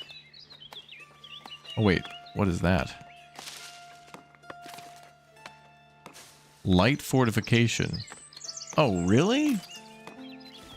It requires a watchtower because it makes common goods? Oh. Well, I guess putting a watchtower around the... I'll let that build and then I'll put a watchtower around the marketplace. That makes sense. Fine. Did you know that the U.S. military can build a fully functional BK anywhere in 24 hours? Oh, that's not good enough. 18 hours or GTFO. 2025, people. I don't have time to wait.